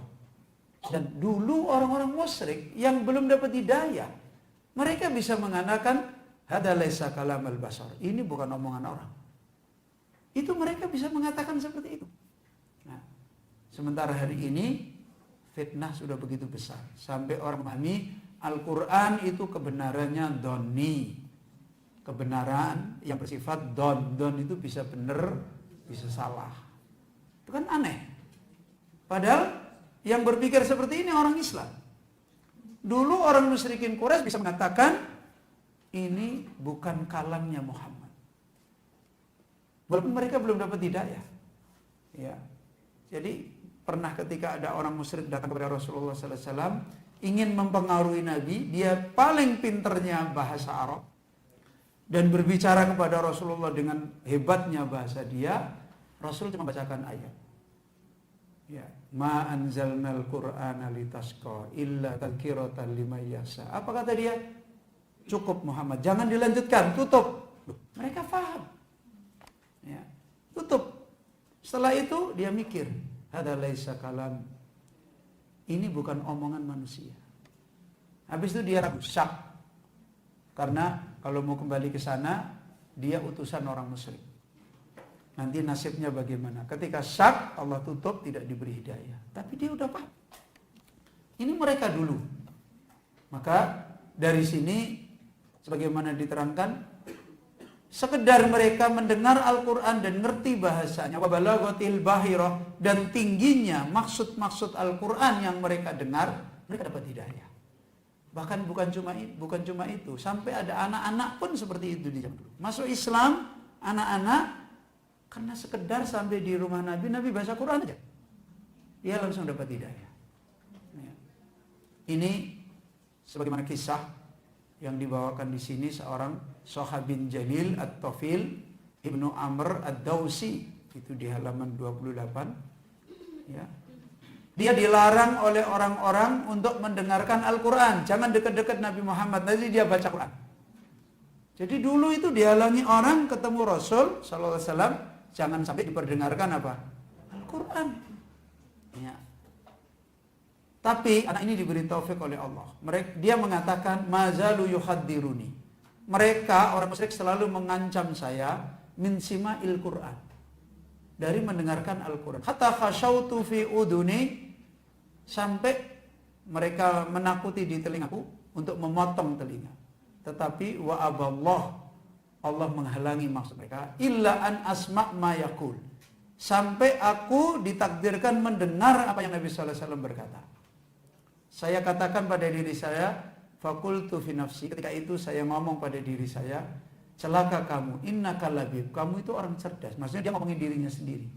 Anak-anak ini ngomongin, kamu jangan mau, kamu itu kan orang pinter. Ta'riful hasan minal qabih, kamu itu kan bisa bedain mana baik mana buruk. Fasma' ma yaqul, coba dengar dulu apa yang Nabi Muhammad sallallahu alaihi wasallam sampaikan.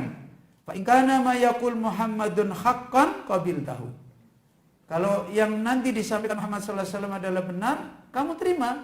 Kamu orang pinter. Wa in kana ghairuhu raddattahu, kalau yang lain ya sudah kamu tolak. Fatabi'tu Rasulullah sallallahu alaihi wasallam, maka saya ikuti Rasulullah sallallahu alaihi wasallam ila baitihi, sampai di rumahnya. Wa sami'tu syai'an minal Qur'an, dan saya tidak dapat apa-apa kecuali saya mendengarkan sebagian ayat Al-Quran dari lisan Nabi. Wa syaraha sadri lil Islam, saat itu Allah melapangkan dadaku menerima Islam. Wa araftu annahul haq, dan saya mendapatkan ilmu bahwasanya beliau Muhammad SAW adalah Al-Quran adalah kebenaran. Ini dulu, nggak perlu debat panjang. Ya, hari ini debat, usir, nggak ketemu yang benar. Yang benar bingung, yang tahu benar juga bingung, yang tidak tahu benar juga sama-sama bingung. Hanya mau debat tentang apa? Bagaimana Nabi Isa, bagaimana Allah Rabbul Alamin, bagaimana sampai di YouTube. Ya. Maka disimbolkan oleh beliau, ayyuhal muslimun, kam minna yasma'u ayatin tutla duna yajidullaha ridata fi'lin. Berapa banyak dari kita mendengarkan bahkan membaca ayat Al-Quran tanpa kita pernah mendapati penolakan perbuatan. Au khalawatin, tanpa kita pernah mendapati manis. Auladatin, tanpa kita mendapati kelezatan. Awin syirahin, tanpa kita mendapati kelapangan. Kemudian disimbolkan apa? Wassababu ya'udu ila jahlina bi asraril lughatil arabiyyah. Sebab itu semua adalah salah satunya karena jahilnya kita dengan rahasia bahasa Arab. Wa ma'anihi, dan makna-maknanya as-samiyah yang tinggi, allati nazzalal qur'ana biha, yang Allah menurunkan Al-Qur'an dengan bahasa itu. Maka kata muallif, fa idza aradna an nazdada mahabbatan li kitabillah. Kalau kita ingin menghendaki untuk memiliki kecintaan iman kita dengan kitab Allah, wattiba'an lahu wa qiyadan, dan menambahkan kekuatan kita untuk bisa ikut dan tunduk, fa alaina an nata'allamal lughah. Maka wajib bagi kita untuk belajar bahasa Al-Qur'an. Wa naghrisa fi nufusi abna'ina hubbaha, dan wajib kita menanamkan di jiwa anak-anak kita untuk mencintai bahasa Al-Qur'an. Wa nu'awwidu 'ala nutqi wa takhattubi biha, dan kita membiasakan dengan ucapan-ucapan yang itu dari bahasa-bahasa Al-Qur'an dan membicarakan dengan bahasa Al-Qur'an. Ini Bapak Ibu yang dirahmati oleh Allah. Terakhir kita ambilkan faedah satu lagi. Salah satu bukti hikmah yang tinggi adalah seorang imam ahli ilmu, yaitu dari Al-Imam Al-Asmu'i. Suatu ketika Al-Imam Al-Asmu'i di halaman 69 bawah, yaqul, berkata, 29, sudah sore. Ya. Kharajtu data lailatin, suatu malam saya keluar. Wa fi ma'ana sairun, dan ketika itu saya sedang berjalan, id basartu bitiflah. Saat itu saya melihat ada anak wanita, masih anak kecil, anak perempuan, masih anak-anak, tiflah. Lam tata'addat tasi'ah, kayaknya umurnya belum nyampe 9 tahun. Min umriha. Tansadu hadal abiyat, dia menyenandungkan sebuah syair yang bagus. Ya. Astaghfirullah lidambi kulli qataltu insanan bi ghairi khilli. Bahasanya Masya Allah. Mislu ghazalin naimin fi dilli wantasafal lailu walam usalli. Masya Allah, bahasa sastra yang tinggi. Anak kecil ini menyampaikan bahasa yang secara lafadznya menunjukkan bahasa yang tinggi dan isinya juga sama. Apa kata isinya? Saya memohon istighfar kepada Allah dengan bagi dosa-dosaku semua. Aku telah membunuh manusia dengan tanpa halalnya dia. Sudah jam 4 ini. Ya. Aku telah memohon ampun kepada Allah bagi dosaku seluruhnya. Ya, karena aku telah membunuh manusia dengan kehalalannya. Laksana kijang yang tidur di tempat sarangnya. Dan malam pun telah masuk di tengah malam dan aku belum menyolatinya. Masya Allah, sebuah bahasa yang tinggi diungkapkan anak 9 tahun. Maka kata imam ini, fakultulah, saya pun ngomong kepada anak ini, ya hadihi, wahai anak kecil, ya, qatalakallah. Qatalakallah ini sebenarnya doa untuk apa ya? Doa jelek, tapi ini justru menyanjung. Kadang-kadang semoga Allah membinasakan kamu gitu. Tapi artinya ini bukan ini. Artinya kamu ini anak luar biasa. Kalau bahasa kita harusnya kamu tidak ada saja kan gitu. Jadi dia menyanjung anak ini luar biasa. Kemudian apa kata dia? Ma'ablaghoka sigrika, bagaimana kamu bisa punya bahasa yang seperti ini pada usiamu kecil? Anak perempuan usianya kecil. Fa'ajabat, yang ajib. Anak ini menjawab kepada seorang imam ini, waihaka, gantian celaka kamu wahai orang.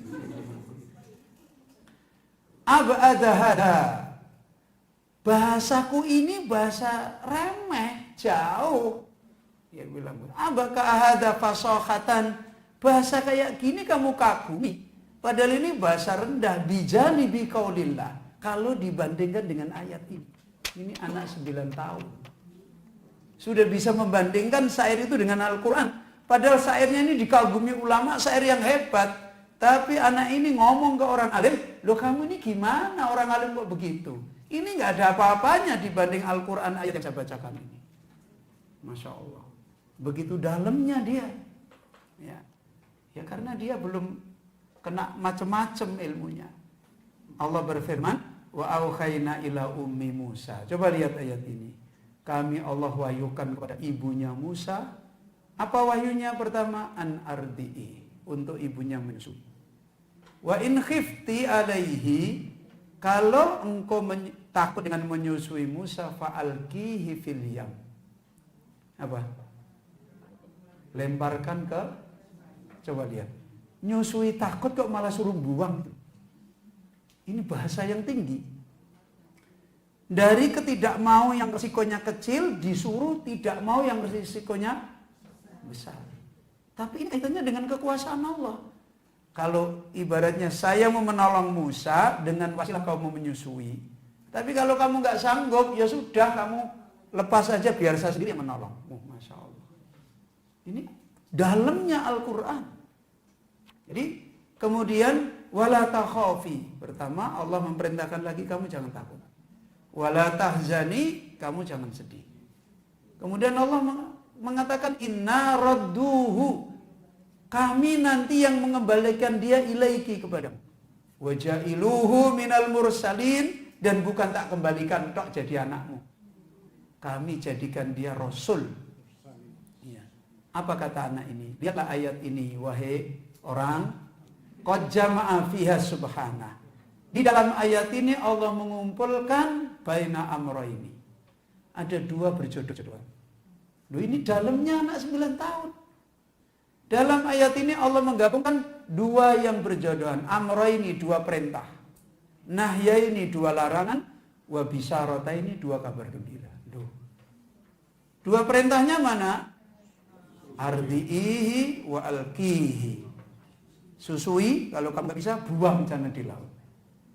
Terus mana larangannya 2? La takhafi wa la tahzani. Ini bahasa yang tinggi. Kemudian 2 kabar gembira. Mana 2 kabar gembiranya? Inna radduhu ilaika. Ini yang pertama. Yang kedua, ja'iluhu minal mursalin. Ini sastranya Al-Quran. Jadi anak ini ngomong sama dia seperti itu. Ini contoh. Anak-anak kecil dulu 9 tahun, anak wanita udah seperti ini. Karena mereka selamat bahasa mereka, sehingga mereka dengan Al-Quran, mereka belajar apa? Kan mereka hari-hari membaca Al-Quran. Mereka punya bahasa, mereka mendapatkan faidah dari bahasa itu. Sehingga dari situ dia mendapatkan nikmat yang sebagaimana dinasihatkan oleh beliau. Ayo ikhwah, Bapak Ibu yang dirahmati Allah. Maka karena waktu sudah masuk jam 4, saya bacakan ringkasan di halaman 31. Inna man lam yuhsinil lughatal arabiyyah wa ma'rifata asalibil arab wa khitabahu qad yaqa'u fi ba'dil akhta' fi fahmil Qur'an. Sungguhnya orang yang mereka tidak baik di dalam meraih pemahaman bahasa Arab dan memahami uslub bahasa Arab dan seruan-seruan bahasa Arab, sungguh dia senantiasa jatuh pada sebagian kesalahan di dalam memahami Al-Quran. Fayafhamu anillah ghayra ma'arada. Dia akan memahami Allah yang Allah tidak maksudkan.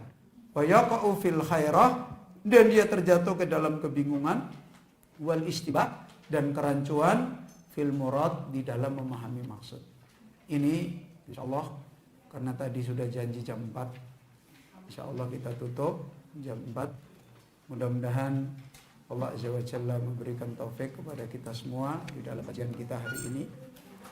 Dan saya mohon maaf jika ada kekurangan dan khilafat. Kita akhiri majelis kita. Subhanaka Allahumma bihamdika asyhadu an la ilaha illa anta astaghfiruka wa atubu ilaik.